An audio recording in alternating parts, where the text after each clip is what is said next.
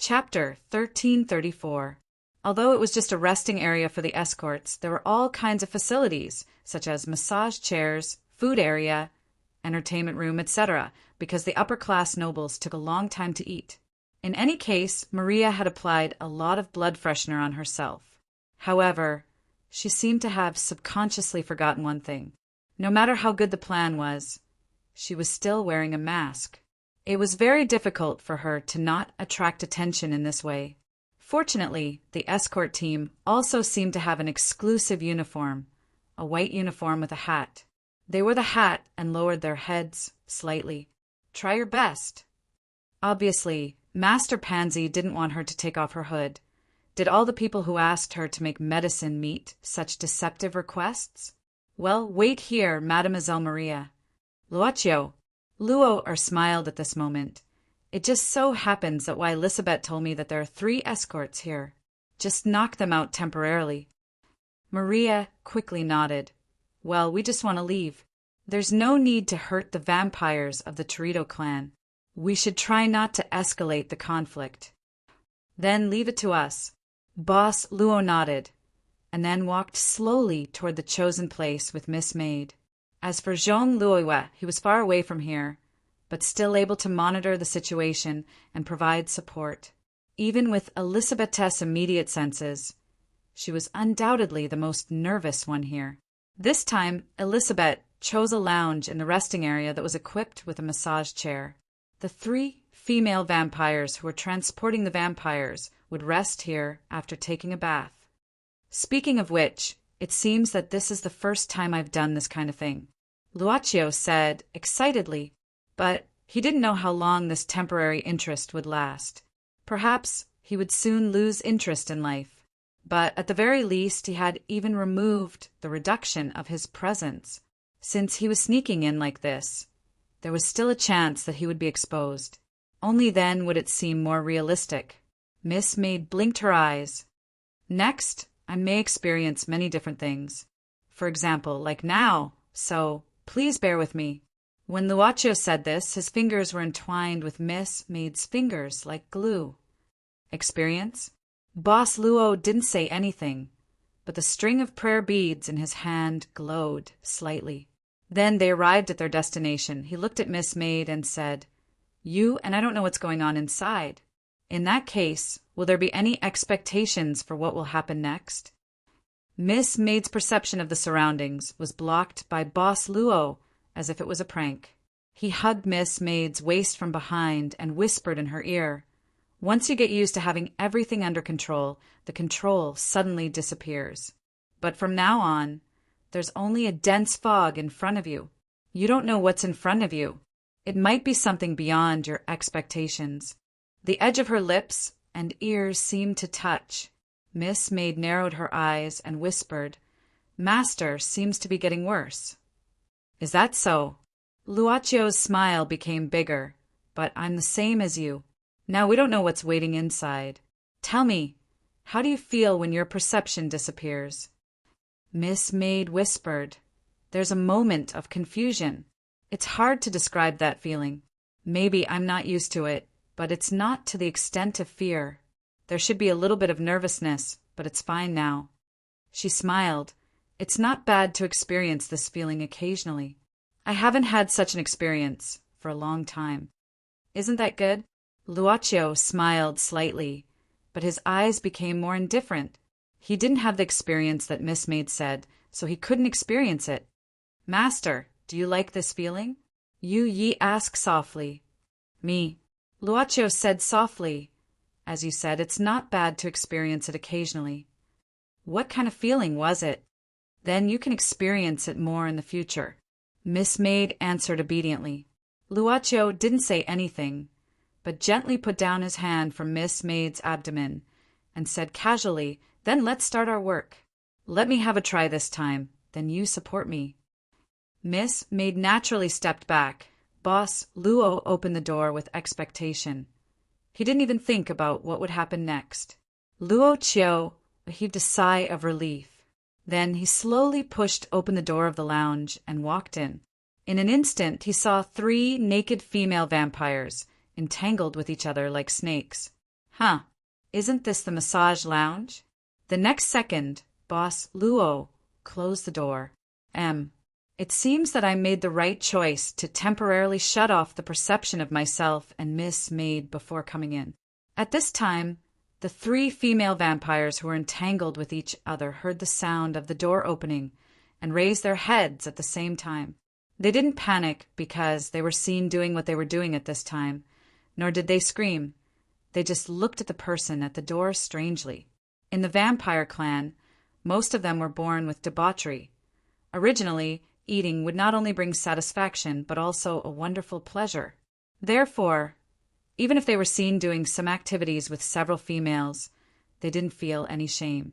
When they saw the woman at the door clearly, they all showed a burning gaze. Not only did they have debauchery, but the Toredo clan was also a group of people who yearned for beauty.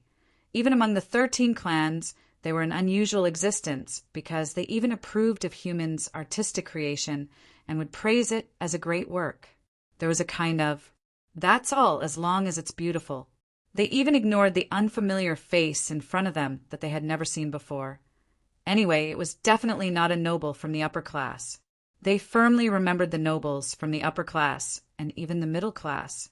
As for the escorting team, they were actually considered as lower-class nobles, this kind of excellent high-class crop that was specially provided for the upper-class nobles naturally couldn't be taken care of by lower-class vampires. Although I haven't seen you before, but there's still some time. Don't you want to come and play with me? At this time, a vampire directly stood up at this time and slowly walked in naked. The debauchery on her face became more and more intense. As she walked, her body also slightly shook. Not only her, but the other 2 also came at this time. There was even one who directly climbed up from the ground, like a cat slowly. Luaccio blinked. At this time, when the female vampire who came first reached out her hand and wanted to lift his chin, a long, thick, and black stick was directly grasped in his hand. Then he directly hit the female vampire's forehead head-on, a prop from Maria's magic house, sleeping stick. What a big stick! The female vampire who was hit by the big stick instantly became absent-minded, and then her body softly fell onto Luo's body. At this time, the other 2 female vampires were also hit by Luo's stick one after another. Actually, it was just a light hit, just like the reaction of the previous vampires. Their bodies softly fell down. Luaccio lowered his head and looked at the 3 female vampires who fell down at his feet. After thinking for a while, he waved his hand and sent them back to the massage chair. Then he covered each of them with a blanket. All in all, it's a good experience, right? Thinking of this, Boss Luo opened the door of the lounge again, and then made an okay gesture to Miss Maid, smiled, and said, "Seems like it's not that difficult." Miss Maid looked into the room. She found it strange that the 3 female vampires were killed while they were still lying on the massage chair. What happened just now? This feeling of being blocked in the beginning brought a long-awaited experience, but now it seemed a little uncomfortable. Next, let Miss Maria come over, Luaccio said suddenly. Okay. Miss Maid nodded. In human territory, werewolf territory. Strictly speaking, werewolves were not a branch of orcs in the inhuman territory. There were many versions of the origin of werewolves, and among the werewolves, because of the different versions of origin, there were many tribes. Of course, there were some tribes that had the same origin legend as the orcs. However, werewolves usually didn't call themselves orcs. They were proud warriors. Today, the werewolf territory was as peaceful as usual. The war between the werewolves and vampires was like a fated enemy, but in fact, it had stopped for a long time. In the inhuman territory, wars between inhuman races were forbidden. Of course, in the modern world, there were still conflicts between the 2 factions, and they would greet each other by hammering each other's heads. At the same time, on one of the hills in the werewolf territory, the Kaloya village, which believed in the same origin as the orcs and was close to the orcs, Hoggins, the young master of the Kaloya village, was lying on a beach chair and basking in the new artificial sun that the Magician Association had created this year. 2 young girls from the Wolf clan were applying antibacterial ointment and massaging him. At this moment, a small, round, demon-shaped messenger slowly flew over and stopped on young Master Hoggins's body. Hoggins was too lazy to move, and he just ordered the werewolf girl beside him to open the messenger. Is it a promotion for the Magician Association? What new products do they have this time? Hoggins yawned and asked. No, it's signed by Caesar, the werewolf girl said with a crisp voice. Caesar. Hoggins got up and took the letter from the werewolf girl's hand, reading it with a frown. After reading the letter, Hoggins pondered for a while. This guy said that he has something important to discuss with me, and he wants me to go back to the modern world. What is it? Caesar rarely speaks in such a serious tone. Young master, is this Caesar the only new orc that can defeat you? The other werewolf girl covered her mouth and chuckled. We are evenly matched. He beat me 97 times, lost to me 96 times, and tied me 5 times. Do you understand? Hoggins corrected her. The two werewolf girls chuckled to themselves. Hags shook his head and hugged the two girls in his arms. After messing around with them for a while, he got up. Caesar won't look for me unless it's something important. It seems that I really have to go to the modern world. Get dressed. I'm going to see my father and tell him about this. Everyone in the werewolf territory knew that young Master Hoggins of the Kaloya tribe was a man of action, and he would do whatever he wanted to do. As his personal servants, the girls weren't surprised. However, they still felt a little nervous when they saw the current leader of the Kaloya tribe. The leader's name was Kaloya, and this tribe's name wasn't Kaloya in the past. The name change happened 100 years ago. This was because the current leader was the hero of a horrifying war 100 years ago. The tribe changed its name to commemorate Kaloya's greatness. When young Master Hoggins, who was dressed neatly, walked quickly to the house where Kaloya lived in seclusion, this werewolf warrior, whose name had spread across the entire orc territory, was sitting in the courtyard with a letter in his hand, reading it silently. Old man. Hoggins froze for a second. He had never seen such a serious expression on his father's face. There was even a vague feeling of fear on his father's face.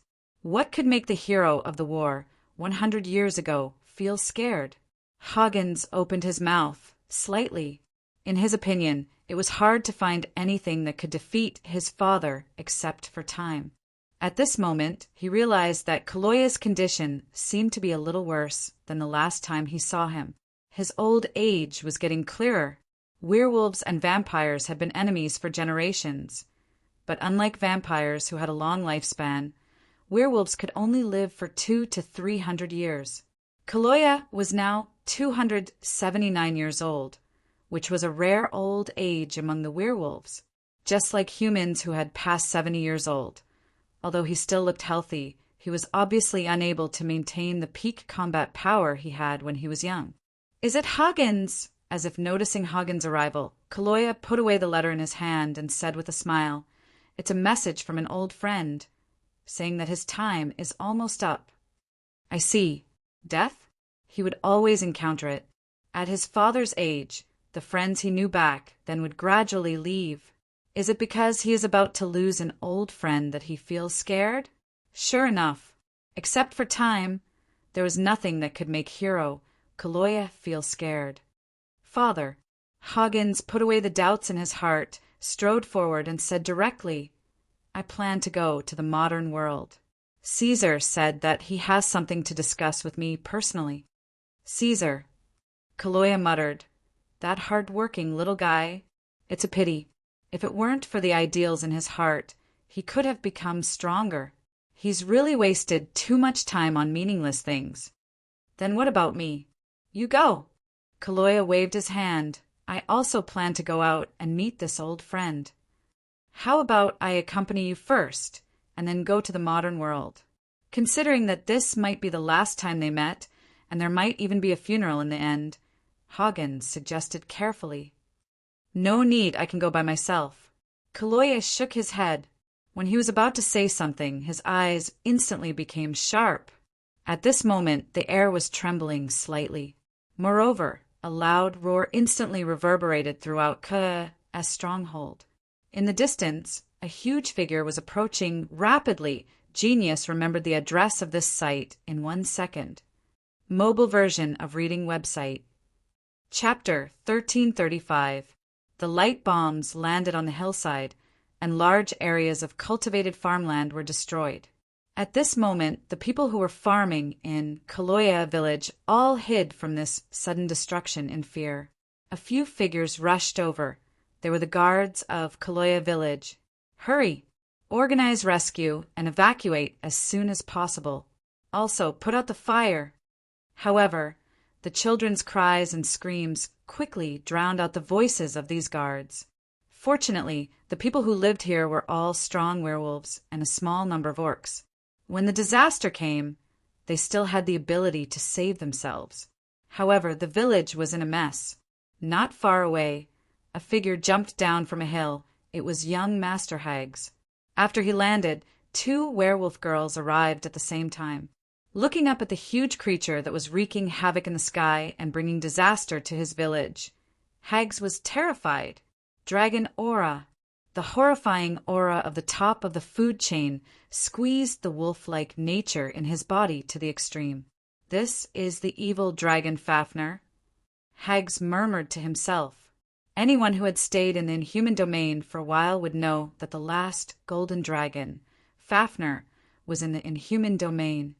However, there were not many people who could come into contact with Fafnir personally. Fafnir had his own territory, and there were many people from the Biological Management Department of the Magician Association outside the territory. They were responsible for maintaining the cleanliness of the territory. Hags had sensed Fafnir's aura from afar, but he had never come face to face with Fafnir like this. At this moment, he felt as if all the hair on his body had become stiff. It's an evil dragon. Hag's eyes flashed, and his body trembled slightly. He didn't know if it was because of fear or excitement. Even Caesar hasn't faced an evil dragon directly, right? Taking a deep breath, this young master of Kaloya suddenly let out a long roar, his voice penetrating the entire Kala tribe, descendant of the legendary evil dragon. Let me fight you. With a hint of fear and a strong will to fight, Hags charged like a rocket toward the huge object in the sky. But what this young master didn't expect was that when his momentum was only halfway there, he was directly suppressed by something. Hags only felt a huge force directly smashing him to the ground. And the one who had made a move was his father, the hero of the Great War 100 years ago, Kiraloya. Old man. Hags couldn't help but roar furiously. Behave yourself. Kiraloya's voice was filled with majesty. The moment his voice fell, Kiraloya also climbed onto the body of this huge creature. He stood on the back of Fafnir, who had revealed his true form, and then frowned. Just from this instant of contact, Kiraloya could already sense that Fafnir was currently in an abnormal berserk state. He glanced at the village below, and his voice instantly turned cold. Aren't you doing well in your nest? Why did you come to my place to behave atrociously? But the only response to this werewolf hero was an even more violent dragon roar. After feeling that someone was riding on his back, Fafnir's frenzy seemed to have increased by several levels in an instant. Even Kiraloya couldn't stand stably just by standing there. Stop! I told you to stop! Kiraloya snorted coldly. If you don't stop, don't blame me for attacking you regardless of the friendship between me and your father. Roar! Kiraloya gritted his teeth. Old Fafnir, don't blame me in hell. It's your descendant who behaved atrociously in my territory first. Taking a deep breath, his chest suddenly swelled up, and this somewhat aged valor of the werewolf clan instantly expanded into a huge and strong body, and punched towards Fafnir's junior. But as a golden dragon, the adult Fafnir's strong defense was obviously not broken because of this. Kiraloya only heard that, after this punch, Fafnir seemed to make some strange sounds. Vaguely, it seemed to be a joyful sound, but before Kiraloya could think about it, Fafnir began to spin at high speed in the sky, as if trying to shake off the intruder behind him. How could Kiraloya let Fafner get away so easily? He directly grabbed the hair behind Fafner's back and wildly punched at it. The wolf and the dragon began to fight in the sky. On the ground, although Hags was extremely dissatisfied with his father's behavior of snatching the kill, he didn't dare to wipe the cold sweat off his forehead when he saw the thrilling battle between Kiraloya and the evil dragon. But even so, he still remembered his identity. While watching the battle, he quickly began to command the werewolf guards to rescue the scene of the disaster. "Old man, don't fight above the village. Stay away. We don't have much farmland left." Hags even didn't hurry to roar. Kiraloya frowned at this moment. He gradually felt powerless. In the end, he was still old. He couldn't help but bitterly laugh. Then he took a deep breath and stopped attacking Fafner's back. Instead, he directly climbed onto Fafner's head and grabbed Fafner's dragon horn with both hands. "How is it? Is it very uncomfortable?" Old Kiraloya laughed. "When I was young, I often fought with your father. I know a lot about your golden dragon's weakness." It wasn't as simple as grabbing the dragon horn. It required a special part of the huge dragon horn and a special force to make the golden dragon feel uncomfortable. Even in the middle of a riot, Fafner couldn't help but groan when the vital part was hit by such a professional method. Kiraloya didn't care about this fellow's strangeness at this moment and suddenly said, "Anyway, we have to go and see Beyligan. Let's just go like this. Save some time." With that, Kiraloya's arm muscles swelled. He forcibly grabbed the dragon horn and twisted Fafner's head in a certain direction. "Don't worry, I'll treat you well on the way. Descendant of old Fafner, I'll definitely make you unforgettable, regret coming to my territory to behave atrociously." Under Kiraloya's method and violent control, Fafner let out a strange cry again. Then he pierced through the sky and instantly rushed out of Kiraloya's stronghold. After flying through the entire werewolf territory, it was the neutral chaotic area, 5. After passing through the 5th chaotic area, it was the territory of the 13 vampire clans. Kiraloya! Kiraloya! The werewolves and orcs in the stronghold cheered heartily. Their hero saved the stronghold from danger again. At this moment, the young master of the werewolf clan stood silently on the cliff, looking at Fafner, who had become a small black. The female werewolf maid behind him came forward to comfort him. "Young master, don't worry. The old leader will be fine. He's a legendary hero. So F asterisk king cool." Unexpectedly, Hags muttered to himself, "I also want to ride like this once. Maids!" The two werewolf girls suddenly stopped talking. At this moment, Luaccio couldn't help but chuckle in the massage lounge. The 3 female vampires who were hit by the big black stick were still in a deep sleep. Boss Luo, Miss Maid, and Maria changed into the uniform of the escort team. The reason why Boss Luo laughed was that Maria was drawing a face with a marker on her headgear. Of course, her drawing skills needed to be improved.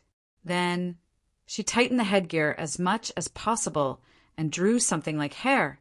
After putting on the hood, Maria's headgear seemed to have been reborn, although it still looked weird. I tried my best. After Maria shouted a few words in her heart, she looked at Master Pansy with resentment. Miss Maid didn't seem to see it.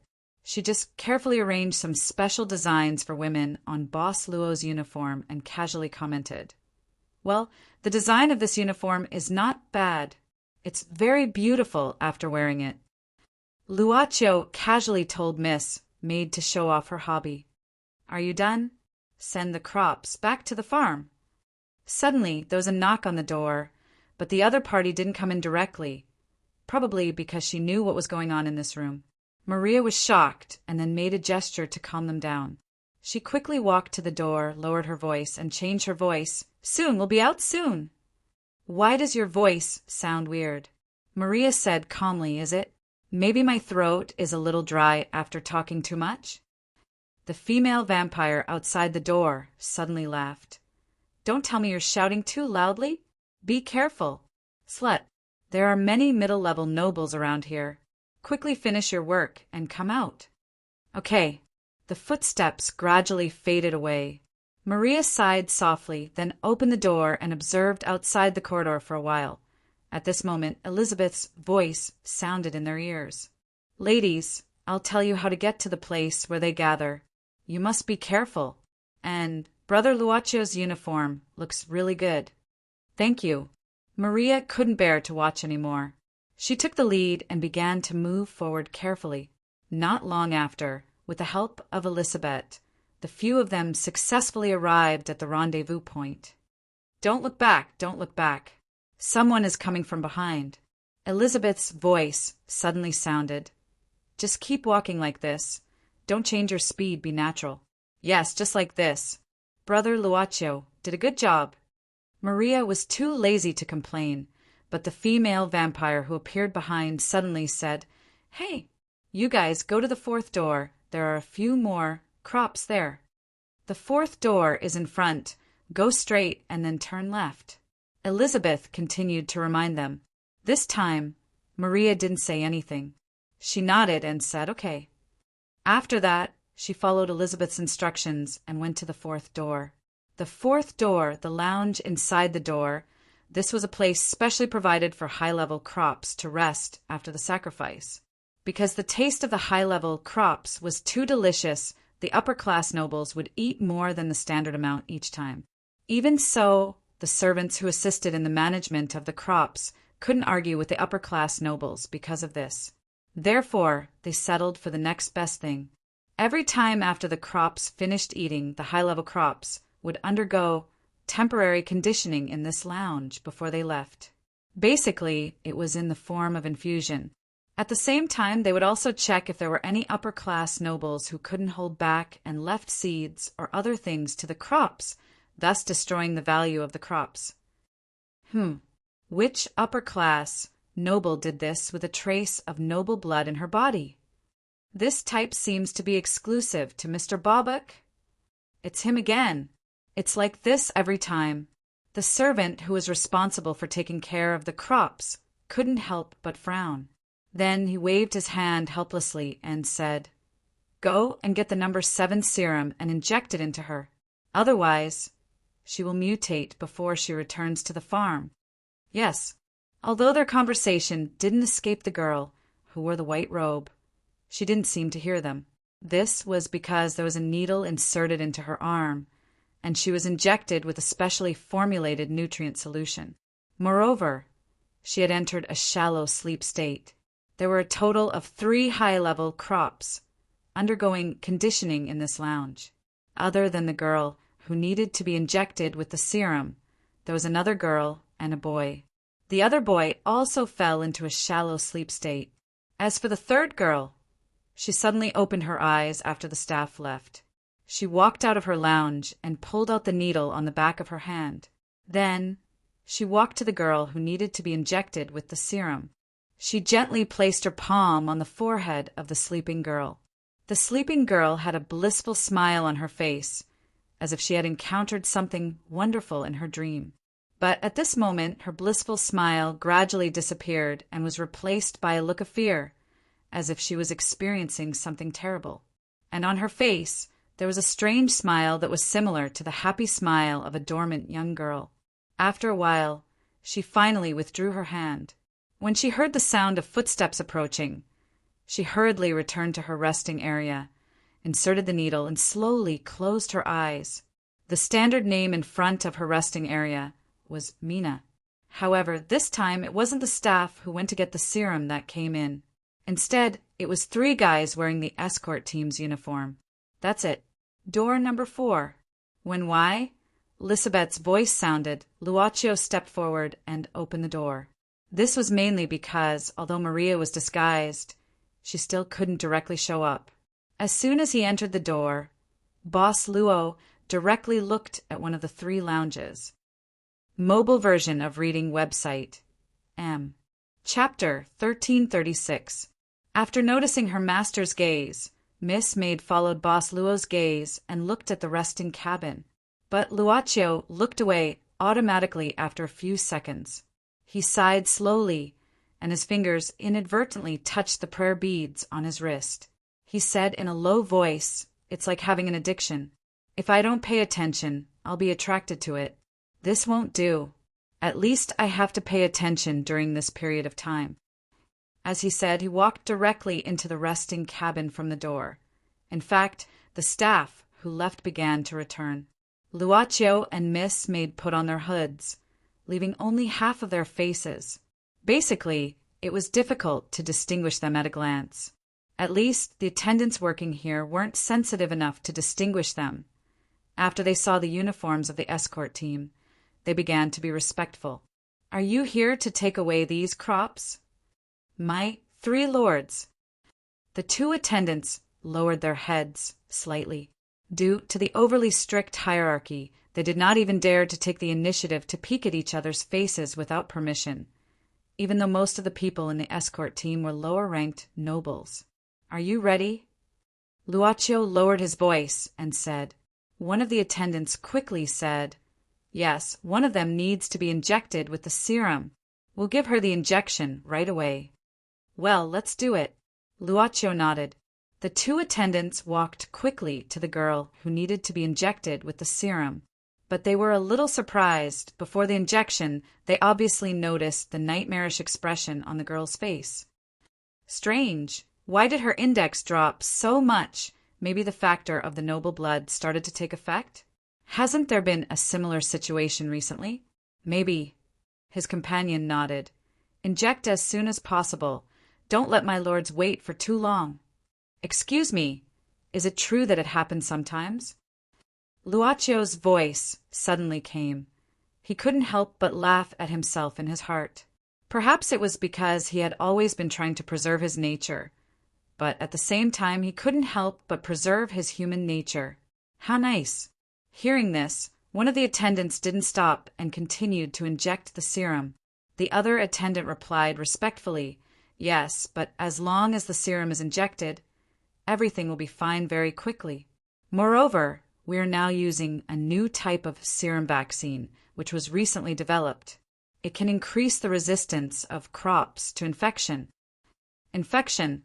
Luaccio still didn't know what the so-called infection meant, but he didn't plan to spend money to buy it, so he nodded and asked casually, "Infection? Is it really that serious?" Perhaps it was because the subordinate noble was more easygoing. The attendant didn't think much and said directly, "Yes, it's better now. We can control it. Some time ago it was really a disaster. Infection was like a human plague. It directly broke out.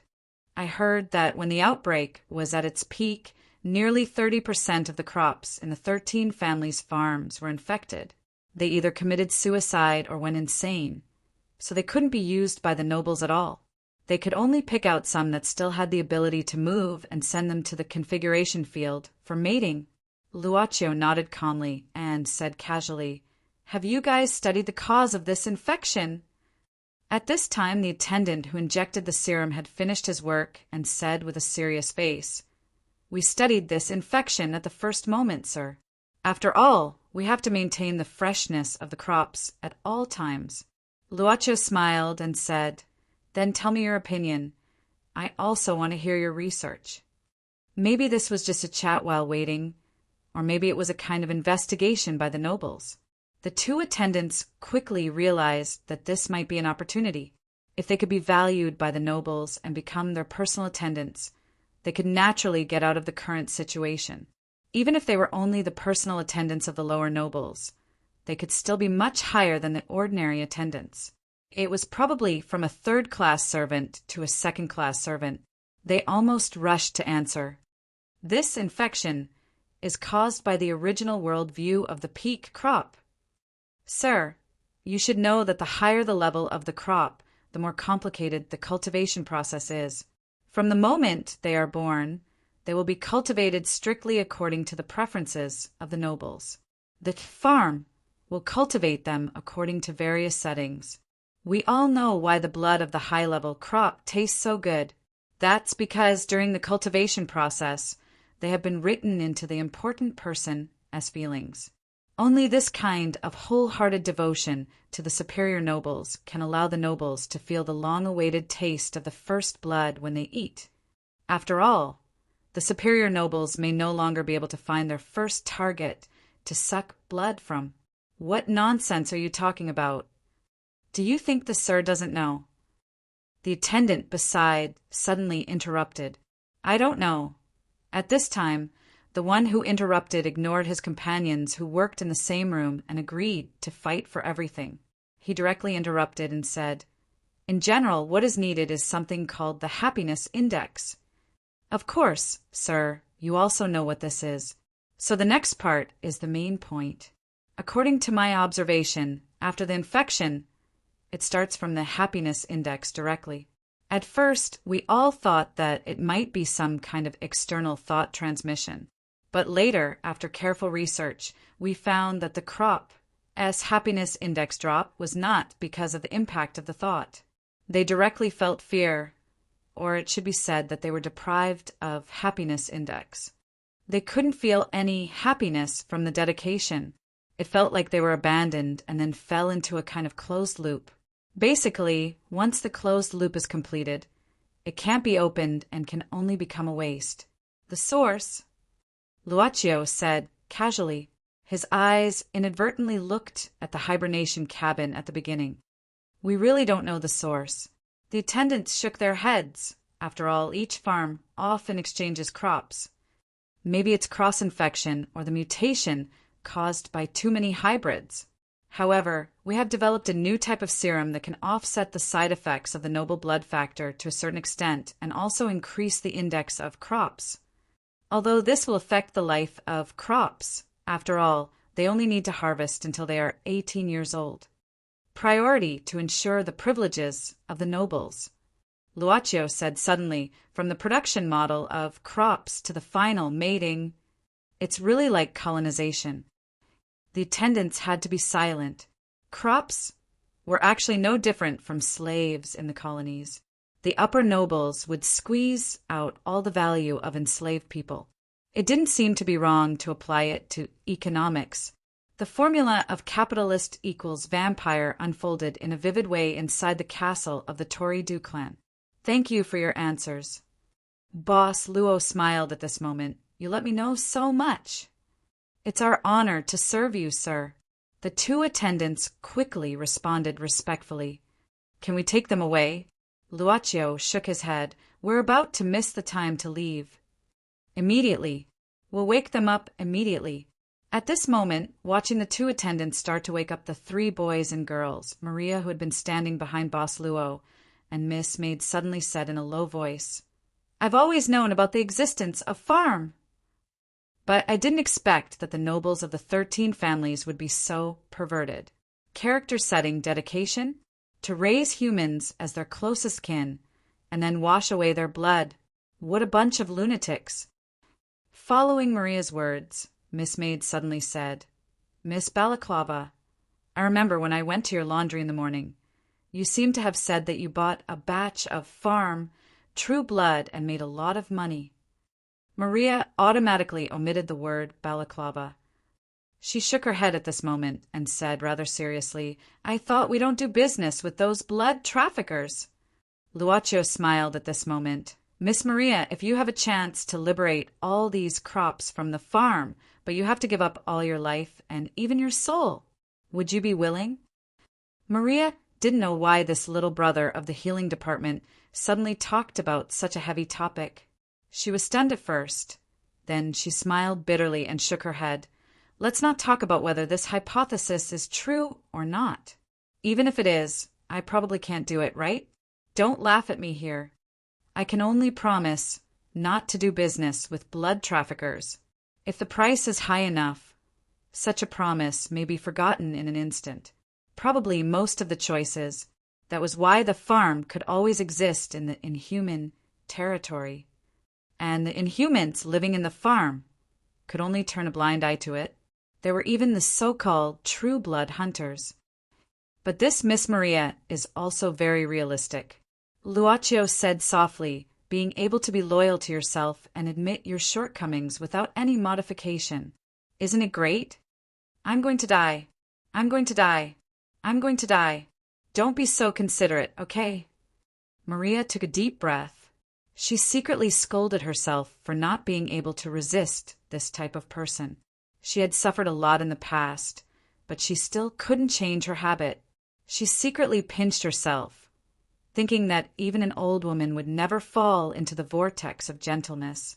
Instead, she said seriously, "Let's stop the gossip. Let's leave this place quickly. Just in case, you really don't want to apply some blood dye?" As she said that, the busty which habitually reached for her collar. But the uniform of the escort team had a round collar. Just as Maria was thinking about how to put her hand in, 2 vampire servants had already brought the 3 boys and girls who had woken up. They were almost the same as the little Harry that Luaccio met in the farm. The boys and girls' eyes were always so kind and gentle, just like pets. The girl who looked at the serum seemed to have forgotten the fear she had when she was in a light sleep. At this time, her face was glowing again, and she elegantly bowed in front of the 3 adults. "What's your name?" Luaccio looked at the girl, who had woken up from the hibernation pod. She was about 13 or 14 years old. "Mina." The girl innocently tilted her head and answered, "Sister, do you need my contribution?" Luaccio walked forward, bent down slightly and lifted his hat a little, revealing his eyes. He asked with interest, "Then, what can you contribute to me?" She was surprised by the beauty of the other party, and then a flash of fear because of the other party's eyes. In the end, she seemed to be slightly flustered because of this question. However, the girl soon showed a burning gaze again. Then, she pulled down the clothes on her shoulders, revealing her smooth shoulders. She said shyly, "They said that Mina is a younger sister's character setting. Will elder sister like it? Mina loves you very much. But you already have someone who loves you." Luaccio smiled and reached out to gently pull the girl's clothes back. At the same time, his fingers inadvertently touched the 2 shallow wounds on the girl's neck and said softly, "And he should also love you very much." The girl suddenly took a step back, and her hands even grasped her collar. She looked at the beautiful big sister in front of her in surprise and seemed to be more and more flustered. "Mina, you can't be rude to the adults." At this time, the girl next to her hurriedly scolded, and then walked in front of Luaccio and apologized very sincerely. "I'm sorry, Mina's grades in school are a little unstable. Please don't blame her. She might have just been too happy after the contribution, and that's why she forgot herself." Luaccio waved his hand, looked at the girl, and asked casually, "This contribution, are you happy?" The girl nodded vigorously, "Very happy. I like Papa Baboki the most, although I don't know who will be the next one. But Doni is looking forward to it." Luaccio then looked at the 3rd boy, who was younger, and his face was still ignorant, but at this time he also nodded energetically. "Farm, do you like it?" He asked the 3 boys and girls at the same time.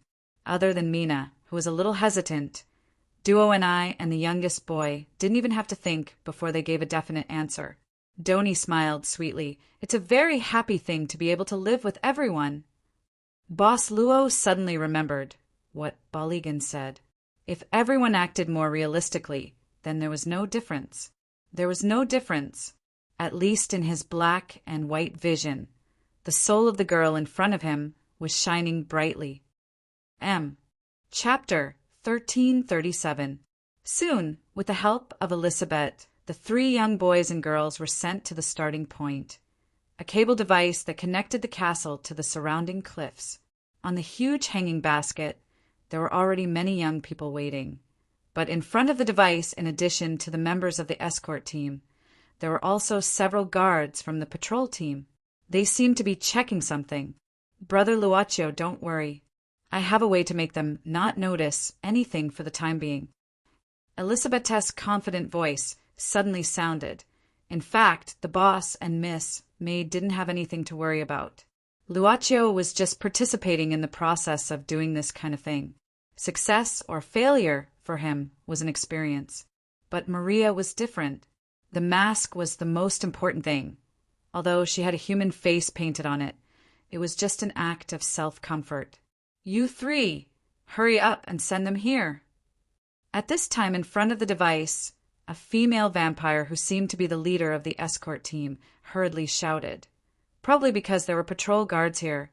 She seemed to be particularly serious. Maria soon found that even though these guys had noticed her, they didn't seem to feel strange because of her strange appearance. What's wrong with them? Maria couldn't help but wonder. Probably an ability similar to consciousness interference, Miss Maid said casually. Consciousness interference. Maria was stunned, then quickly reacted, and then she was secretly shocked. The vampire girl was still in the room of the castle at this time. Not only did she detect along the way, but she also communicated with her mind all the way. Now, she could even interfere with consciousness interference from a distance? What an omnipotent ability. Elizabeth's voice sounded again, but it seemed to be more strenuous. "I now let them feel that they are seeing someone they know, but it can't be maintained for too long, so you have to hurry up. Hurry up." The voice gradually became intermittent. It seemed that in such a short time, the vampire girl had seriously exceeded her burden to interfere with so many members of the escort team and patrol guards at the same time. "It's still too difficult if it goes on like this." Zhong Luoyue, who was hiding and silently observing all of this, bit at this time, and then quickly let out a frightened scream. "Ah, who are you? It's not good to come over. Why would I do something so risky with so little return?" Zhong Luoyue lamented, and then began to quickly flee from her hiding place. The reason why she didn't leave immediately after arriving at their destination with Luochio and the others was to prevent any special situation from happening. It was the last line of insurance.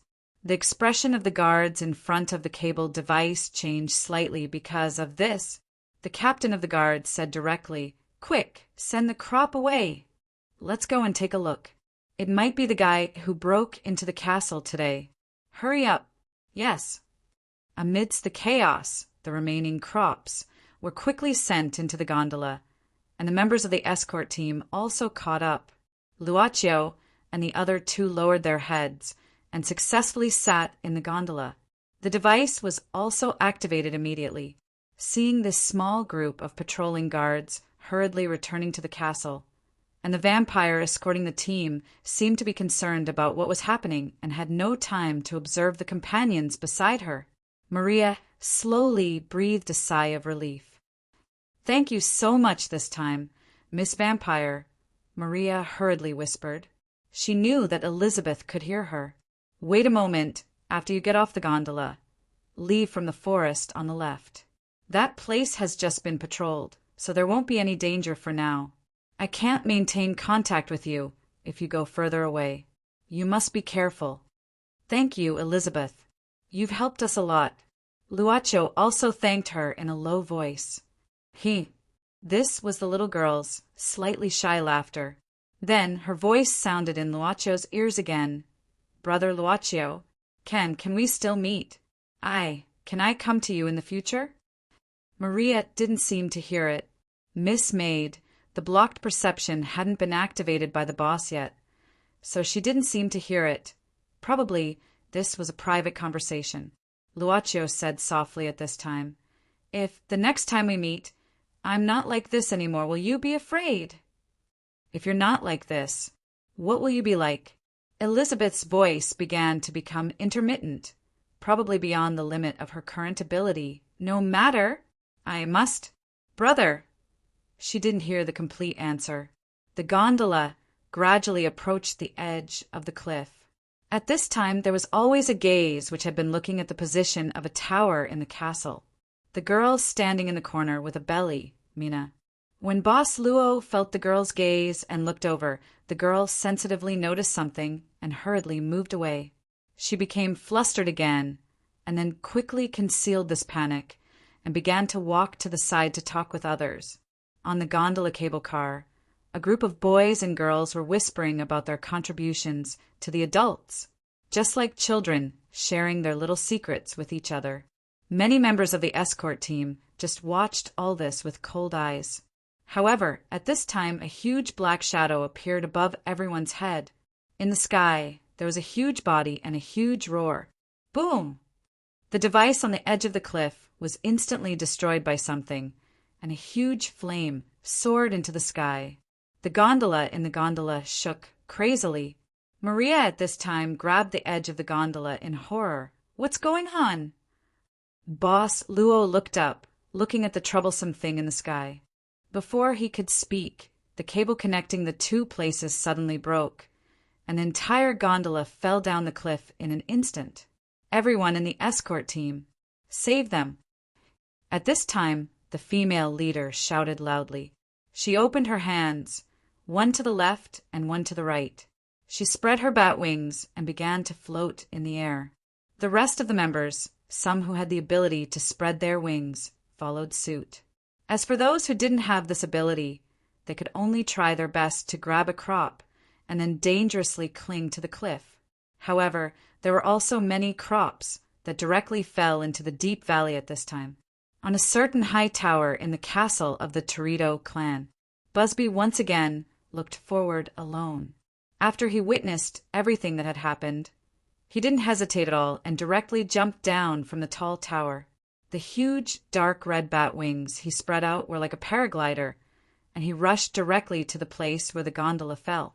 The moment he left, the air behind where Busby originally stood was distorted, and then another figure gradually appeared. Baligan, the current acting Grand Duke of the Torito clan.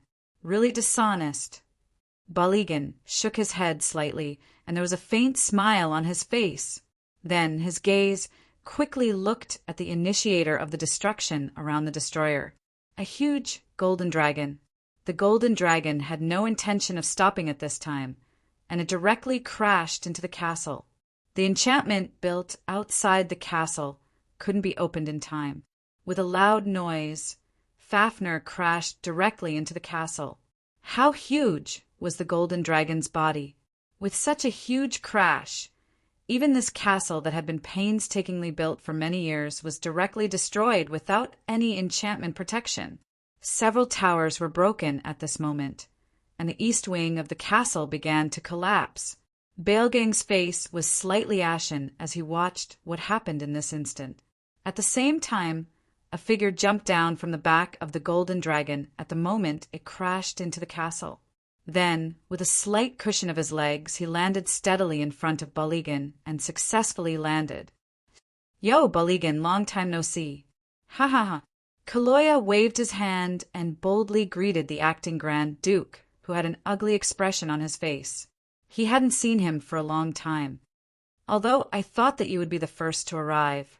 After all, you have been this impatient for so many years." Baligan narrowed his eyes at this time.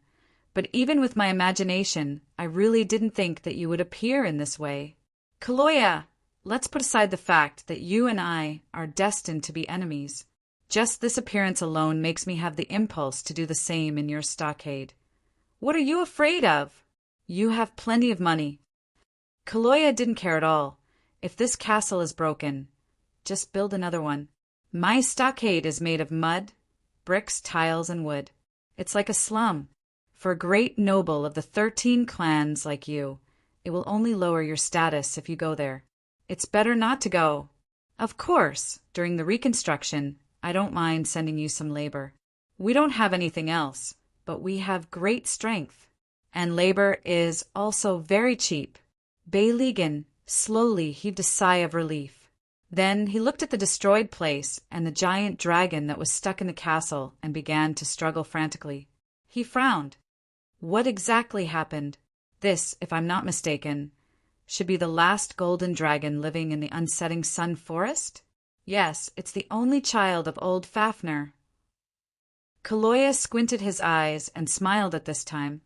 "Speaking of which, during the war, old Fafnir was tricked by you and died after withstanding an attack from the demons. This time, his descendant crashed into your castle. What do you think? By the way, on the way here, I have taught this junior a good lesson." Baligan said expressionlessly, I'm asking why it became violent. At this time, Kiraloya looked around and asked, "Ah, where is the real Grand Duke of your Toridu? Don't you plan to wake up after such a big commotion?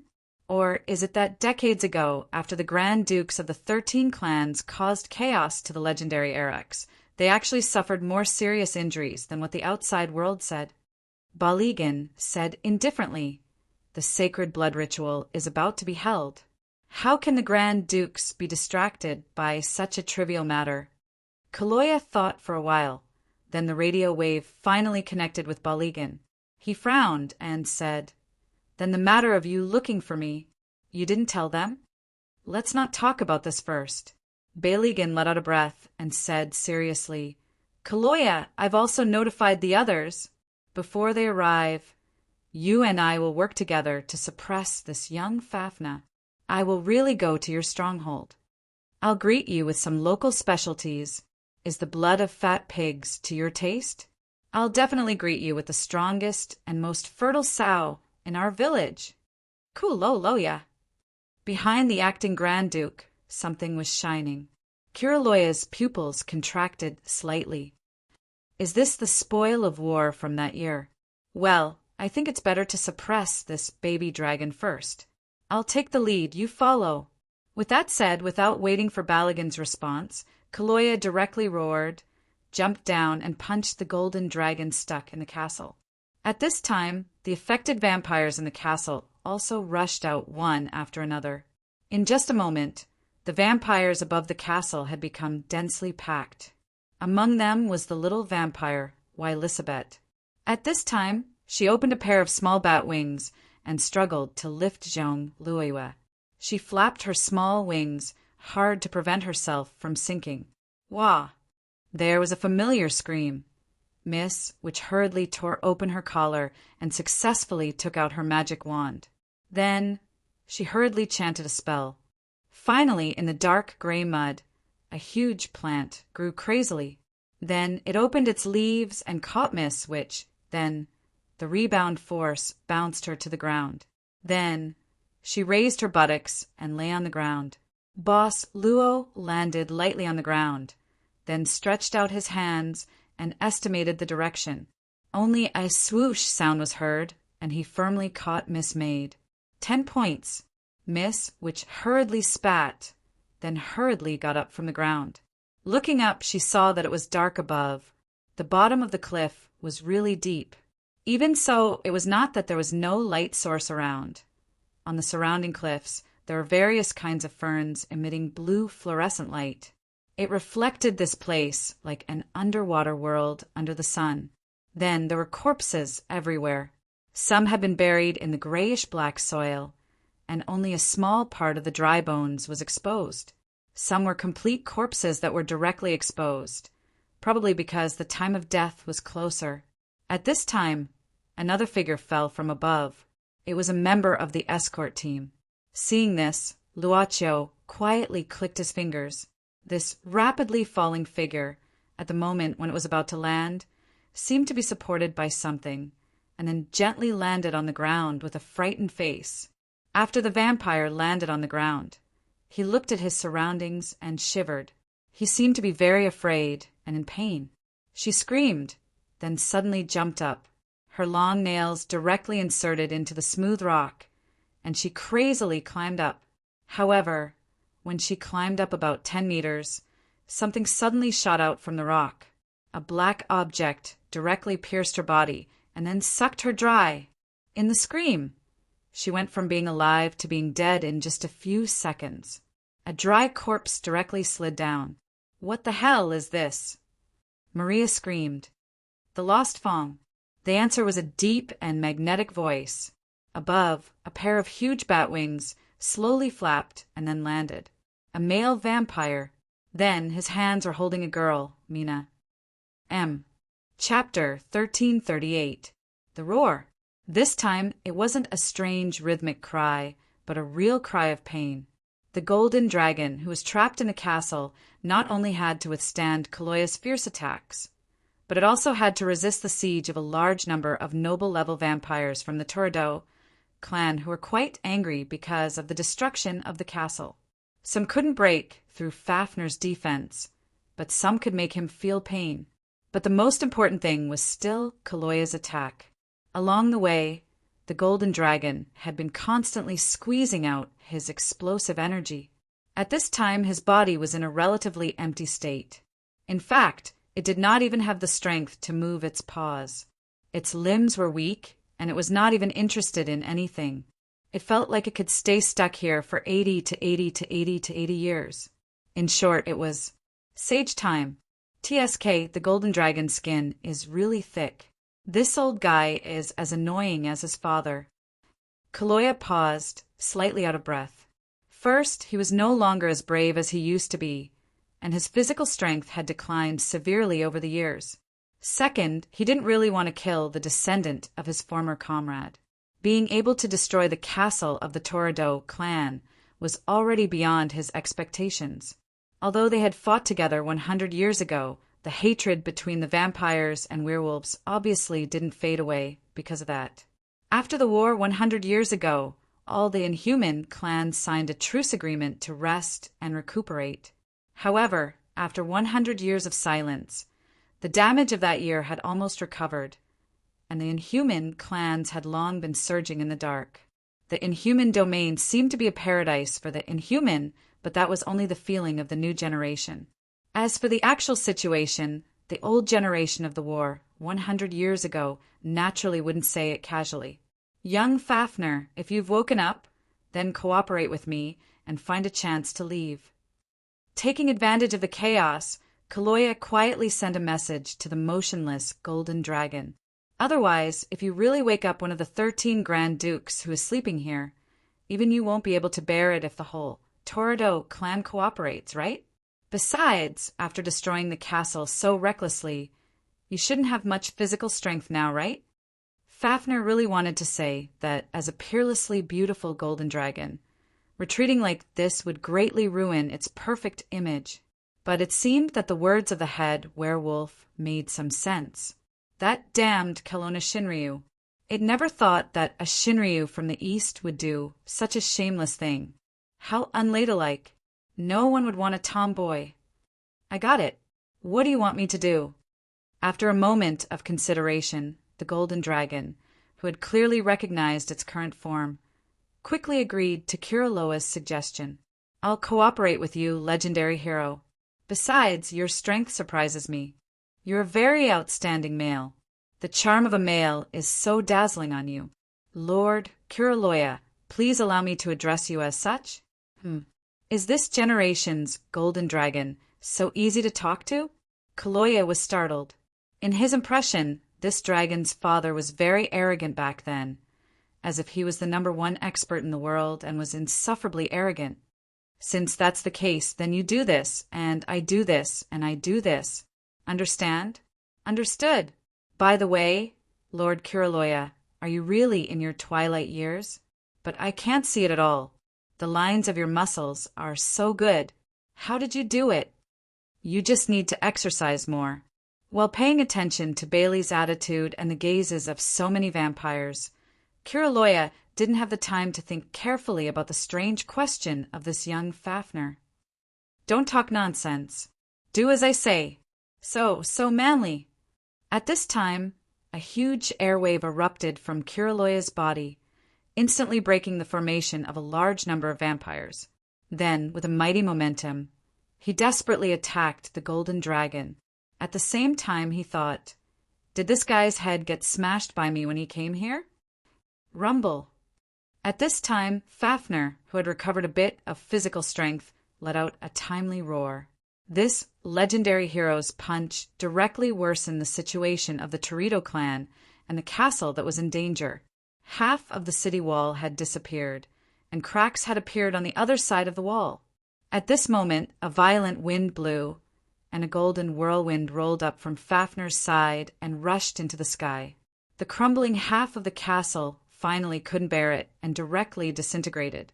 Dust billowed, and the battle in the golden whirlwind couldn't be seen. But it must be extremely tragic. However, The acting Grand Duke of the Torito clan looked more and more terrible at this time. On purpose, this old wolf in his twilight years definitely did it on purpose. A cold light flashed in Bailey's eyes, and then he snorted coldly and waved his palm, gently. Something seemed to flash behind him and disappeared in an instant. However, the raging golden whirlwind calmed down in an instant. After the whirlwind stopped, Kuraloya flew backward as if he was blasted out by something. As he flew, he shouted loudly, "This guy's skin is really tough. Let me fight with him for another 300 rounds. No need." Bailey snorted coldly at this time. "I don't want the foundation of this castle to be destroyed by you. Let him go. Isn't this your idea, Kuraloya? You know me best." Kuraloya laughed. Of course, this conversation was not heard by the other vampires. Beyligan heaved a sigh of relief at this time. He looked at the entire exposed part of the castle that had turned into ruins and couldn't help but raise his eyebrows.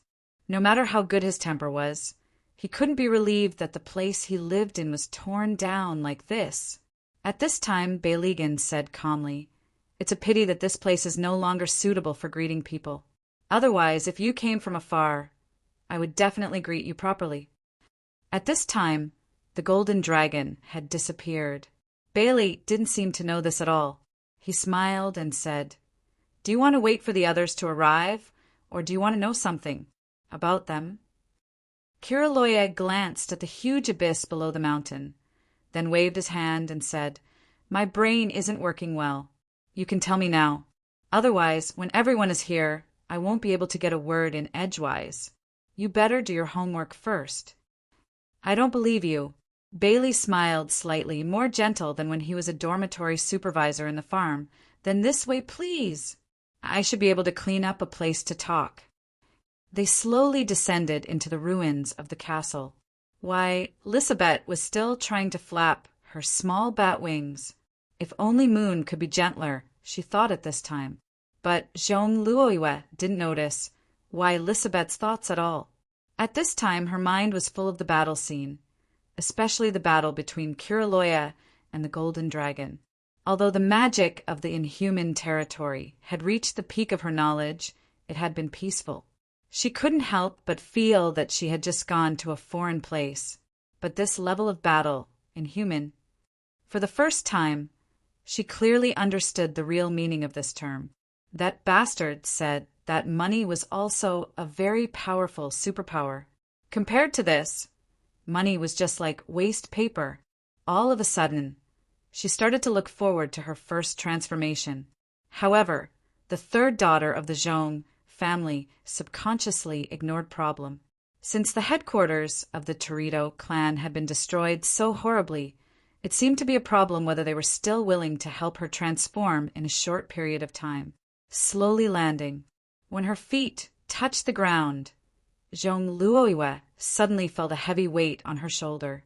It turned out that why Lisabeth directly lay on her body, gasping for breath.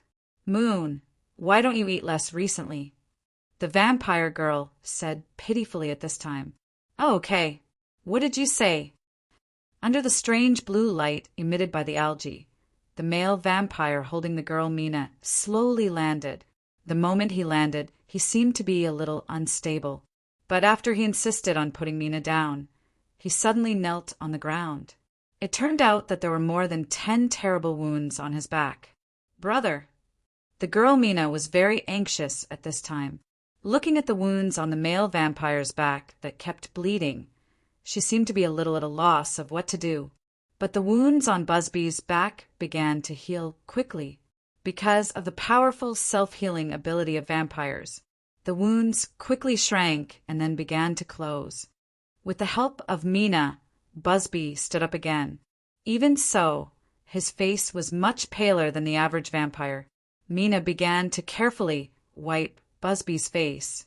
Looking at his appearance, it seemed that when he came down, he had gone through a terrible battle. Luaccio and the other 3 quietly watched until Mina finished cleaning Busby's messy appearance. Maria clicked her tongue and was greatly amazed. What kind of godly appearance was this? although the 13 clans were basically full of handsome men and beautiful women. This one in front of her was really too beautiful. Miss, which couldn't help but sneak a peek at Boss Luo next to her and then wailed again. These two? What kind of godly combination is this? And of course, Master Prismatic Pansy was also a beauty that couldn't be ignored. But as a woman, of course, a woman would look at a man. Why would a woman look at a woman? My breasts are bigger. Are the wounds on your body better? Luacio's voice broke the silence between the two sides. Busby nodded and then frowned slightly. He looked at the three guys in the escort team's uniform in front of him and didn't say anything. Luacio didn't care about Busby's doubts and just asked curiously, I heard you mention the Lost Fong. Are you referring to those strange, blood-sucking vines that grew out of the cliff? You were attacked too, right? Busby glanced at Mina, and the girl understood at this time. So she helped him slowly walk in. Busby's voice was hoarse at this time, yes. But to be precise, these vines are not the main body of the Lost Fong. Generally speaking, they are like the capillaries of the Lost Fong. Can you tell me more about it? Luacio was even more curious. In Maria's view, he even reached out to touch the rock on the cliff next to him without fear of death. Little. The witch couldn't even speak to stop him, and Boss Luo had already pressed his hand directly on the rock. But it seemed that nothing happened and she was relieved. Busby saw it, and his expression didn't change, but he slowly said, The Lost Fong, legend has it that it is the Fong of the world's first vampire. Legend has it that after it died, its whole body became the earth, and the Fong became a mountain. As if realizing something, Miss Witch suddenly exclaimed, You're saying the place we're in right now is the mouth of the first vampire that died. Busby glanced at Miss Witch's funny makeup again and said indifferently, The territories of the 13 clans are all built on top of the Lost Fong Mountain. This is basically what the adult vampires in the 13 clans are told. Have you forgotten? Of course. Maria quickly waved her hand and said, No, this isn't because we suddenly fell into such a terrifying place and got scared. Ahaha, how can I forget, right? No, if it's dead, why do these things still suck blood?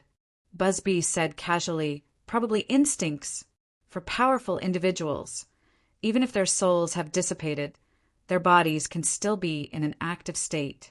It's just that without the driving of consciousness, everything can only follow simple instincts. I see. Well, I think so too. Miss Witch quickly nodded and then asked as if she was familiar with him. By the way, do you know how to leave here? I mean, avoid the attacks of these vampires and leave here. Busby's eyes suddenly flickered, and then he nodded. Follow me. There is a safe way to leave ahead. Pay attention and follow closely, and try not to make too much noise. These things are very sensitive.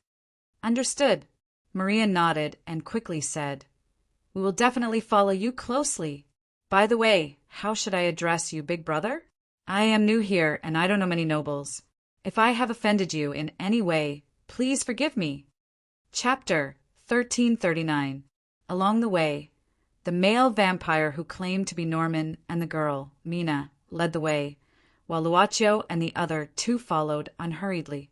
So far, the two sides had hardly communicated with each other except for the initial conversation. They just walked in silence. On both sides of the road, even the soil they stepped on could be seen scattered bones. They were of almost all shapes and sizes, and there were also many species of creatures. This seemed to mean that once one entered this place, it would be very difficult to find a chance to escape. A gust of chilly wind blew past, and when it passed through the huge crack, it made a humming sound, as if some kind of creature was growling. Maria couldn't help shivering.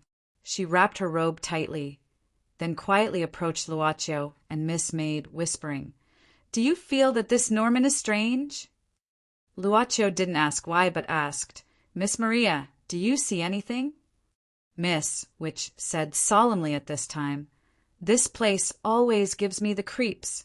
You saw how the vampire died just now, right? Moreover, she showed that frightened expression. I think this place is probably a taboo place in the 13 clans, at least in the Torito clan. Luaccio nodded slightly, indicating that he agreed with Miss Witch's statement. Maria frowned at this time. But have you thought about it? This place is so dangerous. Normally, people shouldn't get close. But this Norman doesn't seem to be particularly afraid. And don't you find it strange? Why does he know the way out?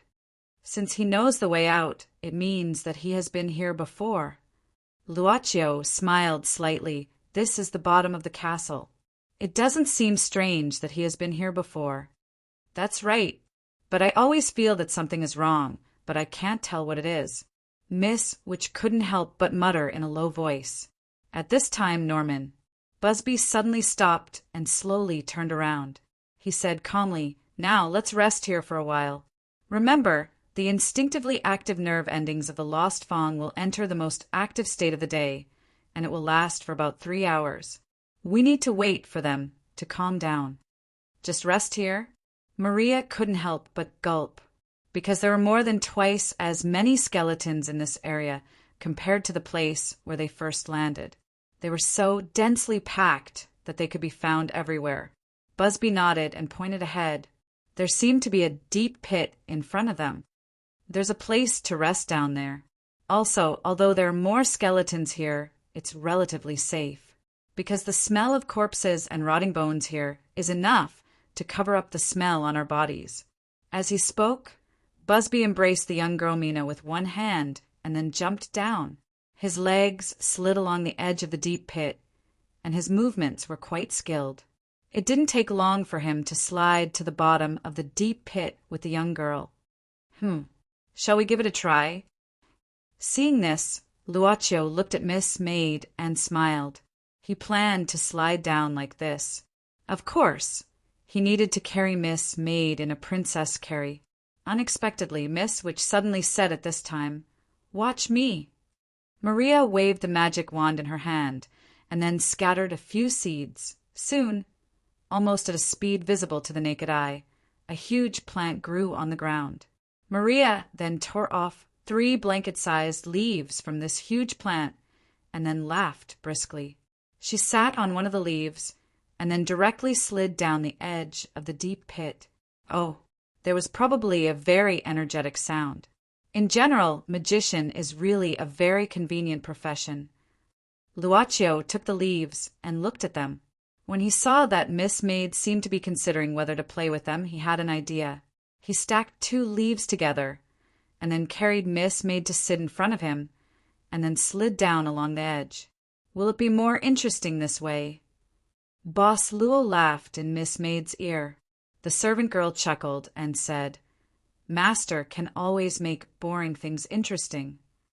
Perhaps it was a question of whether he was willing to spend some time thinking about it. Making trivial and boring things more lively would naturally make life more colorful. The sliding time was very fast.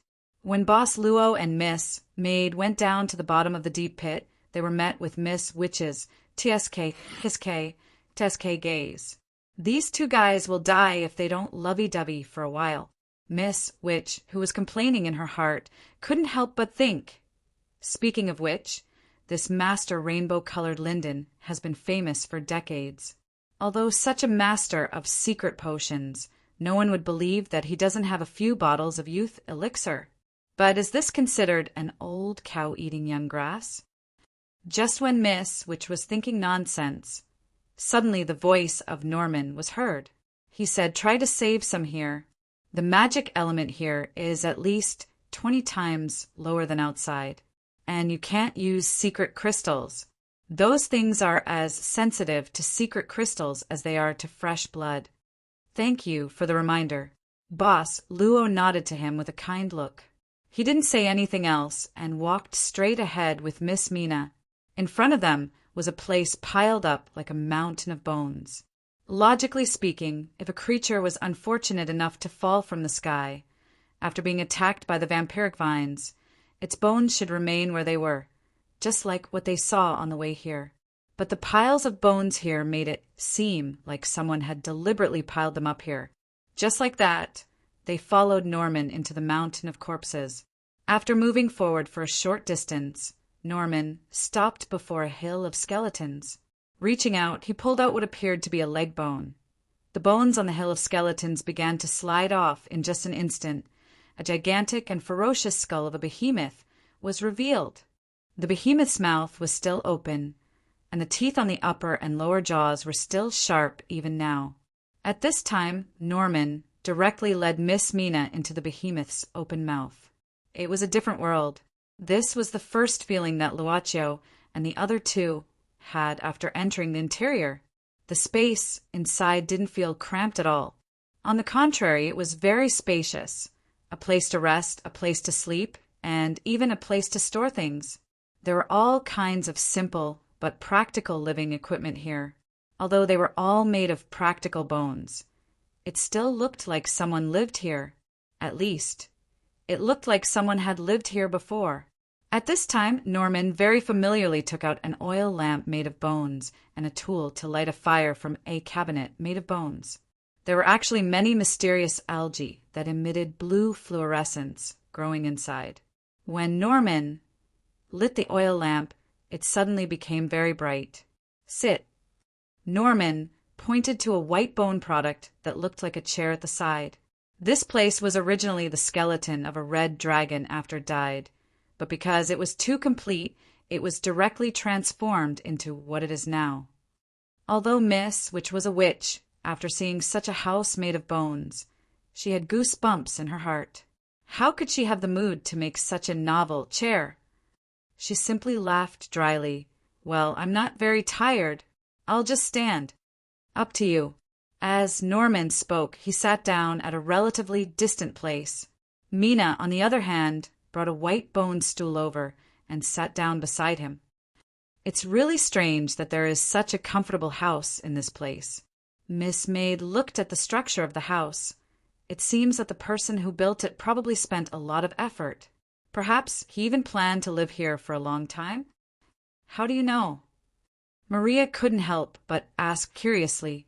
Miss Maid said indifferently, if it's just a place to rest, he probably won't have the mood to play with these small things. Her gaze was fixed on a small cabinet in the corner. On the upper level of the cabinet, there were many small toys, handicrafts carved from bones, and even a vase. And on the lower level, there was some tableware, of course, also made of bones. At this time, Norman also looked at the cabinet and slowly said, someone did live here in the past, and he lived here for a period of time. Who would live in such a damn place? Miss, which couldn't help but open her mouth. Norman said indifferently, although it's dangerous here, as long as you can figure out the pattern of the nerve endings activity, it's actually a very safe place. At the same time, no one comes here to disturb you. If the person who lived here before didn't like the outside world, then there's nothing strange about it. He didn't like the outside world, or he couldn't appear in the outside world. Miss, which shook her head. Obviously, she also noticed something, and when she looked at Norman, her expression was a bit strange. You. Norman said expressionlessly, once there was a large-scale escape in farm. Some humans in farm were unfortunately trapped in this place in the process of escaping. Actually, there are many similar houses here. This is just one of them. While Boss Luo listened, he had already picked up a bone carving on the cabinet and was playing with it. Hearing this, he asked curiously, what happened to this batch of humans? Norman said, some people died in the hands of Lost Fong. Some couldn't stand the loneliness here and chose to commit suicide. Some lived here, but gradually, because of the lack of food, they couldn't survive for too long. Finally, among the crops that escaped to this place, some of them felt that returning to the farm would be better than living here. So they secretly escaped to the farm behind everyone's back and told them the secret of this place. Needless to say, you should be able to figure out the rest. Miss, which said hiss. The clansmen must have brought people here and captured all the humans here. No wonder you're so familiar with this place. Norman only stared at Miss Demonis for a few seconds, until Miss Demonis was a little frightened. afraid that she had exposed herself somehow. He suddenly said, "Keep quiet from now on. In about half an hour, those things will start to wake up. They are sensitive to sound." As he spoke, Norman closed his eyes as if he was resting. As for the young girl, Mina, she didn't seem to be afraid at all. She leaned on him and slowly fell asleep.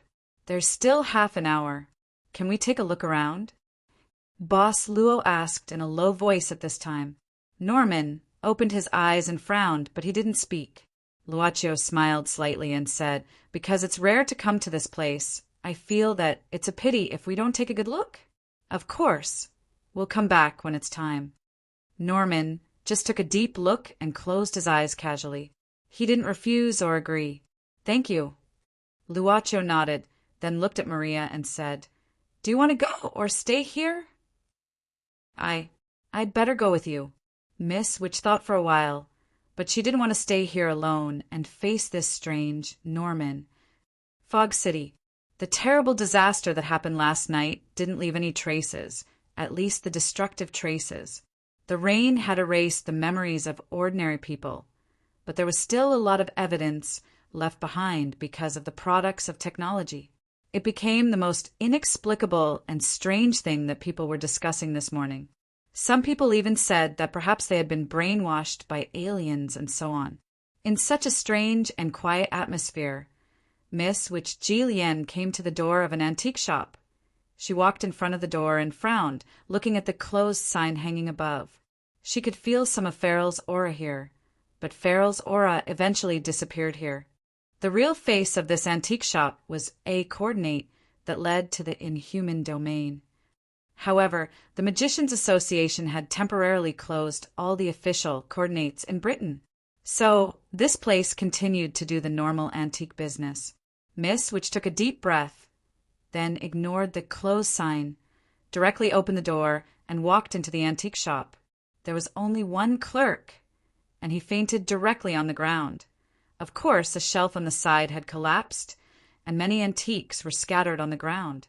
Miss Witch couldn't help but shake her head.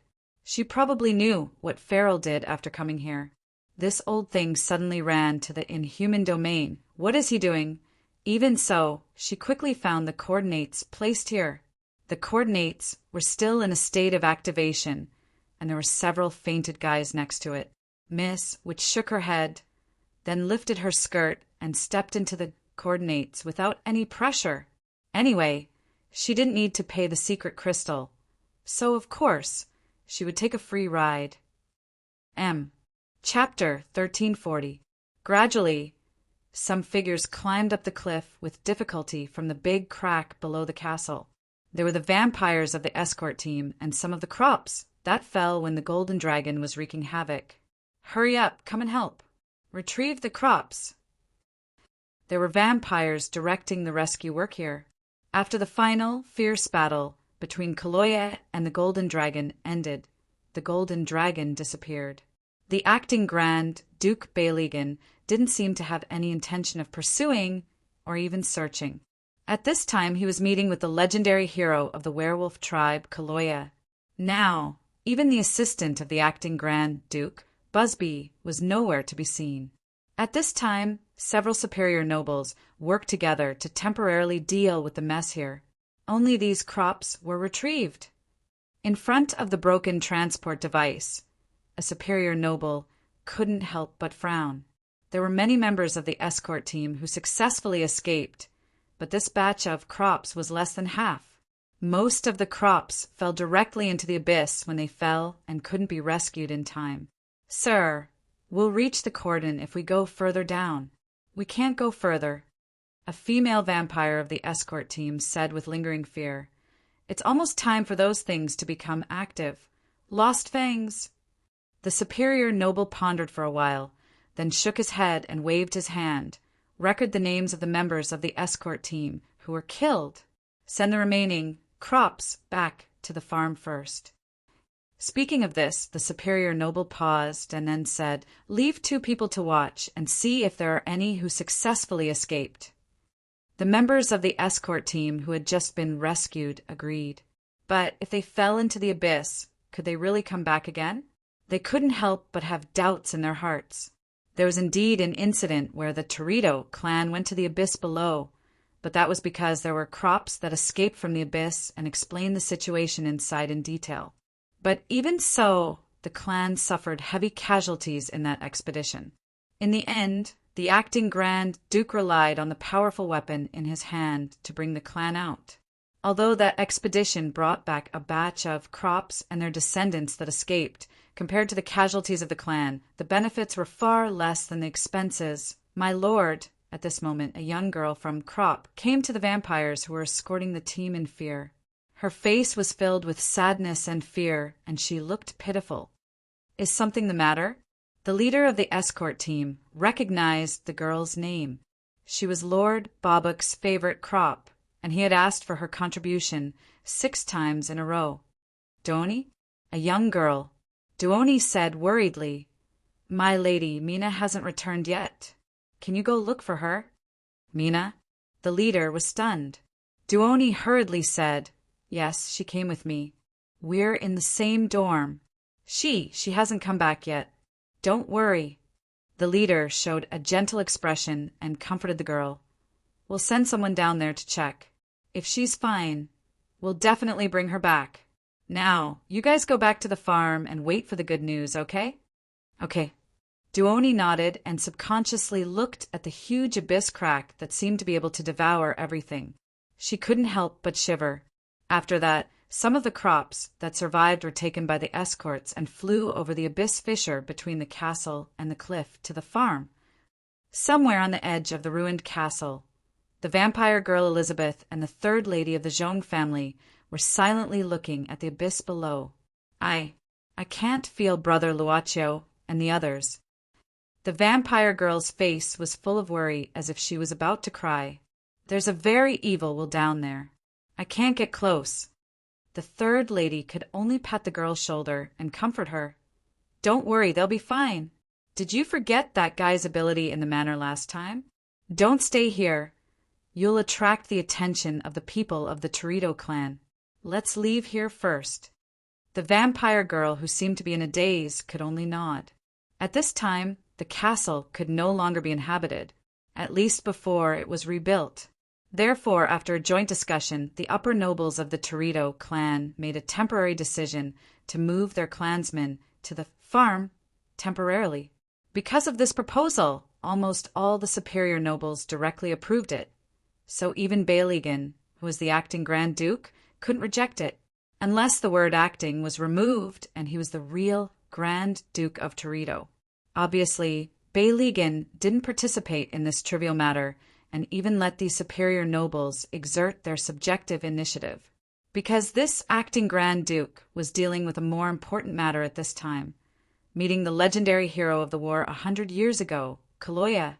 In the corner of the castle, in a small building that could still be found intact, Kaloya was silently looking through the window at the vampires who were busy like ants outside. Beyligan was sitting quietly at this time. He had briefly talked about what he encountered, but he didn't mention the black card in front of Kaloya. Could it be the Black Soul envoy? Kaloya touched his sparse hair at this time and frowned. That year, our main force successfully broke into their castle and rushed all the way to the last room. The battle was very chaotic. Who can guarantee that 1 or 2 Black Soul envoys would be ignored in the chaos? If that's the case, it's fine. Beyligan shook his head at this time. Kaloya, think about it carefully. In the end, can we really defeat the guy with the golden axe? Kaloya muttered. The situation was too chaotic at that time. The elites of the Magician Association basically self-destructed and used powerful forbidden spells at all costs to turn the unbelievably powerful woman into ashes. And he looked at Beyligan. That guy also disappeared. Beyligan said, "We basically didn't hold back and attacked with all our strength. The castle was finally destroyed, and we never saw that guy again." Kaloya paced back and forth and said, "The problem is that when the coalition forces collected the spoils of war, they didn't see a single Black Soul envoy. In the end, the coalition forces even destroyed the castle and the place where it was located. But there was no abnormality. This is the tacit victory, isn't it? Besides, except for Farrell, who seemed to have gone crazy after the war. Everything was peaceful for 100 years. Why did it suddenly happen? Are you mistaken, Beyligan? Beyligan said with a wry smile. Kaloya, if it's you, when those guys appear in front of you again, as long as they don't have any intention to hide and only reveal a little bit of their aura, will you be mistaken? I won't. Kaloya shook his head with a solemn expression. Can you describe the appearance of the man and woman you met? I remember you are very good at painting. Beyligan just shook his head. In fact, I can't recall the appearance of the man and woman now, even their voices. Beyligan knew. Kaloya's expression changed slightly at this time. He looked straight at Beyligan. After a while, he gulped. I say, are you kidding me?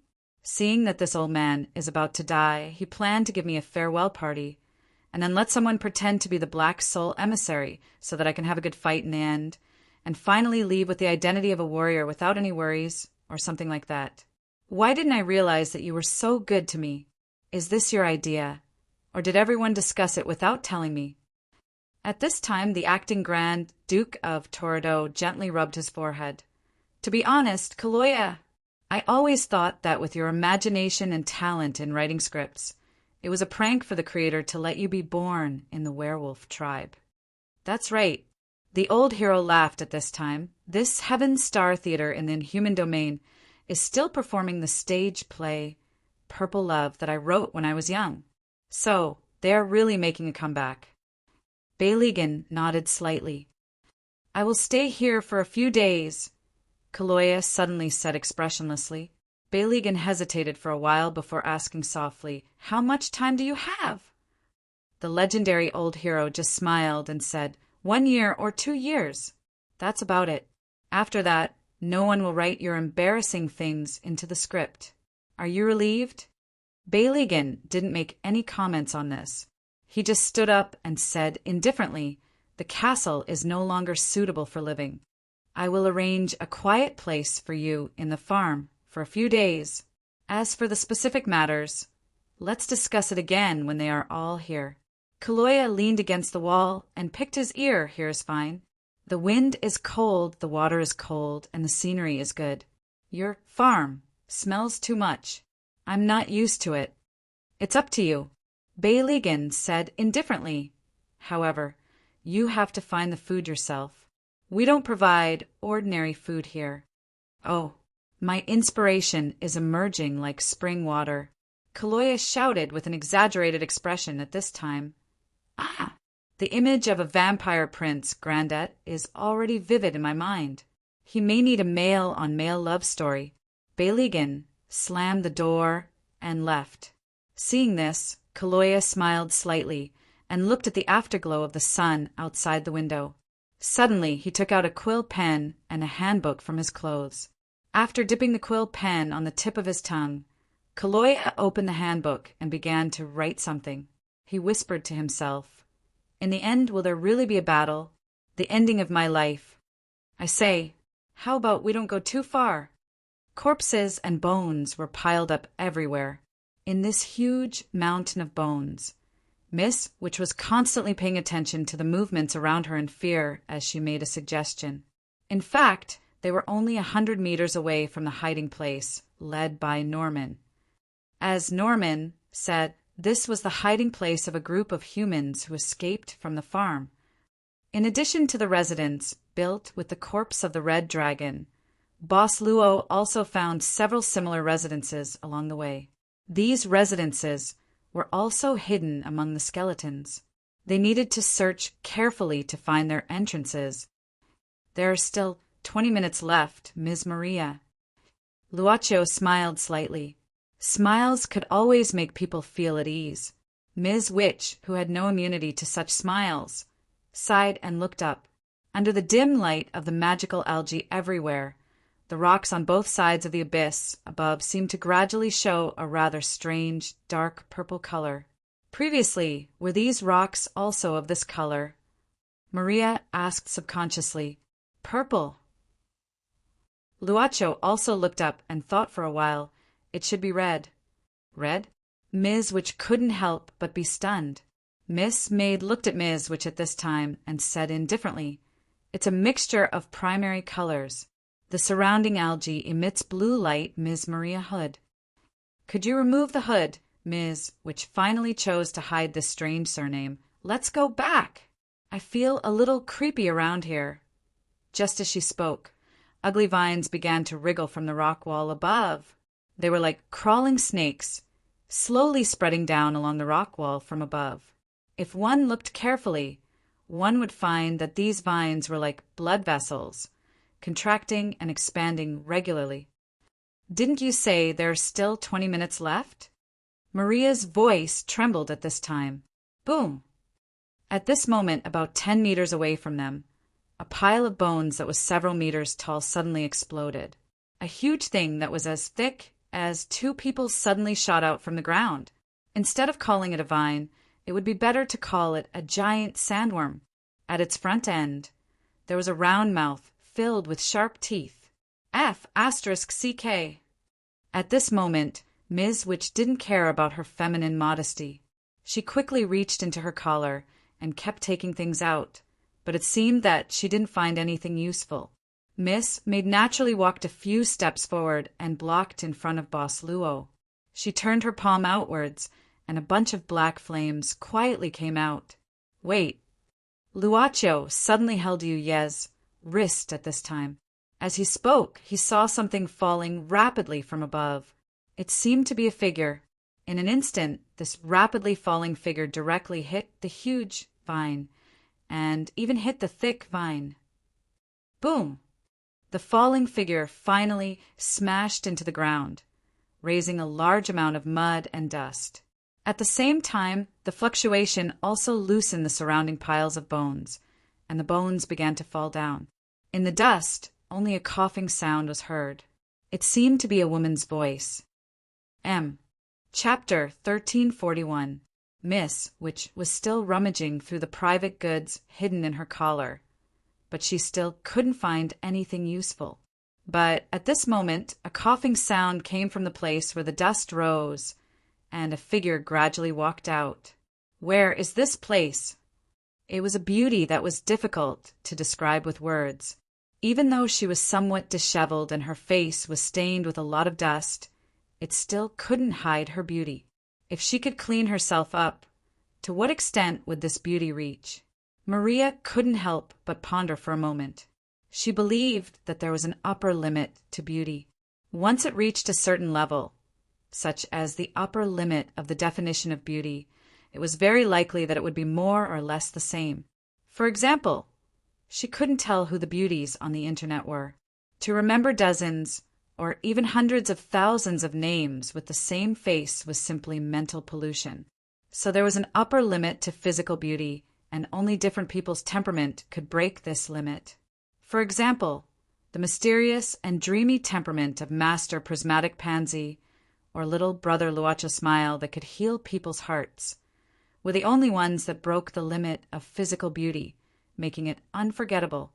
Admittedly, this slightly disheveled beauty also had an indescribable special temperament, but it seemed to be different from the typical vampires. Miss Witch's hand was still in the position of reaching into her collar, and then she stared straight at the beauty who slowly walked out. Beauty.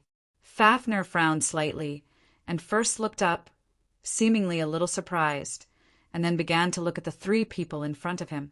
It didn't matter, but once it saw the golden dragon with a special fetish, its gaze was somewhat fixed. Of course, even this fixed gaze was still very elegant. There's actually someone more beautiful than me in this world. At this moment, the golden dragon's thoughts were almost stagnant, as if it was difficult to wake up from this shock. Just like that, it silently looked at the 3 people in front of it. "Excuse me, did you encounter any difficulties?" It was Boss Luo who took the initiative to open this silent situation. He seemed to be getting better at opening up discordant atmospheres. The moment he opened his mouth to speak, Fafner's pupils suddenly shrank imperceptibly. I saw it. It was just a short moment, but with the golden dragon's super eyesight, it really saw it clearly. In that almost perfect neck, When it spoke, it moved slightly, a man's, Adam's apple. Oh my God! Not only she's as beautiful as me, but also the same attribute as me? In the vast sea of people, how could there be such a wonderful encounter? Oh, this is the feeling of his heart. Only he can understand me. This kind of gentle gaze that seems to be able to accept Isaa's heart. It didn't know if it was because the effects of the medicine given by the wise Eastern true dragon had not completely disappeared, or because Cupid's prank arrow had hit it at this time. But for a moment he was in a dilemma. On the one hand, it was a hero who had displayed his masculine charm to the extreme. Not only did his charm not diminish because of time, but it was also like a fine wine becoming more and more mellow because of time. On the other hand, this was his own kind, a beautiful person who could be his soul mate. Why do I have to meet two people who make my heart beat in just half a day? It should be double the joy. But why do I have this kind of trouble? This fellow, could it be that he injured his head when he fell down? It had been a while since Boss Luo spoke, but the beautiful person in front of him didn't answer. What was more amazing was that he began to drool. That indescribable temperament disappeared instantly. Hearing this, Miss Maid and her master looked at each other. Boss Luo asked again, "Excuse me, are you in any trouble?" Fafner suddenly sobered up. The speed at which his face changed was comparable to the special effects of a certain drama. He once again regained his indescribable beauty. Then, holding his heart, he sorrowfully said, I am a person who has fallen into a whirlpool of two outstanding people and cannot choose between them. Huh. Luocio opened his mouth. Such an answer was a bit original. It sounds like a really troublesome thing. You also think so, right? Fafner walked slowly. You also agree that love is the most difficult enemy to defeat in the world, right? His eyes were bright and piercing. Why does this gaze seem so familiar? Boss Luo frowned subconsciously. There was nothing wrong with his words, but he felt something was wrong. However, since the beginning in the castle, he had blocked Miss Maid's perception and his own. Although he habitually wanted to buy information, he quickly restrained himself. The rules of this game were set by himself. Naturally, there was no reason for him to violate the rules. He had been in the state for a long time where he could get all the knowledge and information as long as he wanted. In order to prevent himself from getting too used to this state and eventually losing interest in everything, it was better to keep things unknown and mysterious from time to time. But it was a disguised way to find some harmless fun for himself, praying that he would not lose interest in everything. In the end, even the brightest soul would become dim. Because of blocking the other party's perception, Miss Maid could only roughly judge the strength of the other party based on her experience and her own ability. She already knew the general strength. There was no danger to speak of. As for other information such as identity information, interpersonal relationships, personality, and so on, it was temporarily unknown. But since the master wanted to play such a small game, Miss Maid naturally had no objection. It was just to pass the time. I say, it seems that now is not the time to chat? The witch could not help but kindly remind both parties. We seem to still be in danger. Around them, strange vines had already wriggled to them, as if they had broken into a snake's nest. That's right. This atmosphere is really not suitable for the scene of meeting you for the first time. The golden dragon slowly nodded. No one, please wait a moment. I'll clear these filthy things soon. Boss Luo blinked. What? Miss Maid narrowed her eyes. Oh, Miss, which opened her mouth. At this time, the golden dragon raised the corner of his mouth and stretched out his palm. Then he bent his fingers and snapped his fingers. In an instant, the fire rose to the sky. Circles of red fire were generated on the ground. Those vines were ignited by the fire and then burned out in the red flame. But in an instant, it was directly cleared out.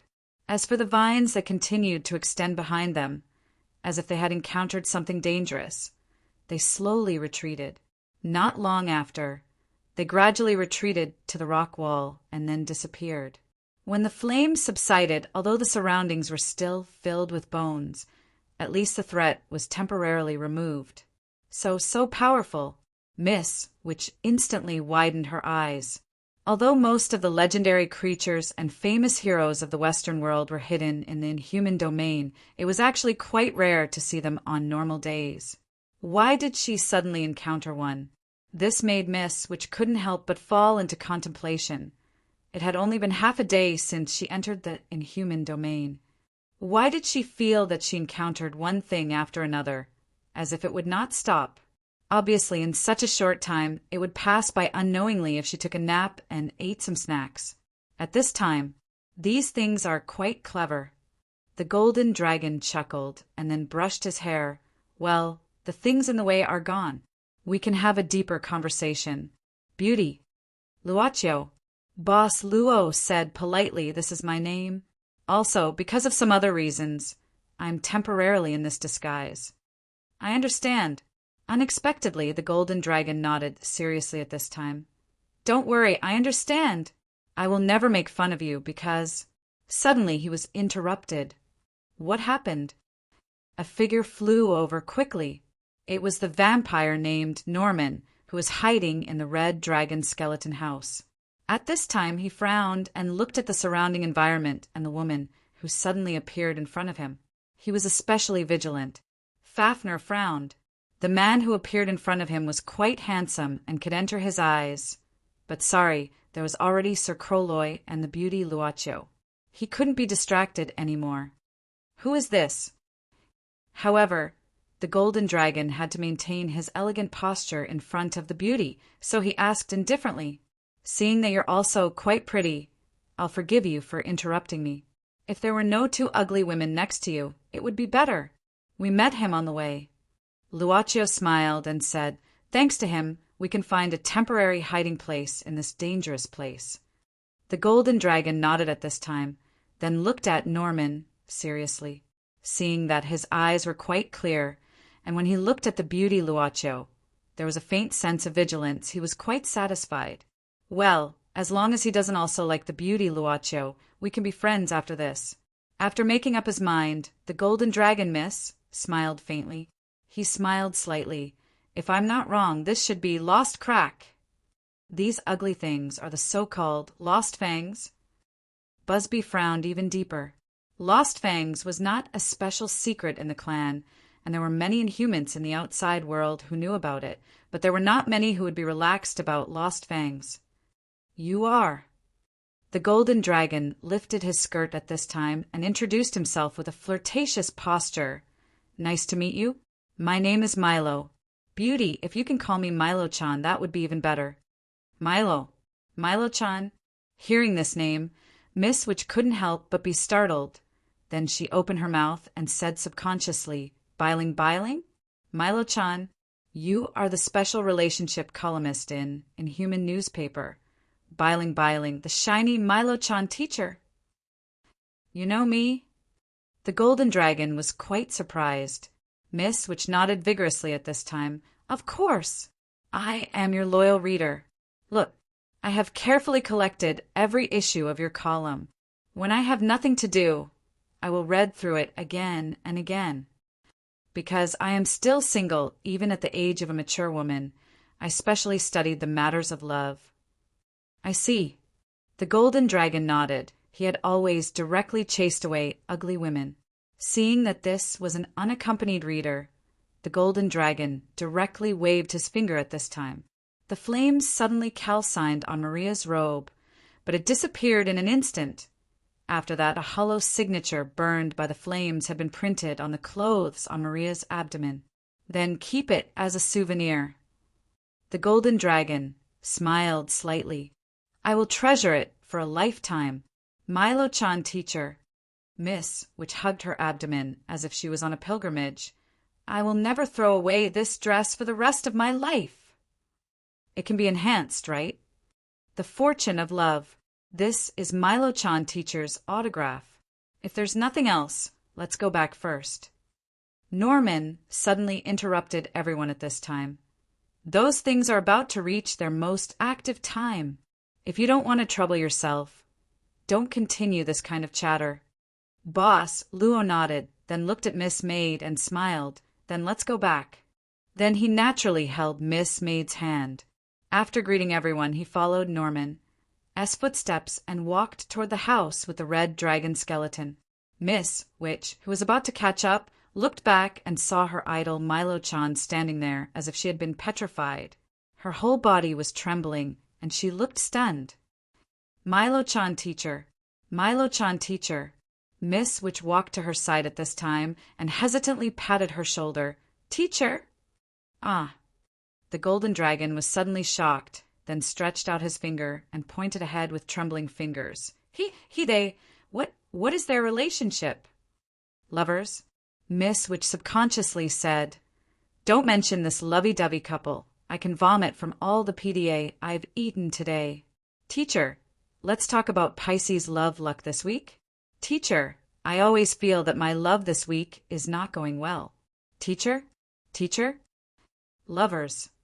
The golden dragon suddenly sat on the ground at this time, lowered his head, and said to himself, "Oh, is this a test for me? I've never tried to snatch someone's love." Chapter 1342. In Human Domain, Magician Association Headquarters, Magic Device District, First Tower. The hall on the first floor of the first tower, which was 795 meters tall and had a total of 200 floors, had become so crowded that not even a drop of water could trickle through. At the very least, when the victims from the chaotic area arrived, they could not even squeeze in. Compensation! Compensation!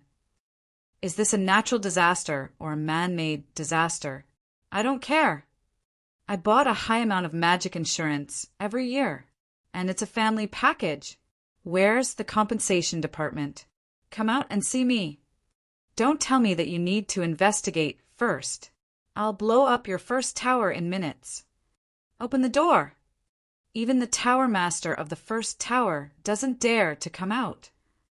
Old man, if you don't give me an explanation, I'll climb into your granddaughter's bed tonight and tell her a horror story.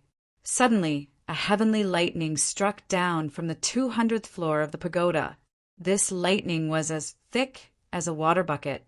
A huge crater was created in front of the lobby of the first floor of the pagoda, and the area was cleared out. We'll thoroughly investigate this matter, whether you need to compensate and how much you need to compensate. The association will inform you after the final investigation. Now, everyone quiet down and line up to register. If anyone dares to cause trouble here, I'll let the thundercloud stay in front of your house for 10 days. Also, my granddaughter is only 7 years old. You bastards! They were interested because someone spoke up, but they were also interested because of the shock of this huge bolt of lightning. When the sound from the first tower disappeared, the place suddenly became quiet. Then the staff of the association began to busily come out and deal with the victims in front of the first tower. However, when these employees saw the densely packed formation, they couldn't help but feel their scalps go numb. It seemed that even more Inhumans were beginning to swarm over. How long would it take to deal with this? First tower, 200th floor, main hall of the Secret Arts Tower. In front of the tower master's door, except for Deacon Ace, who was temporarily on a plane in the modern world, the other 3 deacons of the Secret Arts Tower had all arrived. Who can tell me what's going on? The voice that spoke was filled with anger. Moreover, when the deacons looked up, they could see that the tower master was constantly burning with crimson flames. The tower master of the Crimson Blaze Tower was a maniac who had carved more than 10,000 miniature flame spell matrices on his body. It was said that the tower master's goal was to have every cell in his body possess a miniature flame spell matrix at the nano level. He had yet to succeed. A deacon made a gulping sound as he walked out. He lowered his head and said, "It is said that Fafnir suddenly went berserk and charged all the way. Almost no one was spared. Fafnir?" The Scarlet Blaze Tower Master immediately frowned, his voice rising and falling like flames. "This guy! Why did he leave his residence? Wasn't it guarded by someone? Those good-for-nothings from the biology department are just going to watch it go berserk? The deacon was drenched in cold sweat. We don't know yet. Boom! The flames around the tower master of the Crimson Blaze Tower suddenly rose several meters. A huge figure that looked like a fire god suddenly stood up from the tower master's throne. This was the tower master who was easily exposed. Due to the continuous failures in carving matrices on all the cells in his body and the problems with a meditation technique that he practiced as a minor, he was currently in a state similar to a woman going through menopause. Crimson Blaze, sit down. A deep male voice came from a higher throne. It was the first tower master of the Secret Arts Tower, the only person who could calm down the tower master of the Crimson Blaze Tower Master when he went berserk. He was the real master of the Magician Association. First Tower Master, Hui Yao. He was also the first person who proposed to build an autonomous operation system for the inhuman domain and the most powerful magician who built the 108 bases of the system. As a human, he had lived for 180 years, but he still looked young. Of course, it wasn't difficult for a magician to maintain a youthful appearance. From 1-star to 6-star youth potions, they could meet the needs of different ages. Hui Yao. The Tower Master of the Crimson Blaze Tower Master frowned, but he still sat down angrily after hearing that. The flames that erupted gradually subsided. It couldn't be helped. When he engraved 100 matrices in his body, he couldn't defeat Hui Yao. When he engraved 500 matrices in his body, he still couldn't defeat Hui Yao. When he engraved 1,000 matrices in his body, he still couldn't defeat Hui Yao. 10,000 matrices. It seemed that the matrices of all the cells in his body were imperative. It's impossible that there's no clue at all. Tell me the specific situation. The first tower master spoke again at this time. His voice made the deacons feel relieved. Well, it's like this, first tower master. The deacon who reported quickly said at this time, we actually found 2 staff members from the biology department after investigating the scene. We found that Fafner's rampage may be related to them. Oh, the Radiance Tower Master nodded. Them. The deacon took out a crystal ball from his arms. Then the crystal ball began to shine brightly, projecting 2 shadows that were as tall as a person. This is the image of the 2 staff members that we found. After extracting their memories, we synthesized the images of the suspects. Tower Masters, please take a look. When these 2 silhouettes appeared in front of the other Tower Masters, the flame beside the Scarlet Blaze Tower Master suddenly jumped up with a bang sound for some unknown reason. Soon after, it went silent again. The other Tower Masters also had a strange expression. The first Pagoda Master frowned and muttered to himself irresolutely. It's this scourge again. Finally, the Crimson Blaze Tower Master showed a hateful expression. Last time, you almost dug out my golden apple tree, and it's not enough. You still want to do it this time. Excuse me, Tower Masters, do you know these 2 women? The young deacon opened his mouth. It was fine if the other Tower Masters were surprised, but even the first Tower Master was surprised at this time. The Radiance Tower Master shook his head. You are still young, so you don't know. If it was the previous deacon, you would have recognized them. The origin of the girl next to them is not clear, but if it's the older one, we are very clear about it. This person. The deacons were all curious. The other female Tower Master said with a complicated tone, he is known as the #1 scourge of the inhuman domain. Shinryu from the east. Every time this person appears, it will be accompanied by a disaster in the inhuman domain. The last time was in Crimson Blaze's garden. This person almost dug out everything. In addition, he beat him to the point that he had to lie in bed for half a year. Pay attention to your words. I have to repair the array in my body, so I can't move for a short period of time. The Crimson Blaze Tower Master snorted angrily. Well, in short, you can only get out of bed after half a year, I'll let you get out of bed after half a year. You're just bluffing. Can you do it? Suddenly, the first Tower Master waved his hand, and the two Tower Masters on the throne disappeared. This strange scene scared the deacons so much that they didn't dare to breathe. Radiance. Every time this Shinryu from the east comes, nothing good will happen this time. The Tower Master who sent the thunder had a dignified expression. The first Tower Master muttered, I will personally deal with the matter of the Shinryu from the east. Now, let's first appease those who were hurt by Fafnir. Since it was Fafnir who destroyed it, as long as it is acceptable, we will compensate. The most important thing now is to find the berserk Fafnir. Where is the Mithril? Why didn't he come? The deacons quickly said, The Mithril Tower Master suddenly said that he had something to do an hour ago. I have already sent a messenger to inform him, but he hasn't replied yet. Is that so? The first Tower Master nodded, then looked at the other Tower Master. Thunder, I'll leave this matter to you. If you encounter someone who takes the opportunity to cause trouble, you can punish them. Understood. The moment the Thunder Tower Master nodded, the aura of the first Tower Master had already disappeared. No one could detect how the Radiance Tower Master left.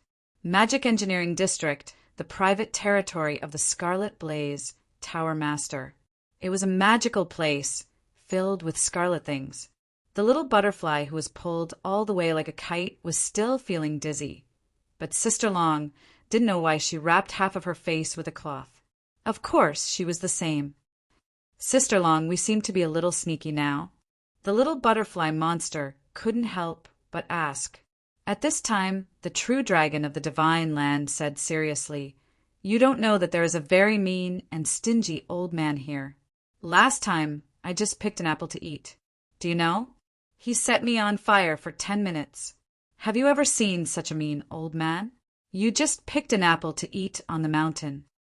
Although they were wild before they turned into butterflies, they could eat the leaves on the mountain freely. But Luo Dance never went to the flower bed where there were people taking care of it. Sister Long, it's not right to pick an apple to eat without asking him first.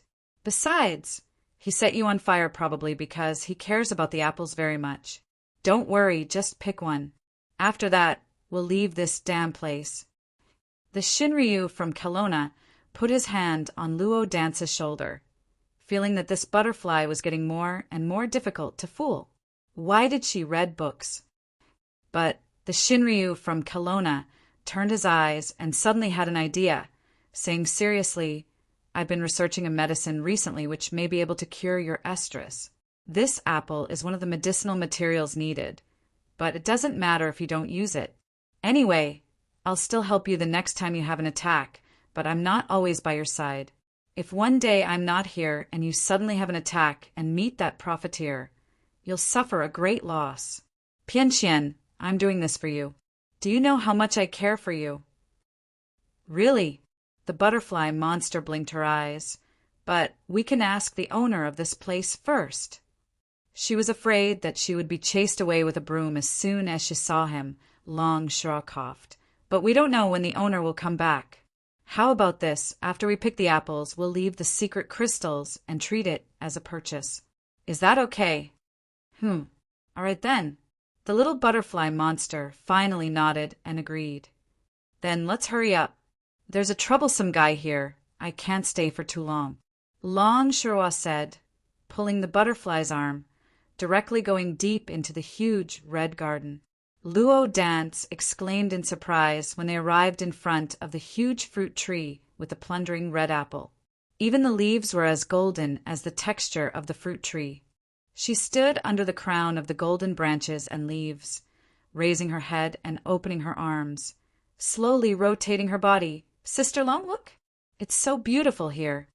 But apparently it was not the first time that Shinryu saw such a wonderful scene in Kelowna, so he was thinking about which one to pick. Well, it's alive and well, isn't it? It seems that one is too little. It's rare to come here. Sister Long. One. Long Shura immediately covered her ears. Keep your voice down, the butterfly monster sighed and looked around. Then she picked up a branch from the ground and cleared a small flat ground. She began to write something on the ground with the branch. She wrote some Western characters that Kelowna's Shinryu couldn't understand. "What are you writing?" Shinryu glanced at it. When Luo Dance was about to speak, suddenly a low voice came from the crown of the tree. She's writing that she passed by this precious place and was very happy to see this apple. Unfortunately, the owner of this place is not here, so she left the money to buy the fruit and only took one. Hope the owner of this place won't be angry. Well, what a polite little girl.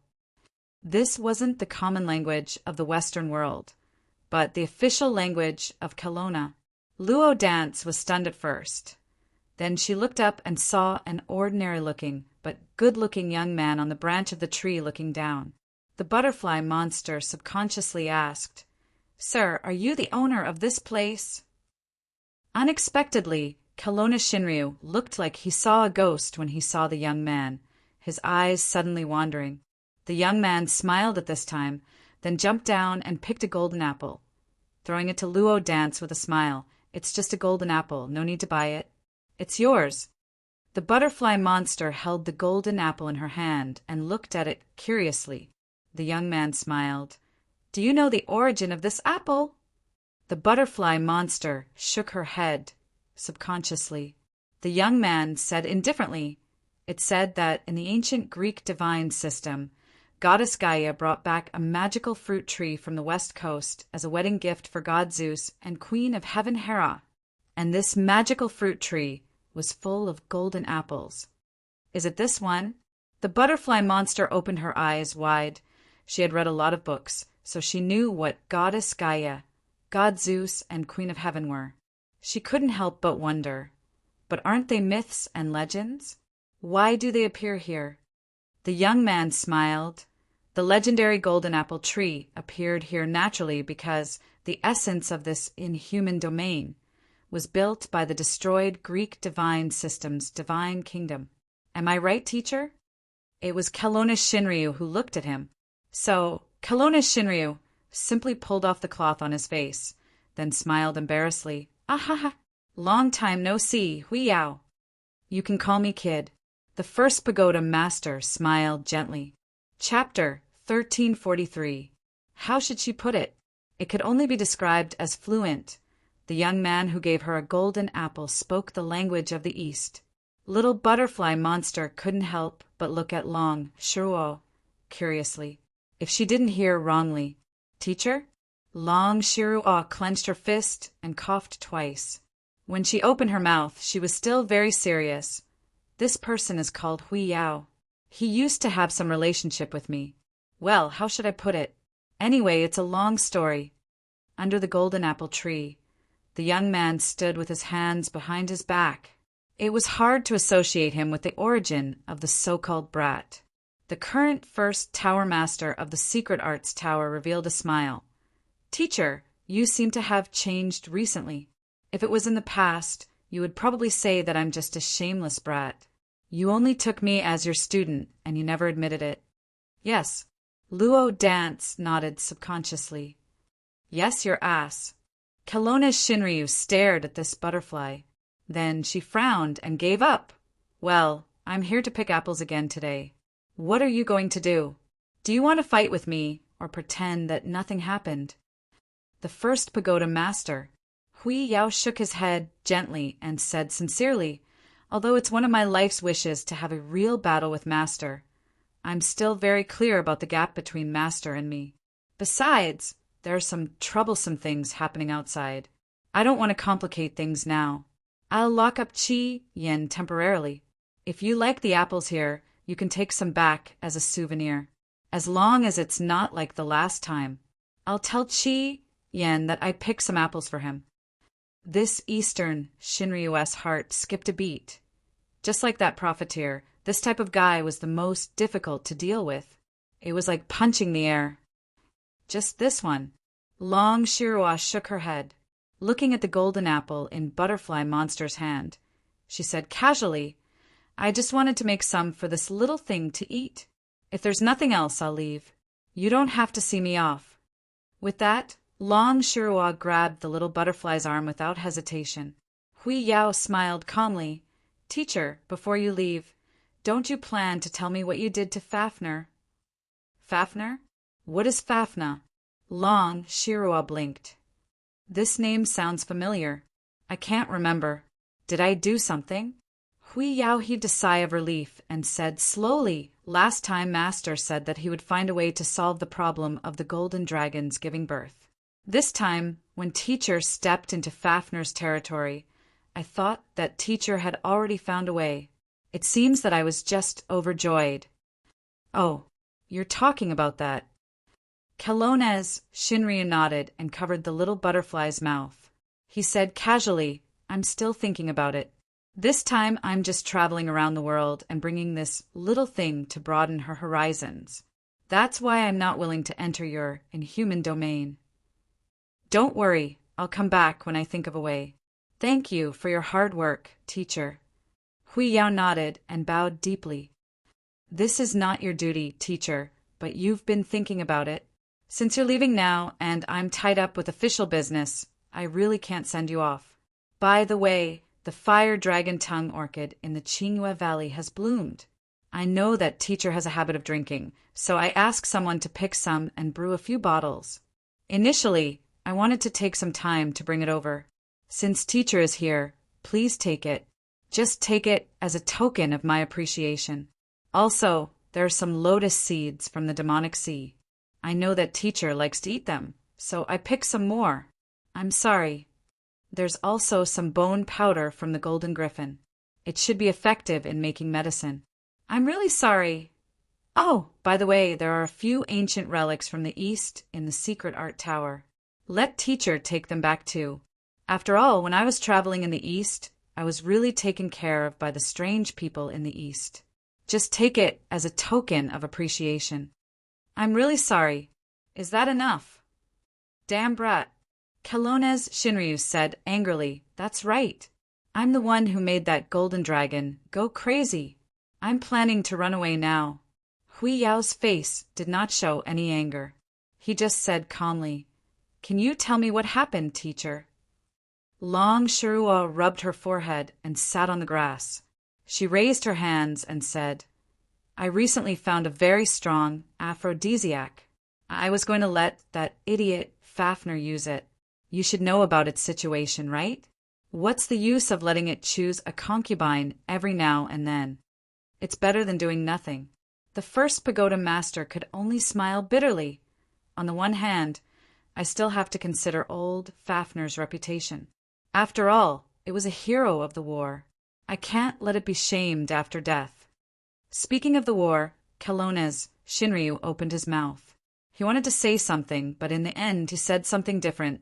It's because of your overcautious personality that... Forget it.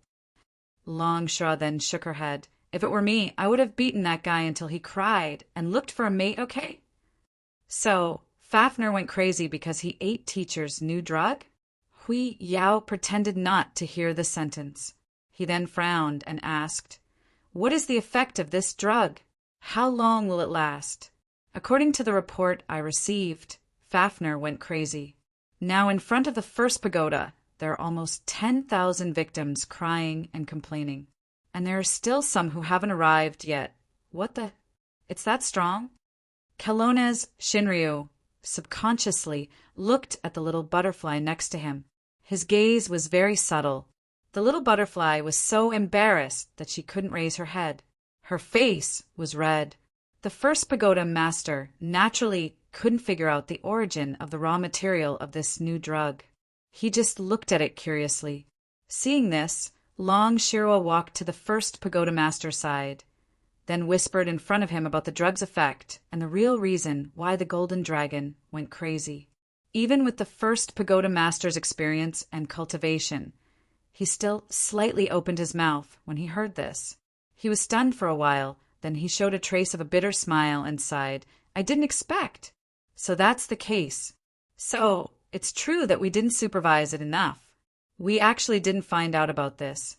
I only thought that it was a bit of a gender disorder. Shinryu, Sama shook his head. Only you Westerners can accept it.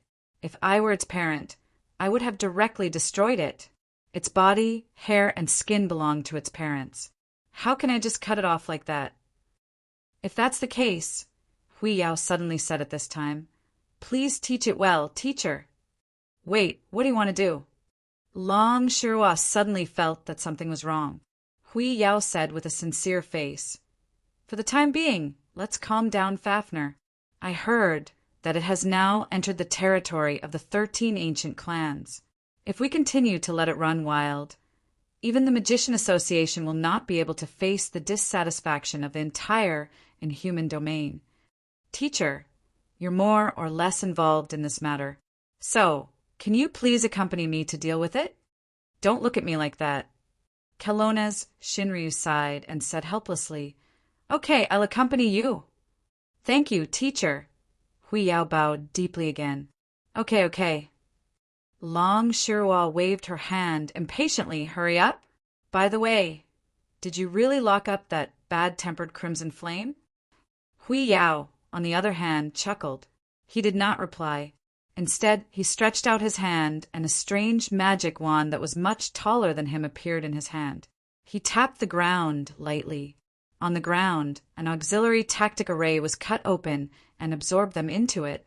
The stream of light slowly rose up. In just the blink of an eye, there was no one under the golden apple tree. The territory of the Torito clan, the Lost Crack. The deep pit of corpses, the Golden Dragon, and the Witch Maria were the last to return to the Red Dragon's skeleton residence. They saw the popular columnist who had written half of the Inhuman newspaper, with a dejected look on his face at this time. At that moment, Norman didn't care about that. After the last two entered, he hurriedly sealed the entrance and dug out some blue algae from the pile to ignite them. Because there was enough water, these strange algae would emit a lot of thick smoke when they were burning, with a slightly rancid smell. Norman stuffed the smoldering algae into a few gaps. Finally, he extinguished all the unknown oil lamps that were lit, leaving only the faint light of the originally faint blue algae. Everyone's face seemed to be coated with a layer of blue seawater. Are these all preparations to prevent those things from coming? Finally, after Norman finished his work, Luocio asked softly. However, after Norman's arrangement, this place was very quiet. Even a small voice could be heard clearly by everyone. When the beauty spoke, Huang Jinlong immediately became more alert. But when he saw the beauty sitting next to that ugly woman, Huang Jinlong could not help but frown. Beauty, don't be seduced by this ugly woman. She must be coveting your beauty. She is not sincere to you. Only I can understand you. We are from the same world. The shouting did not appear. From the outside, this columnist with the pseudonym of Milo-chan was still so noble and beautiful. Her sitting posture was as dignified as mismade. The smell of these burning algae is the same as the smell of rotting corpses. It can effectively interfere with those things' sense of touch. Norman sat down again.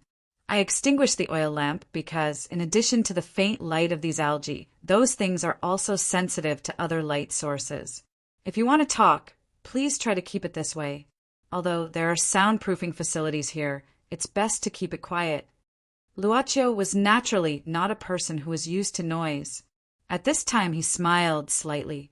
Huang Jinlong, who was not far away, suddenly breathed faster.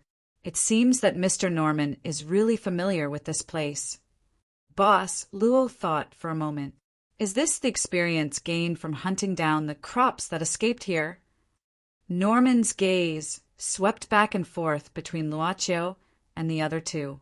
Then he glanced at the person who called herself Milo-chan and nodded as a response. At this time, as long as one stepped forward to speak, one could faintly hear some crawling sounds. Rustle. It came from the deep pit of corpses outside through the ground. The witch rubbed her arms, then lowered her voice and said, In this gloomy environment, it's like walking into a horror house. Speaking of which, it's a little boring to just sit like this. Why don't we talk about something? She just subconsciously said something. In fact, she did not really intend to say anything. It was a kind of self-protection in an unfamiliar environment. Norman had already closed his eyes. As for Mina, who was leaning against him, she was looking at everyone without any intention of speaking. Miss, which could not help but look at her own side awkwardly. Milo-chan was considered half of one of them, right? In this case, okay. Boss Luo smiled and said, "What do you want to say?" How about... For some reason, the golden dragon suddenly became energetic at this time. He smiled and said, "Since the atmosphere is good now, let's talk about a horror story. Beauty, I promise to scare you to death. Then you can obediently go into my arms. I'll comfort you well." Miss, which subconsciously squinted her eyes. As an inhuman, would she really be frightened by a horror story? Although inhuman also had things to be afraid of, she would definitely not be afraid of a story, right? What was Milo-chan's deep meaning? She originally wanted to use this time to ask Milo-chan for more advice in private, but everyone was gathered here. She was too embarrassed to open her mouth and ask the distressing questions of those older single women. Okay, let's talk about a horror story. Miss, which finally raised her hand in agreement. Forget it. Let's increase Milo-chan's favorability first. If it's a horror story, it's a bit. Boss, Luo muttered at this time, "There are children here." He looked at the girl next to Normanina. The girl suddenly smiled and said considerately, "It's okay. If you want to say something, Mina will listen very carefully."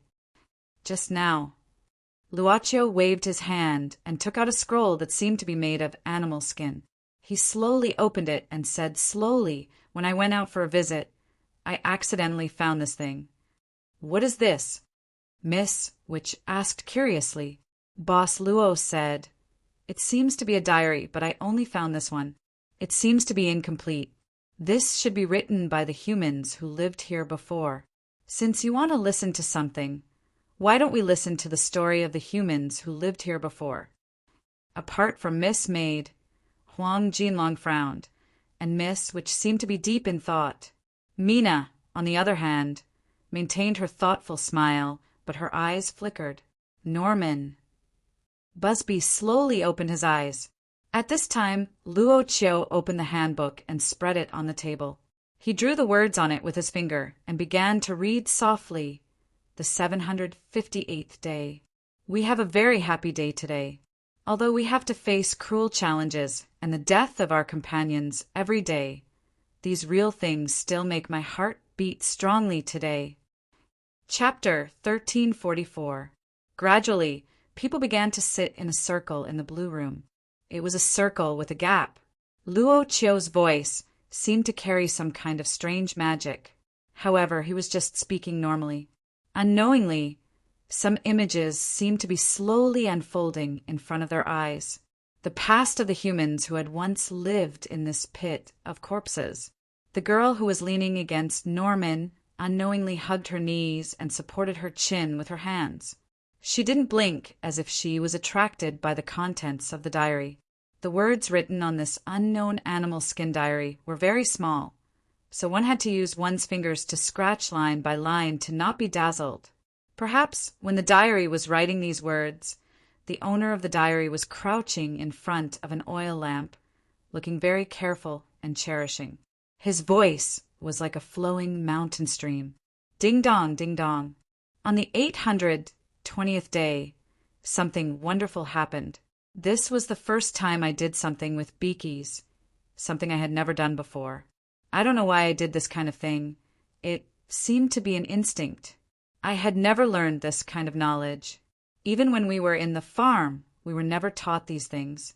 But naturally I kissed Beaky's lips. I felt the feeling of my heart beating was great. My blood seemed to be boiling crazily. I knew that Beaky's felt the same as me. I tried to undress her. I could even feel how my hands were trembling. The voice suddenly stopped. When everyone looked at him because of the interruption, Boss Luo blinked and said, "Well, let's skip it." Continue, continue. Miss Witch urged him, subconsciously. Well, I don't have any objection. Golden Dragon said indifferently. This was not a diary, it was a pornographic novel. The beauty was reading a pornographic novel, of course. He couldn't let her stop. Of course, he had to continue. Luaccio smiled and didn't care about the so-called embarrassing things. His voice became softer, and his fingers scratched those small words again. I kissed her lips, and beakies began to respond to me. I began to explore her skin with my hands. As if in response, her hands also touched my body. It seemed to be unconscious, as if she was eager. I could hear the sound of her panting. It was like the sound of piano keys, going from weak to strong. My body began to change. It made me feel overwhelmed. I had never experienced this kind of thing before, but I felt like I was sacrificing for the nobles in the castle. When the noble's fangs pierced my body, I felt like I was in the air. At this time, Beakies suddenly reached out and held my. At this point, Boss Luo listened for a while. Then he opened his mouth slightly and made a soft sound of ah. It was not a sound of surprise or horror, it was a moan sound.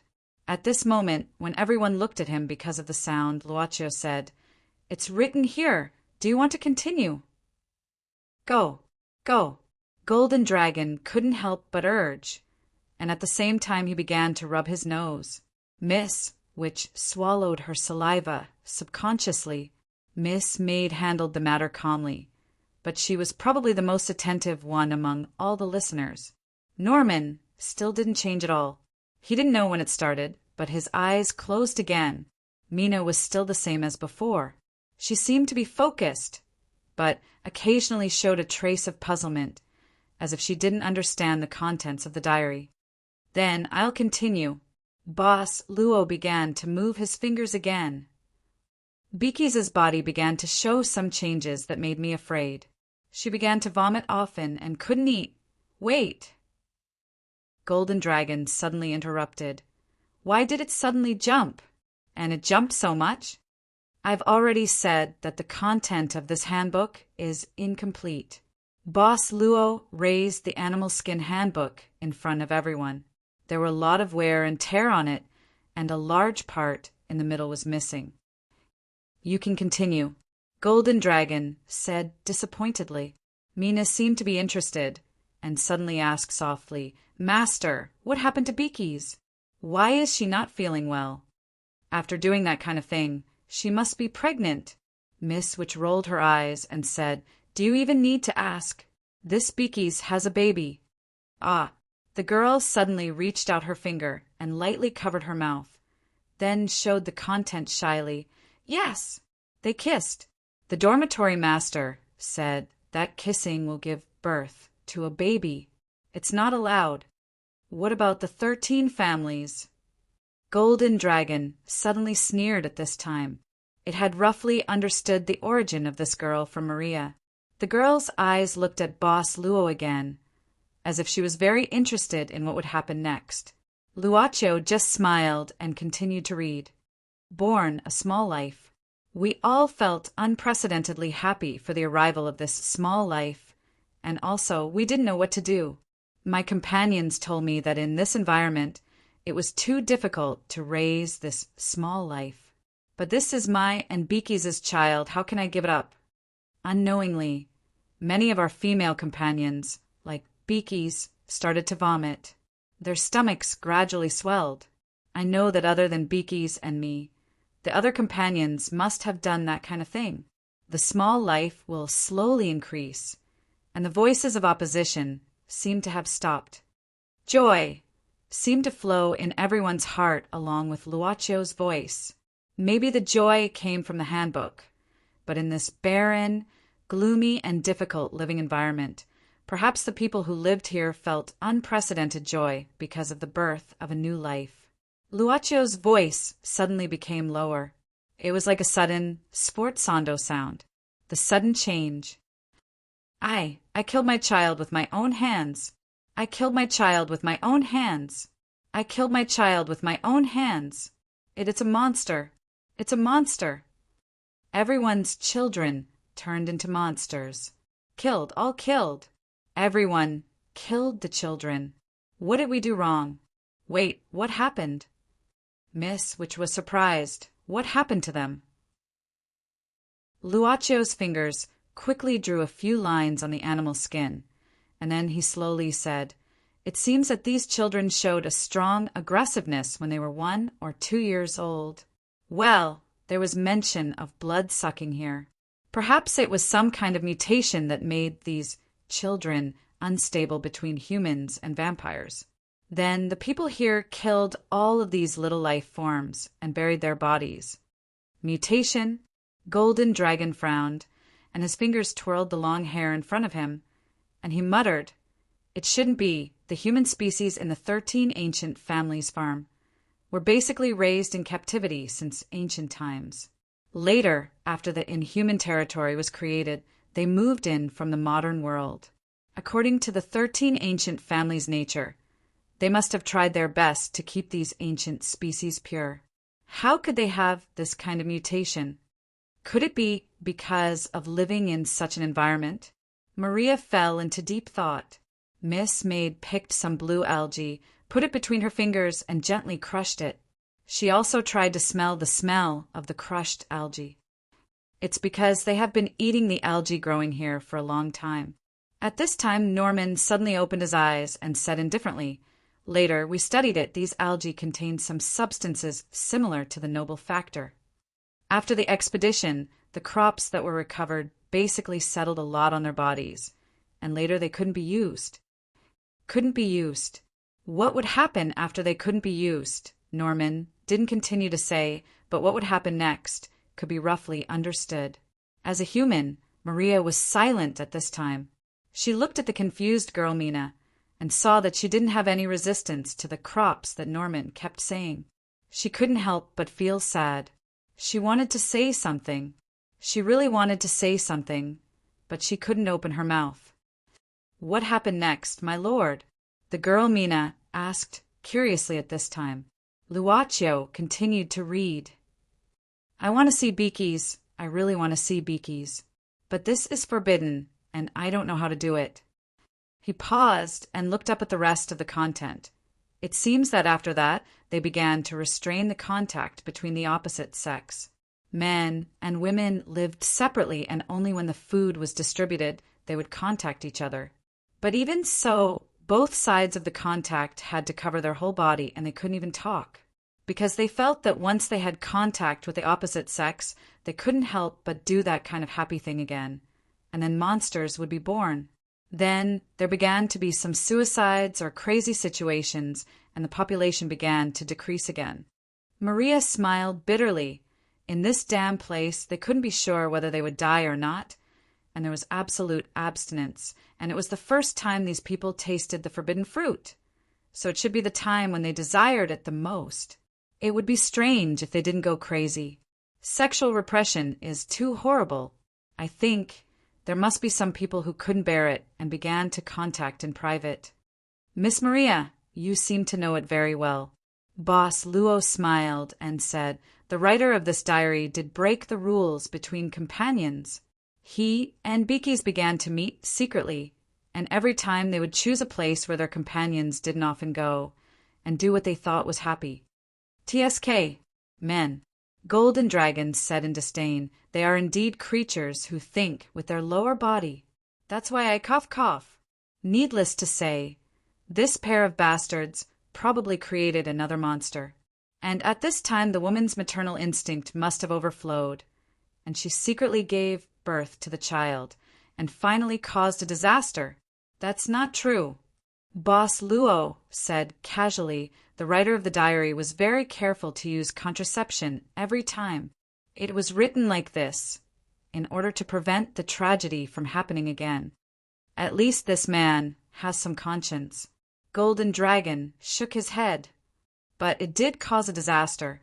Luaccio immediately said, the relationship between the writer of the diary and Beakies was exposed. Because they broke the rules, they were exiled by their companions. And then, Miss, which blinked her eyes. Luaccio shook his head. The diary ends here. This diary should be left behind by the writer before he was exiled. Golden Dragon said rather uninterestedly, although the ghosts in this place are not good if they are just ordinary people and they lost their shelter. I don't even need to think about it. Probably the two skeletons on the road are them, right? If they were hugging each other, it would be more poignant. I don't know what happened to the people living here. The girl who asked the question was Mina, who was listening to the past very carefully. She was not looking at Luaccio at this time, but at Norman, who was beside her.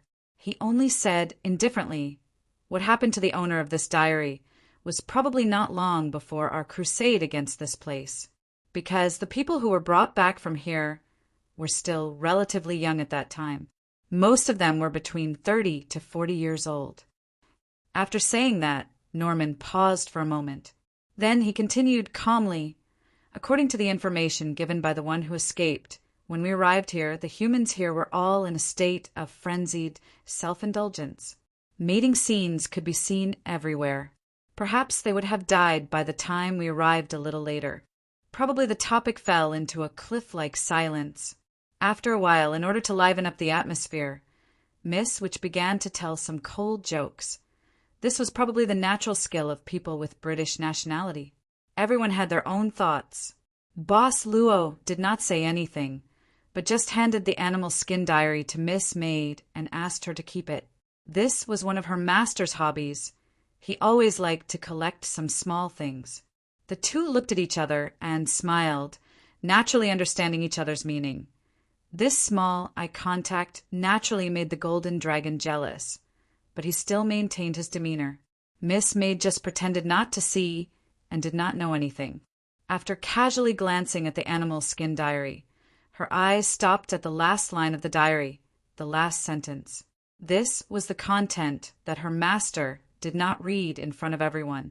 Norman, the last words. Miss Maid did not say anything, but gently rolled up the animal skin diary.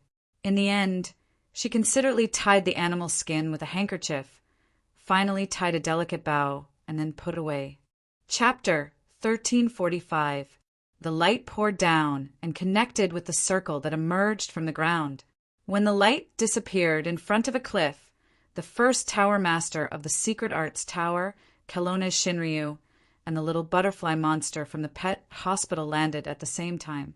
The cliff in front of them was steep. Obviously, it wasn't a garden with golden apple trees. Okay, this is the territory of the Torito clan, one of the 13 clans, the first tower master said slowly. The first tower master slowly said, according to the feedback, this should be the last place where Fafnir was active. Feedback? The little butterfly monster looked around curiously. Kelowna's Shinryu said casually, this inhuman domain you're in was built by this guy. It's like the framework needed to build a building. He controlled most of the information network of the inhuman domain, and at the same time he could use the power generated by the operation of these reference arrays to make long-distance jumps. Before coming here, didn't he stop for a few moments? That's because he used the connection between different arrays. What? You don't understand. What top student? Let's put it this way. Do you know about Aeroglide chess? This guy has a dice that can be used to throw, and it's a dice that can control the number of points at will.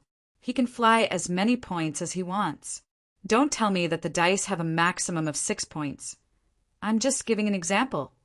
Oh, that's amazing.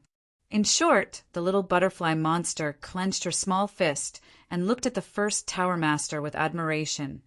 Aeroglide chess and dice. That's a good image. By the way, Sister Long, does the boss also have this kind of dice? Why did you mention that guy? Kelowna's Shinryu's mood became even worse. That guy is very bad. Don't believe him in the future. The little butterfly monster was startled and couldn't help but scratch her head. She sighed with grievance and said, Sister Long, it seems that you must hate the boss. Why do you say that? Long Shirua frowned. In fact, she did not know why she discussed too much about the profiteer in front of Hui Yao. She wondered what kind of expression the first tower master would have when he knew that the place that was destroyed by the war 100 years ago had been revived. The little butterfly blinked and said, Because there was one time when you finished your afternoon nap, you finished the 48th. Damn profiteer! How could something like this happen? Kelowna's Shinryu couldn't control the situation, but his expression didn't change as he snorted. Now do you know how much I hate this profiteer? But, Sister Long, you called the boss's name 96 times. Poof! Shinryu-S sure kill technique, solar storm spin. Kelowna's Shinryu started twisting the little butterfly's head with his fingers. No wonder I keep feeling that the hospital's hygiene is not clean recently. So you're slacking off. What the hell are you doing? You have time to count the number of times I sleep talk, but don't you have time to clean up? Ouch! While they were fooling around like this, they suddenly met the gaze of the first pagoda master, only to see him smiling and patiently looking at them. There was even a faint trace of envy in his eyes. Kelowna's Shinryu let go of Luo Dance embarrassedly. Don't mind him. We're just talking about a profiteer who eats people without spitting out their bones. You won't know him even if I tell you. Hui Yao did not ask further. He just nodded his head. However, at this moment, he suddenly raised his head and looked at the sky. He saw a small black shadow flying across the sky. It seemed like a flying blanket. There seemed to be a figure sitting on the blanket, but the person on the blanket didn't notice the first tower master on the ground. He directly went deep into the territory of Torito clan. That person is Secret Steel? The first tower master frowned slightly, whispering, "Why is he an acquaintance?" Long Shirwa cast an inquiring look. The first tower master nodded and said, "He's one of the tower masters of our secret arts tower, and also the youngest tower master. Due to his achievements in the war back then, as well as his ability, he was officially promoted to tower master of the secret arts tower 20 years ago under the joint proposal of several tower masters. Originally, I planned to let Secret Steel deal with the victims, but I was told that he suddenly went out more than an hour ago. I didn't expect that he would come here. It seems a bit strange." Long Shirwa waved her hand and said, "I'm not interested in gossiping about the actions of your secret arts tower's members. Hurry up and find Fafna and beat him up. Once that's done, I'll go home." If beating him up could solve the problem, he would have beaten him up personally decades ago. The first tower master shook his head slightly and then said, "Let's move on. About 10 kilometers away, I feel a strong and chaotic magic residue. I hope Fafner didn't do any damage to Torito clan. Although the 13 clans are divided internally, they can always unite against external forces. It's very troublesome." With that, the first tower master raised the huge magic wand in his hand and drew a circle on the ground. A round clay tablet directly split open from the ground and then floated up. At this time, the first tower master directly walked on this clay tablet and motioned Long Shirwa and Luo Dance to walk on it. He stood at the front and began to drive this clay tablet to move rapidly in the air. At this time, Kelowna's Shinryu glanced at it and then put one hand on Butterfly Monster's shoulder and they squatted down. At this time, Long Shirwa quietly covered Butterfly Monster's ears and asked, Did I say anything else when we were sleeping?" Butterfly Monster tilted her head and then nibbled her fingers, saying, "Well, it seems that there are some strange words. What did I say?" Kelowna's Shinryu suddenly raised his voice and seemed to be faintly sweating. "Well, don't hit me. Even my father didn't hit me like this. It's always strange words, and then, bad guy. Oh yes, bad guy has been called 172 times. Sister Long, is bad guy also a boss? Dance." At this time, Kelowna's Shinryu showed a kind of unprecedented gentleness, and then gently stretched out her hands, gently holding Luo Dance's face. Gradually, she squeezed Butterfly Monster's face and pouted her mouth. "Oi!" Little Butterfly Monster blinked her eyes, not knowing what her elder sister Long was planning to do. But she suddenly felt a little dizzy, as if her eyes were constantly spinning. At the same time, she seemed to hear elder sister Long's voice. "Forget everything you saw, forget everything you saw, forget, forget, forget!" Finally, the little Butterfly Monster foamed at the mouth and fainted in the arms of the true dragon of the godly land. Yes, her eyeballs were still rolling. The first tower master turned back at this time. The sensitive Shinryu directly glared at him and sneered, "Little devil, concentrate on driving." "Little devil," the first tower master at this time said softly, "I'm suddenly very interested. Teachers, different changes from the past. Is it related to the person you mentioned?" Long Shirwa immediately narrowed her eyes and smiled. "Little devil, is it because you haven't felt despair for a long time and your body is itchy?" The first tower master said softly, "Teacher, don't you realize it yourself?" "Realize what?" Kelowna's Shinryu frowned. He said softly, "You smile more than before." At this moment, the true dragon of the divine land suddenly opened his eyes wide. At the same time, he stretched out his finger and pointed to the front. Hui Yao was stunned. He turned around and saw a huge building that was built in the middle of the cliffs. It was so badly damaged that it was unbearable to look at. "It seems," the first tower master moaned powerlessly, "our golden dragon seems to have too much energy." A high-speed magic carpet came to an abrupt stop at the ruins of the castle, and then slowly floated down. At this time, from the magic carpet, a burly man walked down directly. The moment he landed, the sound of metal armor walking could be heard.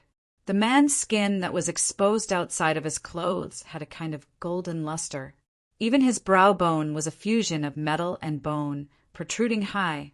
But he did not look scary, only strange. At this time the man's eyes looked forward and soon found his target. Sitting on a broken wall, with a bottle of wine beside him and holding a quill and a letter in his hand, was a werewolf who was thinking hard. "Kaloya. Oh, I was wondering who it was. I thought it might be another survivor of the 13 clans, but I didn't expect it to be you." Kaloya heard the movement, and naturally he did not pretend that he did not hear it, and quickly responded, "Mithril, long time no see." "Kaloya." The Mithril Tower master frowned at this time and looked around. "There's still a very strong magic residue here. Why, did you and Baligan start a fight here?" "I would like to." Kaloya shrugged. "But I don't have the hobby of fighting in front of other people's houses and wreaking havoc on their people. This is the work of old Fafner's descendant. As for the reason, why, wasn't that little dragon brought under the management of the Magician Association? Don't you know? I came all the way here after receiving Baligan's messenger." The Mithril Tower master shook his head. "Along the way I saw many destroyed places and I thought it was them." Since it concerned them, the Mithril Tower master naturally could not spare more thought for the golden dragon that had wreaked havoc here. However, perhaps it was a taboo for the survivors of the Great War, something that they wouldn't easily mention. Even the cheerful and magnanimous Kaloya, a legendary hero past his prime, was silent at the moment. "It should be true," Kaloya said without rhyme or reason. The Mithril Tower master, however, understood, and his expression grew somber. It was after a while that he said, "Baligan, let's wait for him." Kaloya waved his hand and said, "This place has been destroyed to this extent. As the acting Grand Duke, he has to be busy for some time. Besides, if it's them, even if we have a few more years, what can we do? Come and have a drink with me? This year's malt harvest is good, and I personally brewed some malt wine." Mithril sat down but did not speak. He suddenly said, "According to the information from the modern world, Farrell escaped from the island prison in Britain the night before yesterday. Something happened in Britain. Just last night, there was internal strife among the knights, and in the end, even the Holy Grail that they held was destroyed." "What?" Kaloya opened his mouth in shock, then lowered his head and frowned. Then he gulped down a mouthful of malt wine as if he was digesting the information. After a while, he let out a sigh and said, "I have a feeling that the rest of us will gather together very soon. When that time comes. All right, are you really not going to take a bite?" Mithril frowned, but this time he reached out his hand and took the wine pot from Kaloya's hand. The two legendary heroes were thinking about something in silence. At the edge of the castle ruins, from the huge crack below, There was a rapid airflow rushing out. Perhaps it was the vibration of air pressure or something else. It sounded like the roar of a wild beast. It's really hard for those guys from the 13 families. There are some unknown things under the nest of each family. Won't they be unable to sleep if they roar like this every day? Kaloya shook his head. What a bunch of thick-skinned guys. The Mithril Tower Master felt that when it came to thick-skinned nerves, the legendary werewolf hero beside him was probably the strongest among the human. At the bottom of the crack, the sound of wind whistling or the roar of wild beast sounded. It was unknown whether it was the sound of wind whistling or the roar of wild beasts. The diary on the animal skin handbook had been read, and the people in the skeleton residence had stopped talking at some point. Miss, which was currently wrapped in her own clothes, leaning against a bone that looked like a rib, and began to sleep lightly. The young girl, Mina, also leaned on Norman's shoulder and seemed to have fallen into a deep sleep. Golden Dragon Fafnir was looking around quietly. Although he still looked dignified, he had thought of dozens of ways to strike up a conversation with the beauty, but he rejected them one by one. It was either too impulsive or too old-fashioned. The ugly woman beside the beauty was too much of a hindrance. The golden dragon's eyes narrowed slightly. At this moment, Boss Luo and Miss Maid were playing a small game. Their hands and fingers were wrapped around a rope made of plant fibers that they picked up from the ground, and they began to play a flower rope game. Dong dong, dong dong. A sound suddenly sounded in the whistling wind, and it came from the entrance of the Red Dragon's skeleton house that was blocked by Norman. It sounded like someone was knocking on the door. Dong dong, dong dong. It was rhythmic. Dong dong dong. Chapter 1346. The continuous knocking sound made the owner and Miss Maid stop their fingers, and at the same time, it also woke Maria up from her light sleep. Norman had opened his eyes at some point in time. He followed the source of the sound and looked towards the entrance of the residence, the huge mouth of the Red Dragon's corpse. What happened? Maria quickly stood up. Didn't you say those things won't find this place? It doesn't seem to be those things. Luocio glanced at it and whispered, It's something else. Something else, what? Maria couldn't help swallowing her saliva. At this time, Norman walked directly to the temporarily closed entrance. His footsteps were unusually light, as if his weight had already disappeared like a passing shadow. There seemed to be some sort of mechanism at the entrance. Norman slowly turned on one of the dragon's teeth at the side of the huge mouth, and a faint sound could be heard. It seemed that nothing had changed, but the many bones used to seal the entrance suddenly loosened a little, a crack about half a finger wide. At this moment, Norman moved closer to the crack. The moment his line of sight passed through the crack and caught a glimpse of the outside world, Norman instantly shifted his line of sight away. He turned back and looked at the people inside. Although his expression didn't change much, there seemed to be a trace of doubt and nervousness in his eyes.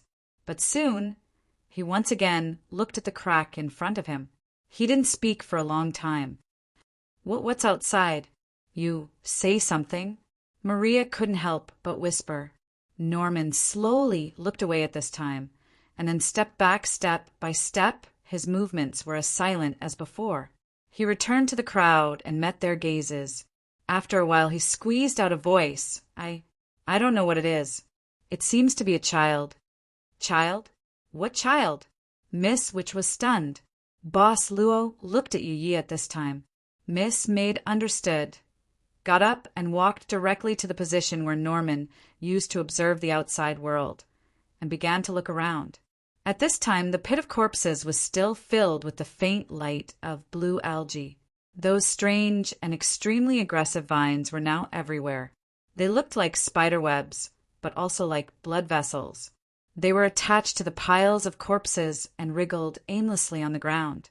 But other than these things, there were dozens of small figures outside. They were slowly walking in the pit of corpses. Very small, really small. The figures of naked children that were only as tall as one's calf. They were either staggering about or crawling slowly on the ground. They didn't speak. They didn't even have any communication. These naked children were covered in mud, and at the same time there was a strange smile on their faces. Their eyes were not like those of ordinary people. They were completely black. He. There was also the intermittent laughter coming from the children's mouths. The vines of the lost fang that would attack any living creature seemed to have turned a blind eye at this moment. They allowed these small figures to crawl, walk, and even roll in their territory. Under the faint blue light, their skin seemed to be gray, but also seemed to be grayish-black. Perhaps they should have been pale in color. Perhaps it was because Miss Maid was too calm. So Maria, driven by curiosity, gradually came closer. Through a small crack, she also learned a peek at everything outside. But almost in the next moment, she directly reached out to cover her mouth, and the edge of her eyes began to twitch slightly. At this time, Yi just glanced at Maria casually, then moved lightly and returned to her master's side. Without being as careful as the book Norman, Miss Maid said in her usual tone, "It should be some spirits." Then Miss Maid described what she saw to Luaccio, and then she continued, "I read in the diary that the people living here once killed all the mutated offspring. Probably because of the mutation, their spiritual power is stronger than ordinary children, so they became spirits after death. As for the environment here, after absorbing the death aura for a long time, the spirits directly turned into wraiths. That's roughly it." Although this was an inference, Miss Maid's inference had never been wrong since Luaccio met her. "So it's just some wraiths." The golden dragon didn't care too much after hearing that. For the last golden dragon, no matter if it was a frontal attack or a sneak attack, it would be defeated by the Shinryu in the east. However, except for the violent old woman Long Shiro, Fafnina was really not afraid of anyone. At least in the inhuman domain, there was no one that could scare it out of its wits. Of course, there were a few people who would be scrupulous. The golden dragon lost interest, but Boss Luo was now interested. Now, Luaccio would not give up any moment that would make him interested. Even before he thought about it, he had already stood up. But when he was about to take a closer look, something unexpected happened. For some reason, Maria stood motionless at the entrance. It was as if she had not heard the conversation inside. Suddenly, she twisted her neck. It was a very uncoordinated and strange twisting posture. Her eyes suddenly lost their white color. Without speaking, Maria suddenly waved the magic wand in her hand. A lightning-like electric light shot out from the magic wand and directly blew up the skeleton that Norman used to block the entrance. Just as this abnormal change happened to Maria and destroyed the seal on the entrance, a figure shot out like lightning. "Norman!" He flashed in front of Maria at an extremely fast speed. Without any warning, he raised his hand and punched Maria's abdomen, knocking her directly to the ground. But it was also at this time that the lost fang as tentacle-like, terrifying vines appeared at the destroyed entrance. They grew from all around and spread out in an instant. In a flash, they had covered the entire entrance. Norman's legs had even been entangled by the roots of these vines. He was quite decisive and waved his palm. While his fingertips became sharp, he directly tore the vines under his legs. But a scream came from the residence. It was the young girl Mina's scream of horror. The roots had invaded the residence, and at this time the young girl Mina's legs and below her waist had been entangled with a layer of wriggling vine roots. Norman's pupils turned blue in an instant, and at the same time he opened his mouth slightly, revealing the vampire's fangs at a faster speed like a gust of wind. The roots on the young girl's body were instantly broken, and she was already in Norman's arms. Because he needed to save Mina, he naturally didn't care about Maria, who had fainted on the ground. The moment he left, the roots had already wrapped around Maria. Instead, Fafnir took action and released a handful of dragon flames to burn the roots at the entrance. Then he brought Maria back. Although he hated women, he could not allow his readers to be hurt in front of him and remain indifferent. Miss Maid retreated to Luacio's side, looking down at the vines that were approaching step by step. When she was about to make a move, the golden dragon's fingers had already waved. The bright red dragon flame burned instantly, burning all the surrounding roots to ashes. The flames reflected the golden dragon's face, making it look even brighter. In the light of the flames, the golden dragon chuckled and said, "No one, don't be afraid, I will protect you. These things, I will be back soon. Take a good look at my heroic appearance." With that, Fafnir, Mina, laughed and rushed out. With a grunt, it rushed out of the entrance, and as it walked, the flowing fire spread out in all directions. Norman didn't speak, but he directly carried Mina. This place had been invaded, and if he stayed, he would only be like a trapped beast. He needed to leave this narrow space, at least to ensure his own vision. He didn't even greet the boss and the maid. The moment the golden dragon rushed out, he also rushed out very quickly. Boss Luo glanced at Miss Maid at this time, and then walked to Maria's side. Just as he was about to approach, Maria, who was originally knocked out by Norman, suddenly opened her eyes. It was still those completely black eyes. After Maria opened her eyes, she directly opened her mouth, and the sound deep in her throat was like the hiss of a snake, but also like the roar of a beast. She suddenly stretched out her hands, trying to strangle Luacio's neck. She was fast, but Miss Maid was countless times faster than her. Maria didn't even fully stretch out her hands, but Miss Maid's 5 fingers had already directly grabbed her forehead, and then directly pressed her to the ground. Half of her head was almost buried in the soil. Without any words, Miss Maid's eyes were like blue ice crystals. She raised her hand, and a cross sword condensed by black smoke directly flashed out. She whispered in Maria's ear, "Maria, are you hoping that I have a legitimate reason to directly pierce through your heart?" Maria's eyes suddenly showed a trace of pain. Then she let out a tragic cry, and a black gas rushed out from her mouth. Finally, black particles gathered in the air. It was a black hair, black pupils, and a naked little boy about 1 or 2 years old, who looked like a 1 or 2-year-old, with a strange appearance. After spitting out the black gas, Maria fainted again. At this time, this resentful spirit that invaded Maria's body controlled her body and destroyed the entrance, and in a flash, rushed toward Luacio. Miss Maid's hand turned over, and the black flame-cross sword in her hand shot out. The moment this resentful spirit rushed out, it was directly nailed in one of the ribs of the red dragon skeleton residents by the cross sword. It was like all the creatures that suffered this kind of extreme punishment, struggling crazily with both pain and fear. "Is Miss Maria all right?" Seeing this, Boss Luo asked softly. "She just fainted, and when I stopped her, 3 of her ribs were broken." Miss Maid smiled slightly. "It should be no big deal. In addition, 2 of them should be caused by the fist of a Mr. Vampire."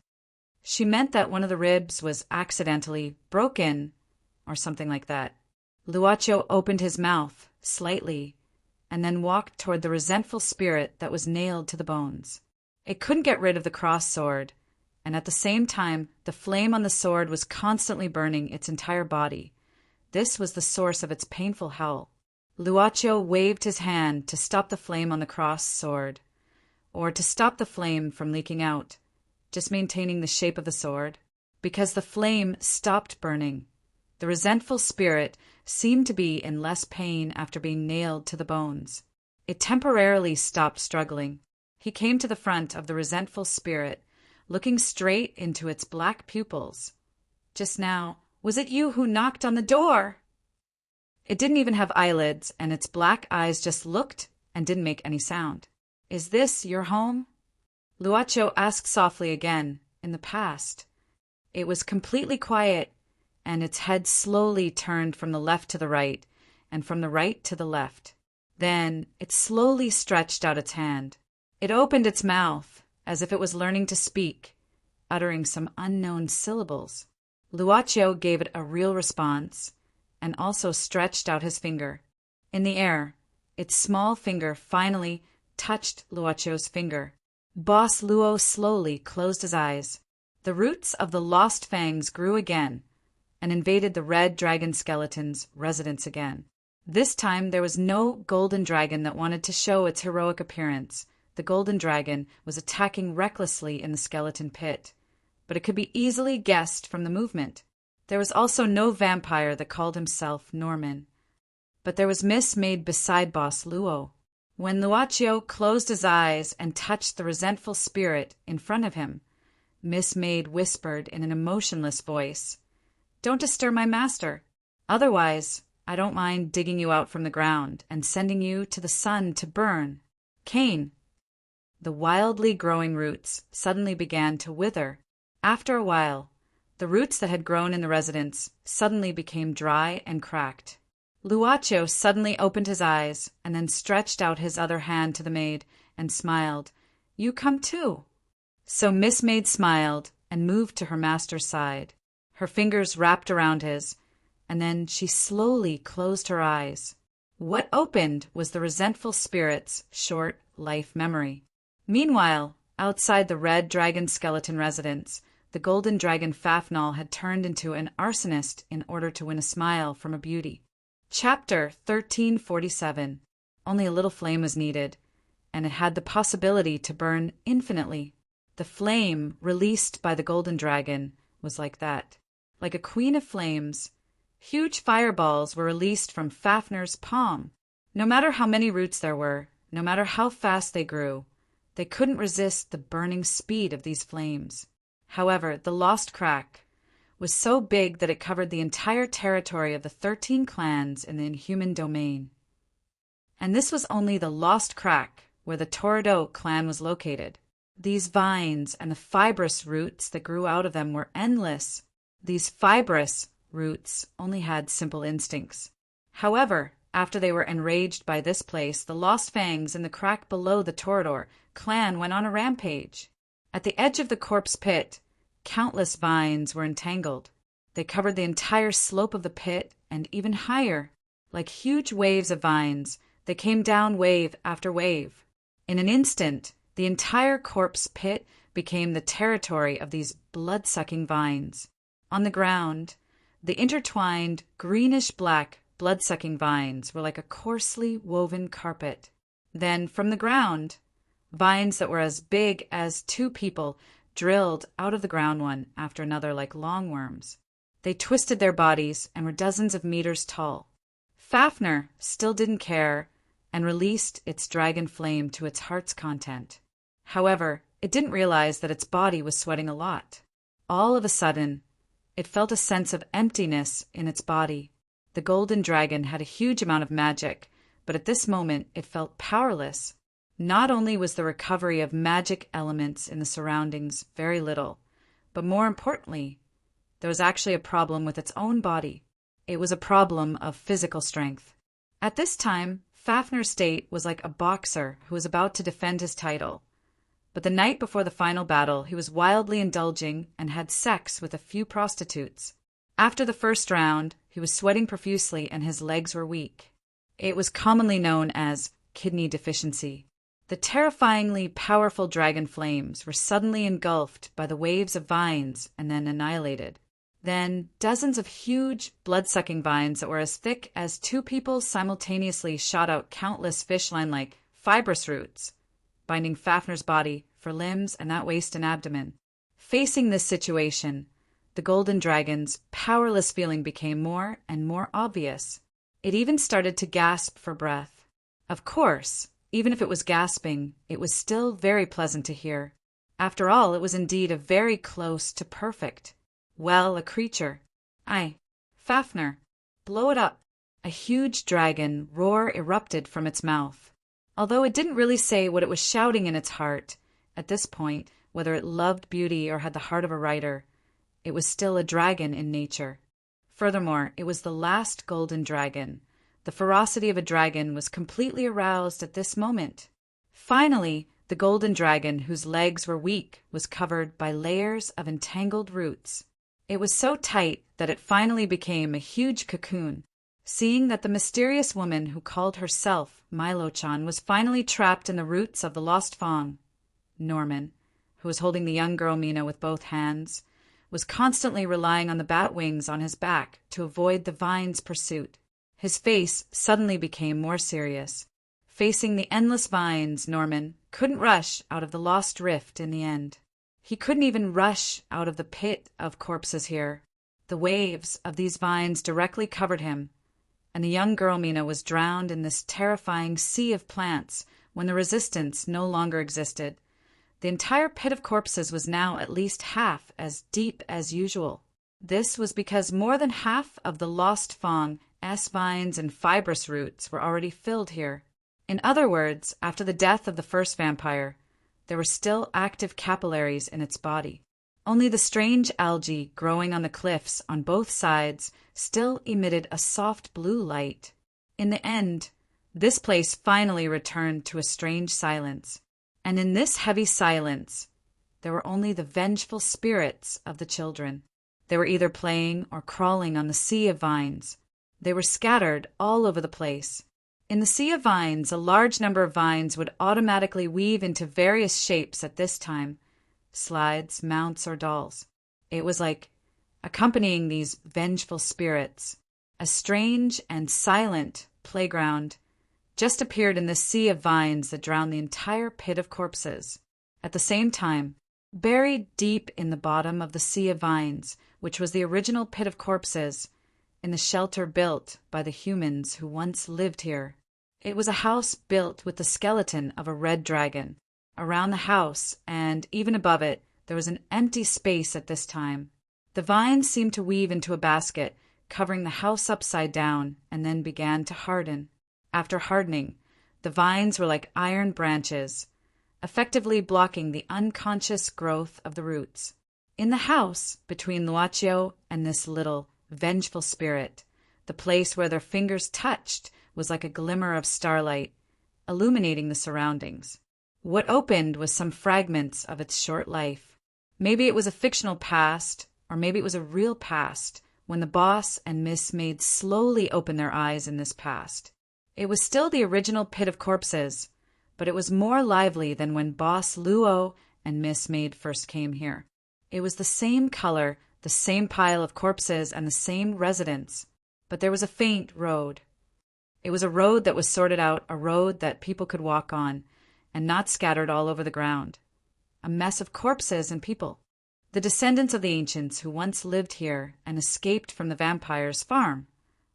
Because it was just a projection, the people here naturally didn't know that there was a strange man and woman beside them. They would never know, because strictly speaking, for them who appeared at this moment, the boss and Miss Maid belonged to the future. This was the past. In addition, there was sunlight here. It didn't rely on the eerie light released by the special algae, but sunlight. It was transparent, seemed to have real heat, and could be clearly distinguished by shadows. There was light accompanied by a breeze, but there was no sun. This was also why Boss Luo's first impression was vitality. This place. The maid naturally saw the clues, but Luaccio shook his head slightly. He looked at the people in front of him and then walked over. This place was naturally different from what was described in the animal skin diary.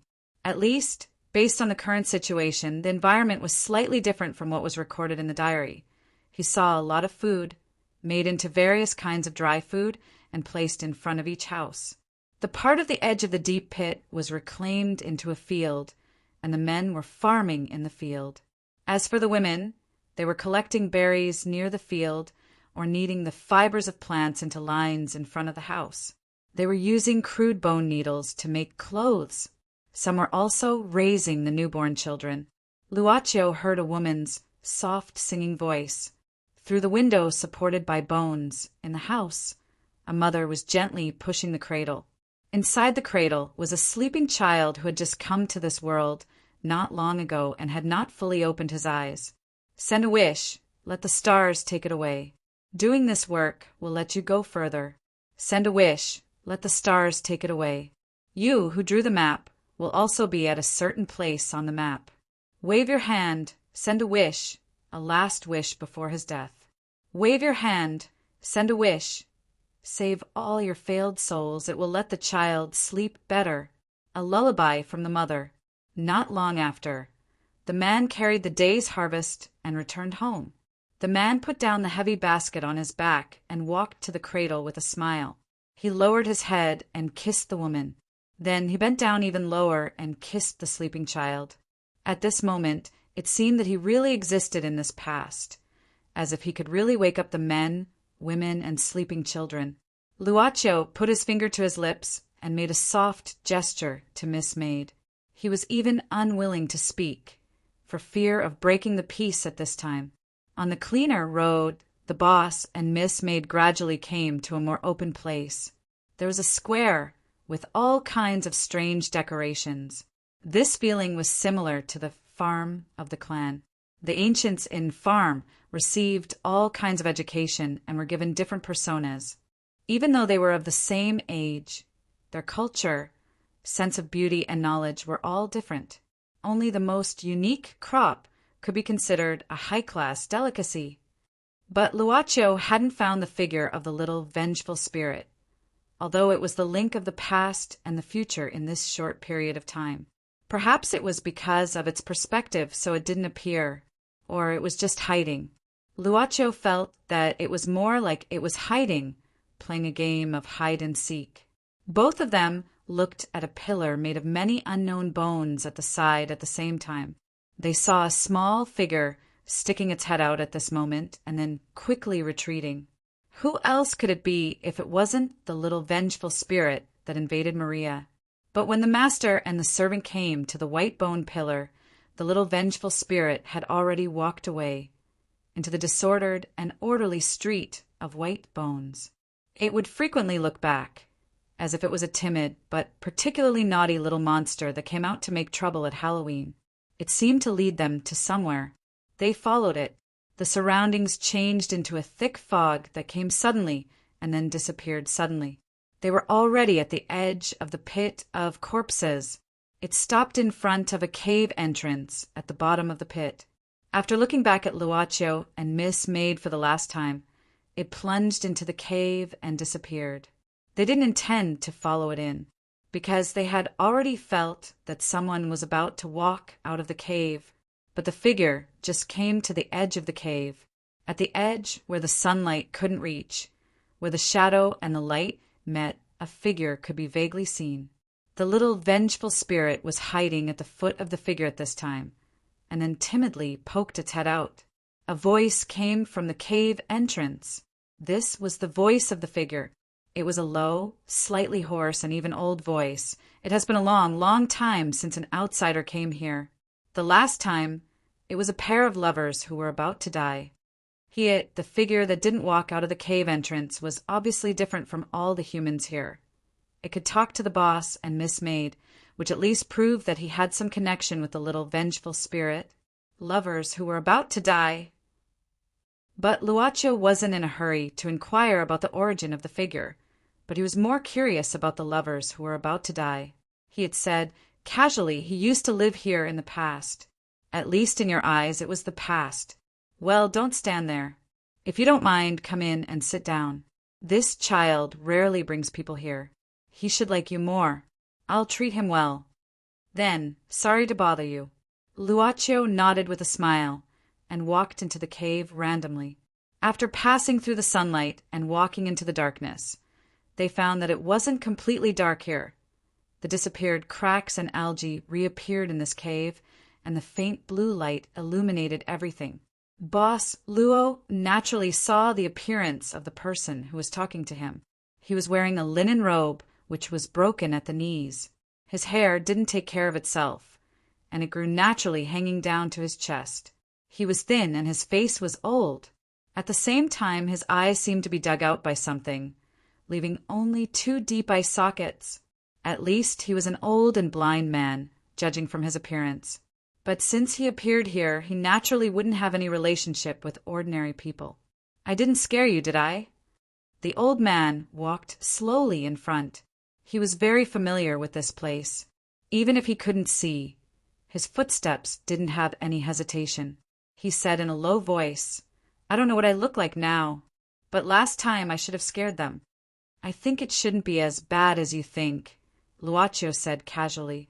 The old man didn't look back, he just laughed. Yes, although it's a bit obscure, I can feel that you at least have some ability compared to the pair of lovers last time. You'll probably be afraid of a guy with no ability like me. But I'm curious, how did you escape the attack of the tusks and let this little guy bring you here? Sir, is this the interior of Lost Tusk? Luaccio suddenly asked. The old man said, Not entirely. Perhaps I'm it, but it's not me. At this moment, Miss Maid, who hadn't spoken, suddenly whispered after seeing her master's thoughtful gaze, Have you forgotten me, Cain? At the same time, Miss Maid's body exuded a trace of special fluctuation. The old man walking in front with a little resentful spirit suddenly stiffened and stopped. After a while, he slowly turned around. I don't think so, but I don't know if my memory is wrong. So, girl of New Orleans, please tell me, which world is this? Hashtag PS1. Happy New Year, Bao. PS2.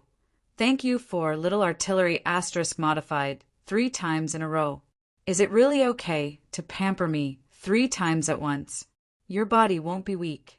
In short, serving tea to the capitalist forces and rubbing their legs for the New Year's special service. PS3. The progress of the last update is 16/30ths. There are still 14 chapters left. So now it's 14 plus 8 is equal to 22 chapters. Why is it 8 and not 6? I won't tell you about the existence of strange transactions. PS4. 22 chapters. I will try my best. So this year, please give me more advice. Cough, cough. Advice. Chapter 1348. The answer from the old man made Miss Maid slightly surprised. Under the situation where her master blocked her perception, it was difficult for her to make the most accurate judgment based on the current information. Boss Luo seemed to like to see the appearance of something that could embarrass Miss Maid and then make a puzzled expression. He still didn't have any intention to release the shield. Of course, he was like that himself. It was like a small game played by couples, where they looked at each other and competed to see who couldn't hold back their laughter first, or who couldn't help but blink first. Maybe it seemed a little unrestrained, but after the origin behind the club granted them the true meaning of immortality, they probably had the capital to be unrestrained. Quietly looking at Miss Maid's rare, thoughtful expression, Luaccio couldn't help but want to take out the camera to take a good picture of her at this moment. But he was afraid that he would miss this rare moment if he fiddled with the camera. Or let his eyes remember. You are the reborn consciousness of Cain. This was the question ye asked after thinking. She seriously looked at everything about the old man in front of her. The old man nodded and then slowly said, Originally, when I was passing through the dimensional crevice, I encountered an unprecedented terror. Now, I have almost lost all my memories of that period. I only vaguely remember that terrifying name, Void Azura. Void Azura? Luaccio thought he had met the creature of Void Original Demon, and the core material of the reconstruction of the club's Black Soul envoy's body was the source of foreign body, extracted from this creature. The current me knows nothing about Void Azura. The old man shook his head. The original me fell into this subworld. Fortunately, this subworld also had the legend of me, so the original me exhausted the last of my strength to embed me into part of the history of this world, and then completely disappeared. As for the current me, I was born from this part of history, and I inherited part of the original me's knowledge and memory. Of course, I also inherited the memory of the transaction with you. Come to think of it, this part of the memory was left behind because the original me felt that it was necessary to remember it, right? However, the current me doesn't know if the original me deviated or hid anything when I left it behind. Old man, when Cain said this, Boss Luo understood what was going on. Cain's reincarnated consciousness was theoretically similar to Nan Xiaonan and 24's experience. In fact, Both of them were guests from another world. So you're actually also exploring the world's end? Luocho asked curiously as he thought of the ultimate goal of these individuals who had broken through the limits of various subworlds. The old man, the current, Kane gave a definite answer. While figuring out the old man's identity, the boss and the servant girl also followed his footsteps and went deep into the end of the cave, a mud hut that looked quite shabby. But before they arrived, there were already other people here, the descendants of the ancient race who lived in the past, a woman who looked like she was about to give birth, and her man. When the man and woman saw the return of the old man, they quickly came forward and thanked the old man. After expressing their gratitude, the man supported the pregnant woman and left. From the beginning to the end, they acted as if they didn't see any unfamiliar guests. In this past, I acted as a kind of person, a kind of guide. After the man and woman left, the old man smiled slightly and said, I taught them about childbirth, life, and some small knowledge. Usually, if they encountered any difficulties, they would come to me. Luocho said with interest, like the role of the wise man in the village. I've just lived a little longer and seen a lot more things. The old man said rather casually, although the long river of time can't increase the original intelligence of an individual, or even if the increase is quite small, only knowledge can be accumulated endlessly. Aren't you curious about me? Luocho asked suddenly. After recognizing the servant girl's identity, the current king didn't ask about the other person, Luocho's inclination, which made Luocho more interested. The old man just smiled slightly and said, It's not the time to be curious, right? I want to entertain the two of you, but I need you to completely understand the past here. Otherwise, I think we can only talk. In fact, it was like a screen. Luocho and the servant girl were always in front of the screen, and the past was the content of the screen. Kane was the main body of the screen. The past here is actually a world in the consciousness of Kane. Because it was fictional, it was completely different from the life in the pit of corpses described in the animal skin diary. The path of the escapees from the farm who lived in the pit of corpses was also completely different from the life in the screen. Luocho didn't hesitate at all. After lifting the servant girl's hand, he slowly took a step forward. This step was like breaking through a layer of invisible membrane, and he and the servant girl entered the world of the screen. There was no change at all, but in this past, he and the servant girl already existed. As if feeling this existence, the present Kane began to slowly boil water to brew tea in the mud hut. Try these. According to the memories of the original me that I inherited, these tea leaves came from a rare plant in a world that was almost covered by the sea. Of course, it doesn't exist, but this is only the world of consciousness. So if it's the taste, it should work. Just as Kane began to brew the tea, the servant girl flicked her finger slightly, and a black flame formed a few words in front of Boss Luo. Soul, power. Luocho immediately understood the hint from the servant girl. Power was the thing that the former Kane traded, and soul was the thing that the former Kane gave. But Luocho didn't see Kane's name in the account books of the customers who hadn't arrived yet. As for the account books that recorded countless transactions, Boss Luo hadn't continued to look at them for a while. At most, he would just look up when necessary or randomly flip through a few pages when he remembered. Whether it was the former Kane or the club, the transaction between them had been completed. When the former Kane accidentally fell into this subworld and died, his soul had been automatically entered into the account book through the contract. This was probably before Luocho took over the club. As for the current Kane, it could be said that the current Kane and the Kane that had completed the transaction were two different entities of consciousness. Even though the current Kane had the name of Kane and even inherited a lot of Kane's memories, its essence was more like an incomplete copy.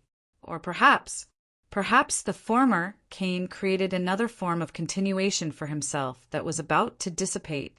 It had consciousness but didn't have a soul, yet it could think on its own. Luocho was more inclined to think of the present Kane as a program that had the same thinking pattern as the former Kane, part of his memories, and then carried out complicated calculations under these predetermined settings. Strictly speaking, the present Kane was just a fake. He couldn't help but think of the soul engineering that was born in a destroyed subworld that Miss Maid had mentioned before. After tasting the tea from another subworld, Luocho glanced at the little vengeful spirit hiding behind Kane.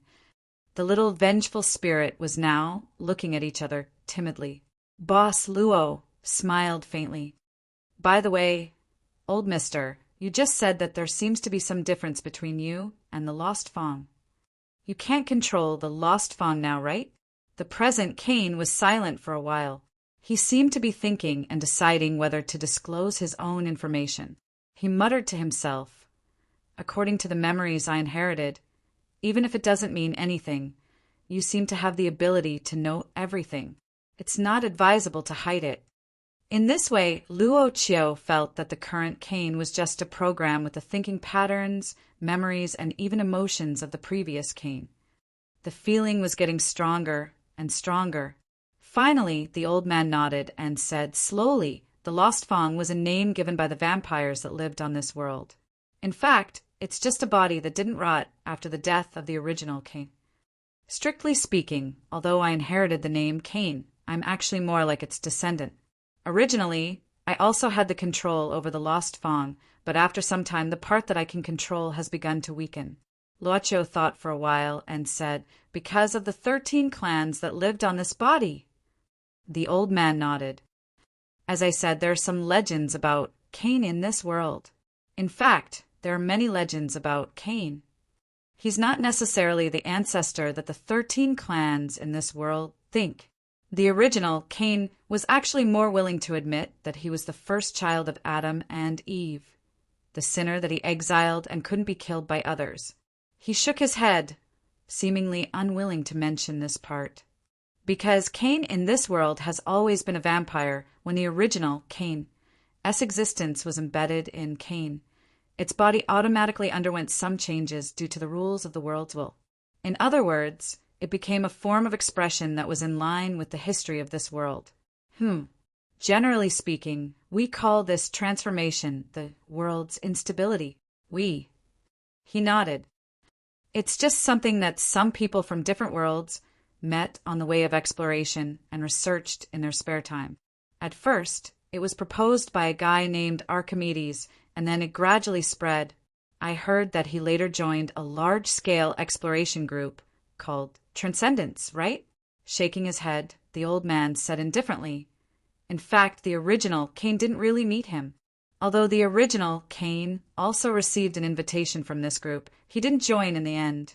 In fact, from my point of view, maybe the original Kane should join a group, because maybe this way, when the original Kane encounters that great horror, he won't be in danger of dying. In contrast, you might not appear," Luocho said softly. "If he exists, you won't exist. Are you willing?" The old man said indifferently, "I heard that you are very good at making others fall into difficult choices. It seems to be true." "I'm sorry, I'll be careful," Luocho said apologetically. The current Kane shook his head and didn't mind. Instead, he continued the previous topic. Among the 13 clans, there's a ritual called Sacred Blood. Through this ritual, they want to awaken the consciousness of the Lost Fong because they believe that the ancestor isn't dead but just asleep. Because the Lost Fong is alive, at least its body is still alive. They succeeded, Luocho said coldly. The old man sighed. You can say that, for many years, the endless blood that was injected into the Lost Fong through the Sacred Blood as consciousness contained too many distracting thoughts. These distracting thoughts included the desires and hopes of the vampires from the 13 clans, as well as the hatred and despair of being sacrificed. In the end, all the distracting thoughts merged into a new consciousness. Not only does it share the original self, as remnant like me, but because it was created by the original vampires of this world, it is even more in line with the Cain S-form in the legends of this world. Counting the time, the next Sacred Blood ritual of the 13 clans is about to arrive, right? To be honest, if this ritual happens a few more times, Maybe I'll be devoured by it. After all, compared to me, it's closer to the unstable state of this world. Another newborn body of consciousness. The old man smiled bitterly. It's asleep. It's also because it's asleep that I can slightly control the current lost fawn as body. It's probably because it's too close to the legends of this world. Like the vampires, it likes to sleep. Through sleeping, it can integrate the distracting thoughts in its body and make itself purer. Basically, as long as I don't show any signs of fighting with it for the lost fawn, and just move my body a little, it won't care about me. After all, compared to it, I'm too weak. Do you plan to continue like this until it becomes stronger and then devour you? Boss Luo smiled and asked softly. Cain smiled bitterly. I didn't pay attention at all. You still gave me the choice. Chapter 1349. He remained silent after hearing Boss Luo's question. Luocho wasn't in a hurry. Basically, he would be patient with every choice he made. The waiting process wasn't long. You, all of you, what help can you give me? Cain asked slowly. What do you want? Luocho asked softly. He fell into deep thought again. He was like a statue that had existed since ancient times. He didn't move, not even the slightest expression on his face. The existence of the past also slowed down. Everything in front of him seemed to degenerate from high resolution to low resolution, and then became blurry and rough. Only the small, vengeful spirit didn't change. Luocho knew that the pit of corpses outside the cave was also in the same situation. Other than the vengeful spirits of the mutated children who died, everything here was the result of a calculation in Cain's mind. When it focused most of its attention on thinking about a certain problem, it naturally couldn't take into account the natural changes of the past. After a long time, Cain seemed to be alive all of a sudden. He raised his eyeless face and faced Luocho. His sunken eye sockets were like black holes, but Luocho could see that in the depths of these black holes, there was something that wanted to emit light. It was like a spark that lacked oxygen. Actually, all these years I've been thinking about why the original self wanted me to be born. Cain pressed his hands lightly on the table. Through this touch, the blurry surroundings gradually became clear again. I think maybe it wants me to inherit its legacy. Cain paused for a moment, as if he was trying to think of a more reasonable word to use. Perhaps, from the memories I inherited, there was a hidden command. It wants me to complete what it hasn't done yet. Explore? Luocho nodded. Cain nodded, then pointed at his head and said, Most of the knowledge I have stored here is related to this. Apart from that, there isn't much else. In fact, if it hadn't left behind the name, Cain for me, perhaps even if I was born, I wouldn't have known who I was. In fact, who am I now? I've always wondered. Cain shook his head. This doubt has always made me want to avoid the commands contained within the knowledge in my mind. Then, a new question appeared in my mind. What am I? So, you never left this place.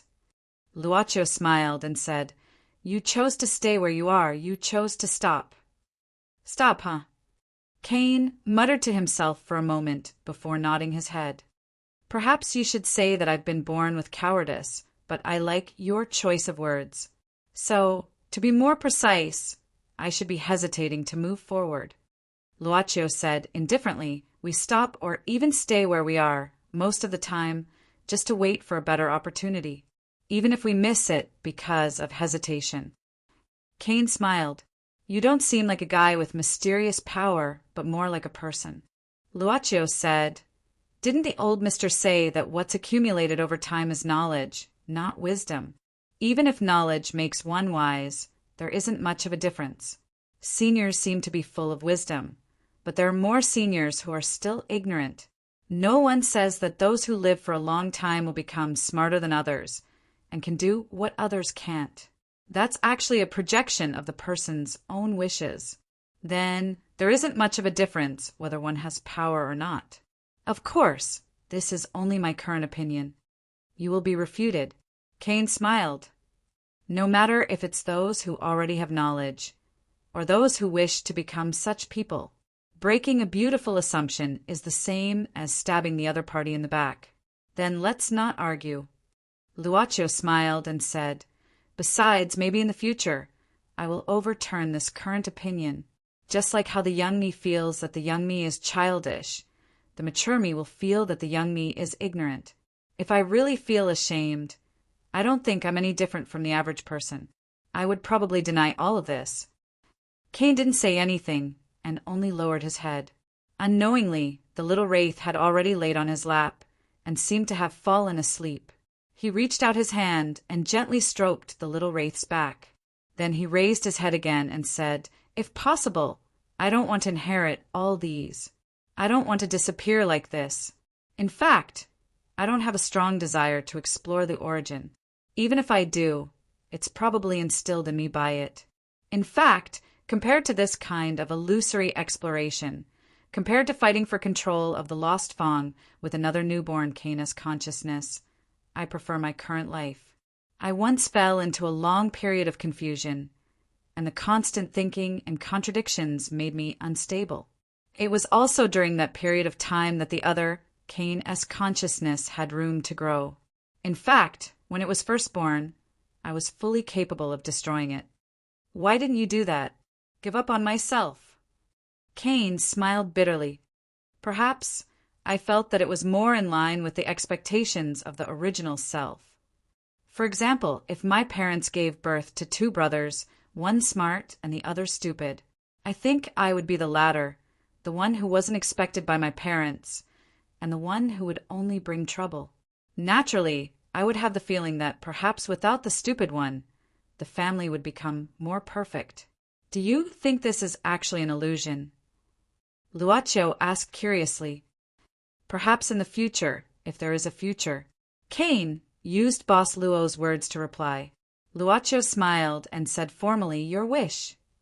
Cain rubbed the little vengeful spirit's head and said softly, "I don't know if they will grow up one day." Only here, Cain opened his mouth and smiled bitterly. He said, self-deprecatingly, "It seems that I don't have much purchasing power, but thank you for not turning a blind eye to my poverty. In fact, I think I really don't have anything to trade. I'm just a fake. According to the knowledge I inherited, I don't seem to have much value." Boss Luo didn't say anything.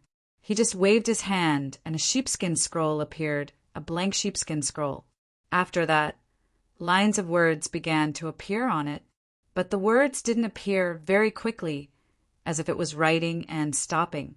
Yu Yi knew that this was her master drafting the contents of the contract. Normally, the contents of the contract would be automatically generated after both parties discussed.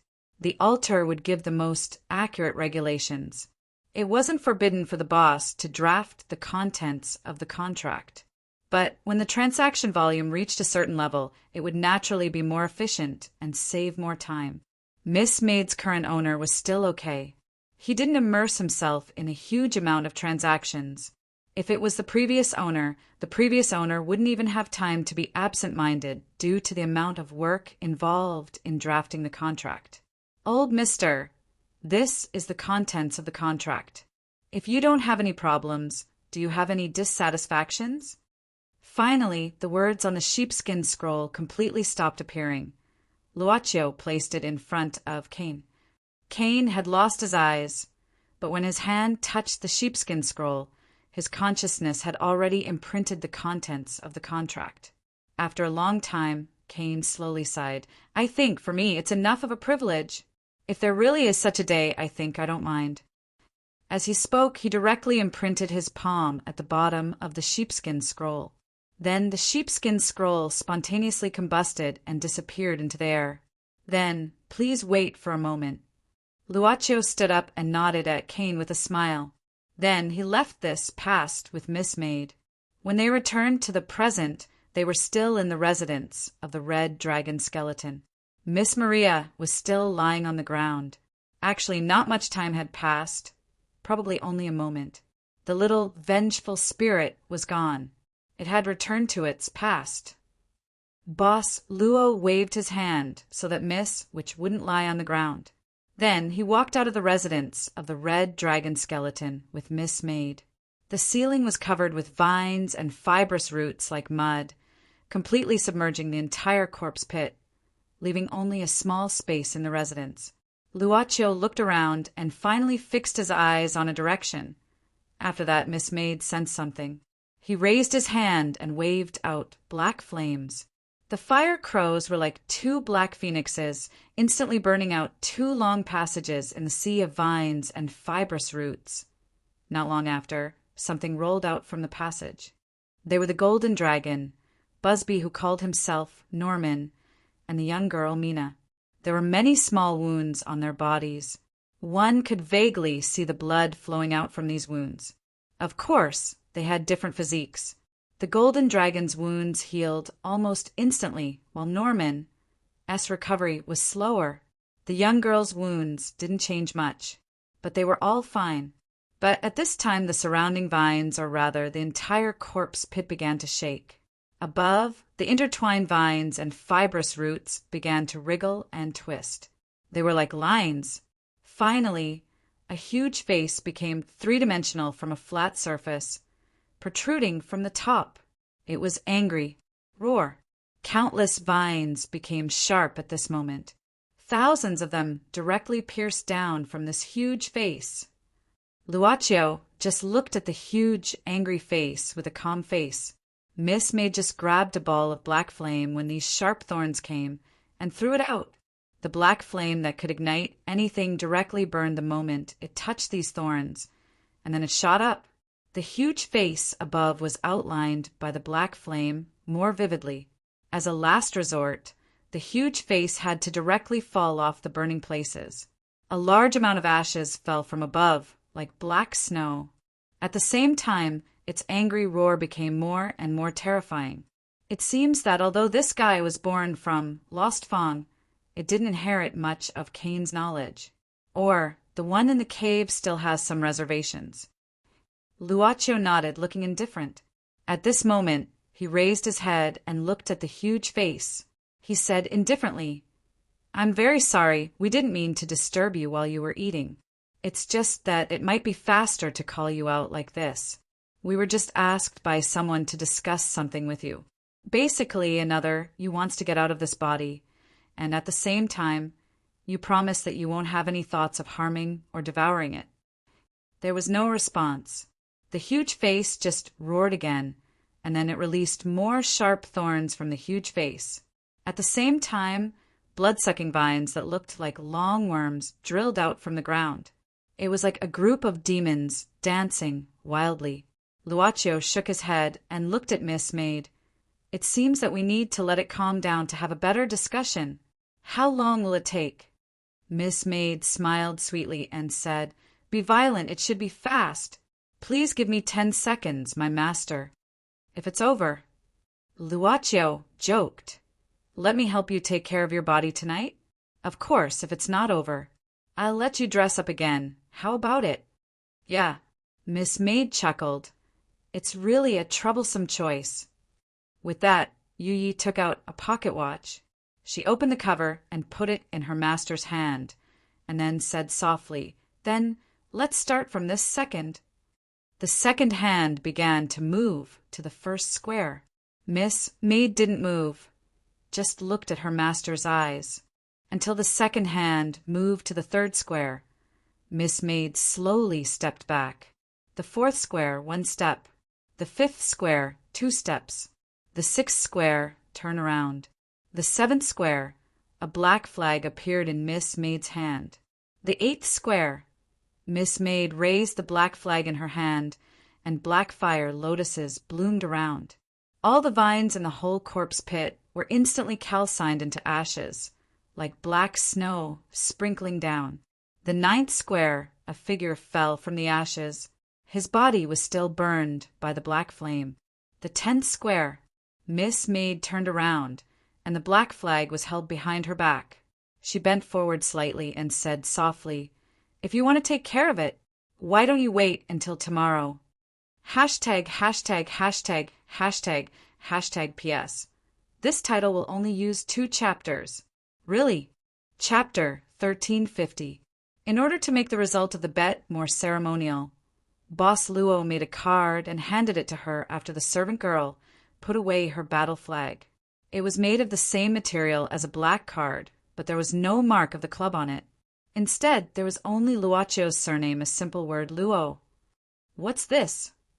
Miss Maid was obviously surprised. Boss Luo smiled and said, "Your reward. You can exchange it with coupons. No matter when, no matter where, when I burn it, I'll fulfill my promise to you." She directly put away the Luo card and whispered, "Then I'm even more reluctant to use it. I really want to collect a lot of these cards and string them together like a necklace made of shells." Luacio smiled. The ceremony was completed, and the next thing was to deal with the business. Now, all the vines in the deep pit of corpses had been removed. Of course, for the lost fangs that grew all over the 13 clans' territory in the inhuman territory, the amount of vines in the deep pit of corpses under the crack of the Tordo clan was obviously not enough to hurt the lost fangs. Boss Luo and Miss Maid walked side by side to the figure that fell from the black flame. It had completely turned into charcoal. At least, that was what it looked like from the outside. But soon, this piece of charcoal suddenly cracked open.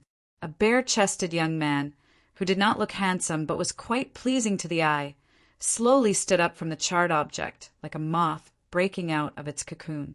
This man had a 60% to 70% resemblance to the reborn consciousness of Cain in the past cave. The only difference was that the one in front of him was obviously young and upright. A chaotic aura slowly spread out. Luacio saw a lot of different lights in this man's eyes. His pupils were like bubbles that were constantly condensing and then bursting. It was extremely complicated, like a kaleidoscope. However, it was clear that his rampage had been suppressed. The one in the cave had said that the consciousness of the other, Cain, was an amalgamation of the prayers, hopes, and the resentment of the sacrifices of the 13 clans over the years. It was a bit like the dragon's calamity that appeared during the Mount Tai incident. Usually it was more in a deep sleep. Through deep sleep, it purified the messy consciousness. Because it contained too many materials, the consciousness born from the sacred blood ritual of the 13 ancient clans was like a person with many personalities, and these personalities were awake all the time. Of course, only the instinct of the vampires was common, probably only when it was eating it, or they would become quieter. Still, it was quieter now, probably because it felt the threat of death. Hence, the chaotic and not completely unified consciousness would come to an unprecedented tacit understanding in the face of such great danger. "Who are you?" After he became quiet, his voice was like a combination of many voices, from male to female. Luacio smiled and said, "Seems like we can talk more smoothly now. Do you still remember what I said before?" The man frowned. His eyes were filled with fear. At the same time, he frowned and said, You were hired by that guy to deal with me?" "Actually, I don't plan to do that." Luacio shook his head. "To you? You have more power over the lost Fang than it, and it just wants to get away from all of this. In fact, maybe you can see 2 parallel lines." The man sneered. "That guy has more knowledge about Cain than I do. If I let it out of my sight, once it wants to deal with me, I will be very passive. Also, when it says it wants to get away from all of this, do you believe it?" Luacio looked sideways and said, "Suspicious personality, which branch of the 13 clans did it come from?" "Norfeller." The man said subconsciously, then suddenly became frightened. Why did he give such a simple answer? "Norfeller." Luacio nodded, then snapped his fingers and said with a smile, "How about now? Do you feel better now?" The man, this new consciousness born from the sacred blood ritual of the 13 clans, suddenly widened its eyes and didn't know what to do. Voice. In its consciousness, there were a lot of different voices, different wills, different thoughts, even different personalities. They were like a pot of the best ingredients, but all of them were put together to stew.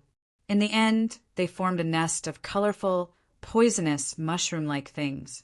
But at this moment, it could feel that one of the main voices in its consciousness disappeared, and an unprecedented feeling of comfort made it stunned on the spot. "You, what did you do to me?" Luaccio said, "I just temporarily blocked some of the voices that made you uncomfortable. That was also my suggestion. We were asked to come here by someone else. Now, if you agree, we will help you to unify those discordant parts in your consciousness. This is a trade. What do you think?" The man was silent, then it showed a hesitant expression. In the end, when all kinds of different voices began to sound in its head again, it had no choice but to hold its head in pain, like a madman, and revealed a ferocious expression. "You were born because of the legend of Cain in this world." Luaccio's voice became more and more ethereal. The voice penetrated the countless chaotic wills in its consciousness and directly reached the source of its thoughts. "In my view, you are a unique individual. You don't need to inherit too much of Cain's original memories. You also don't want to become the next Cain. Perhaps you can't completely accept the memories from Cain, and in the end it will cover your present and become a strange you. Will you be able to see it?" It clenched its teeth as if it was going to break them, and its eyes turned blood red. Luaccio continued, "Even if you don't have more of Cain's knowledge and memories, the fact that you will completely control Lost Fang will not change. Do you still want to hesitate? She's lying to you. Don't believe her. Tear her apart. Suck her blood dry. You will become even more powerful. You can consider agreeing to her first. Agree to her and then betray her. I've fallen in love with her. How can there be such a perfect woman? The one beside her is also perfect. I want to have them. How can I blaspheme this beauty? They should be protected and protected. Blood, blood, blood. Too beautiful. Is this the feeling of being moved? You must devour that guy. Then you will be complete. You will become a true ancestor. Stop talking." Finally, after a loud roar, it seemed to have collapsed, and its entire body seemed to be dispirited and listless. It panted and bowed, but then slowly raised its head and said with difficulty, "I agree to your conditions. As long as you can solve my problem, I can guarantee that from today onwards, I will never have any ideas about that guy again." Luaccio opened his hand slightly and smiled. "That's great. I prefer this kind of method of solving problems through negotiation." A sheepskin scroll was slowly opened in front of it, and Boss Luo said slowly with his usual voice, "Agreement, Nyarong, will help you solve the problem of consciousness disharmony and unify your consciousness. But at the same time, you need to promise that you will never trouble another consciousness. You can have thoughts of hurting or devouring it, but you can't put it into action." "I agree." It just quickly glanced at the sheepskin scroll. Immediately. "Make them stop. Make them disappear. Please don't rush." Luaccio smiled slightly. "Since you have understood the content, then the next is the punishment. This agreement is between both parties. At the same time, there is another restriction. You can't really hurt it. And it is the same after successfully escaping. It can have thoughts of revenge, but it can't do it. Once one of you violates this principle, the punishment will be, you will be in a worse state than before. Think carefully. The binding force of this agreement is something you can't resist. Once you sign it, you can't violate it. I will give you time to consider." "How long do you want?" It just wanted to stop the pain that had been tormenting it since it was born. "Consider? Consider." It stared at the words on the sheepskin scroll. It didn't know any of these words, but it knew the meaning of each word. "No need to consider. I agree." It directly pressed its palm on the sheepskin scroll. It almost didn't hesitate. The sheepskin scroll with the mark started to burn and then disappeared.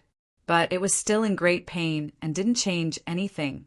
Because of this, its original rationality was almost completely destroyed. "It doesn't work at all. You are lying to me. You are looking for death." Ah! Its eyes were completely crazy. It saw those vines that had been burned to ashes at this moment were crazily growing out from the ground again. The vines were dancing like a group of demons. But at the moment when these things were most active, its roar suddenly stopped. The whole world seemed to be quiet in an instant. It was still holding its head, but its face suddenly became blank. It opened its mouth, slightly. Little by little, it let go of its hands, feeling that the world had never been so quiet. It was so quiet that it seemed to hear a ringing sound in its ears. It was too quiet. It had never been so quiet. In its consciousness, there was only one thought now, a thought that was completely its own. It no longer felt the endless desire of the 13 clans in the blood, nor could it hear the call and worship from the blood. It slowly covered its face with its hands, its lips trembled, and suddenly knelt on the ground. It felt that the world had never been so beautiful. "How do you feel?" Luocho asked in a low voice. "Great," it said subconsciously, "unprecedentedly good." As it spoke, it stood up little by little. After it no longer had that violent feeling, it looked a little different. How can I thank you for this? What should I do to express my joy to you at this moment? Just abide by the agreement," Luocho said with a smile. "Of course," it nodded. "How can I not abide by it? It really makes me so good. Look." At this time, the pit of corpses suddenly shook violently, and then a huge crack broke out from it. Then a huge black shadow slowly stretched out from the crack. It was a huge palm. It was even bigger than the golden dragon when it unfolded its body. "Oh, it can already move its body freely?" Luocho looked up and glanced at it. Maybe what it said is true. Compared to it, Lost Fong seems to accept you more. It's just that it can't coordinate all the wills in its consciousness, so it can't move every part of its body well. But now, it smiled slightly and opened its hands. The ground shook even more violently. "Look, this is a power that can break the limit of the world, and even be able to travel freely in space and time. Immortal and indestructible. Although, all these years, the 13 clans have only recovered a very small part of its vitality through the sacred blood ceremony. But I think, as long as there is enough blood of powerful creatures, one day it will be as strong as before." Luocho said casually, what Cain wanted to do in the past was to explore the end of the origin. If its power can be restored to its original level, it should be smoother. "Then I wish you success." It suddenly said at this time, "Wish you success? No. Why don't you become a part of me? When I reach the end, all of you, share the incomparable joy with me." As it said, it suddenly stretched out its hand, and the huge palm that stretched out from the ground was doing the same at this time. The palm was too big. Even though it was moving at a very fast speed, it still seemed to be quite slow, pressing down. Seeing this, Miss Maid was expressionless. She waved her hand, and a black flaming phoenix flew directly to the huge palm that was slowly slapping down. But this palm was too big. The black flaming phoenix was extinguished directly under the huge palm like an ant. Miss Maid frowned slightly. Pseudo-eternal, indestructible body. It's the first time for me to encounter it directly. It's something that Cain once bought. After that, the battle flag appeared in Miss Maid's hand again. At the same time, the black and white maid costume turned into a tight light armor after the black flames flowed through it. She looked back directly at this time and said quickly, "It's still a little difficult for me to wear the work uniform." Actually, the work uniform looked better. Luocho didn't say anything, but he suddenly thought of one thing. The club's transactions always required the use of force. Some commissions would be more efficient if they were directly solved by force. Because of the existence of such transactions, the Black Soul envoys kept improving their abilities. Otherwise, the Black Soul envoys only needed to learn to attract customers more skillfully. As a shop owner, he often needed to use his lifespan to deduct. At this time, it was the best choice to let the Black Soul envoys do it for him. Therefore, Miss Maid chose to do it directly at this time based on the club's principle. All the staff would do things other than the transaction content. Having said that, Luocho grabbed her wrist from behind. "Master, this is my duty. Miss Maid shook her head. Luaccio suddenly pulled Miss Maid directly into his arms. The former one, maybe, but it's no longer the case for me. And I didn't intend to do it myself from the beginning. Miss Maid was still feeling the warmth in his arms, but the huge palm didn't stop. It even threatened the top. He didn't intend to do it himself? She was slightly stunned at the same time. At this moment, the speed at which the gigantic palm was descending seemed to slow down a lot. In the dark blue world, the surrounding rock walls and the soil, a large number of vines extended out and directly wrapped around the gigantic palm, firmly pulling it to a stop. In front of them, above them, an old figure appeared in front of Boss Luo and Miss Maid. It was the old man in the cave in the past, the first reborn consciousness of Lost Fong. It actually chose to protect us. Miss Maid couldn't help being surprised. It was reasonable to say that, as it inherited most of Kane's knowledge and memory, it should be very clear about the shop's ability. It's not to protect us. Luaccio shook his head. It only wants to protect the things buried in this deep pit. The skeletons of those children. Luaccio suddenly asked at this time, "Do you really think that its birth is a continuation of Kane?" Miss Maid frowned slightly. Luaccio said softly, looking at the two bodies of consciousness that were born one after another, "Do you think it's similar, the original legend of Cain, the perpetrator, and the victim, Cain and Abel?" Miss Maid's heart moved. "It is Abel." Luaccio smiled. "To be exact, it should be Abel, who was killed by itself in Cain's memory. It thinks that it's not real and thinks that it's fake because it's never Cain." John 1:3-12. Unlike Cain, who belonged to the evil one and killed his brother. Why did he kill his brother? Because his own actions were evil and his brother's actions were good. M.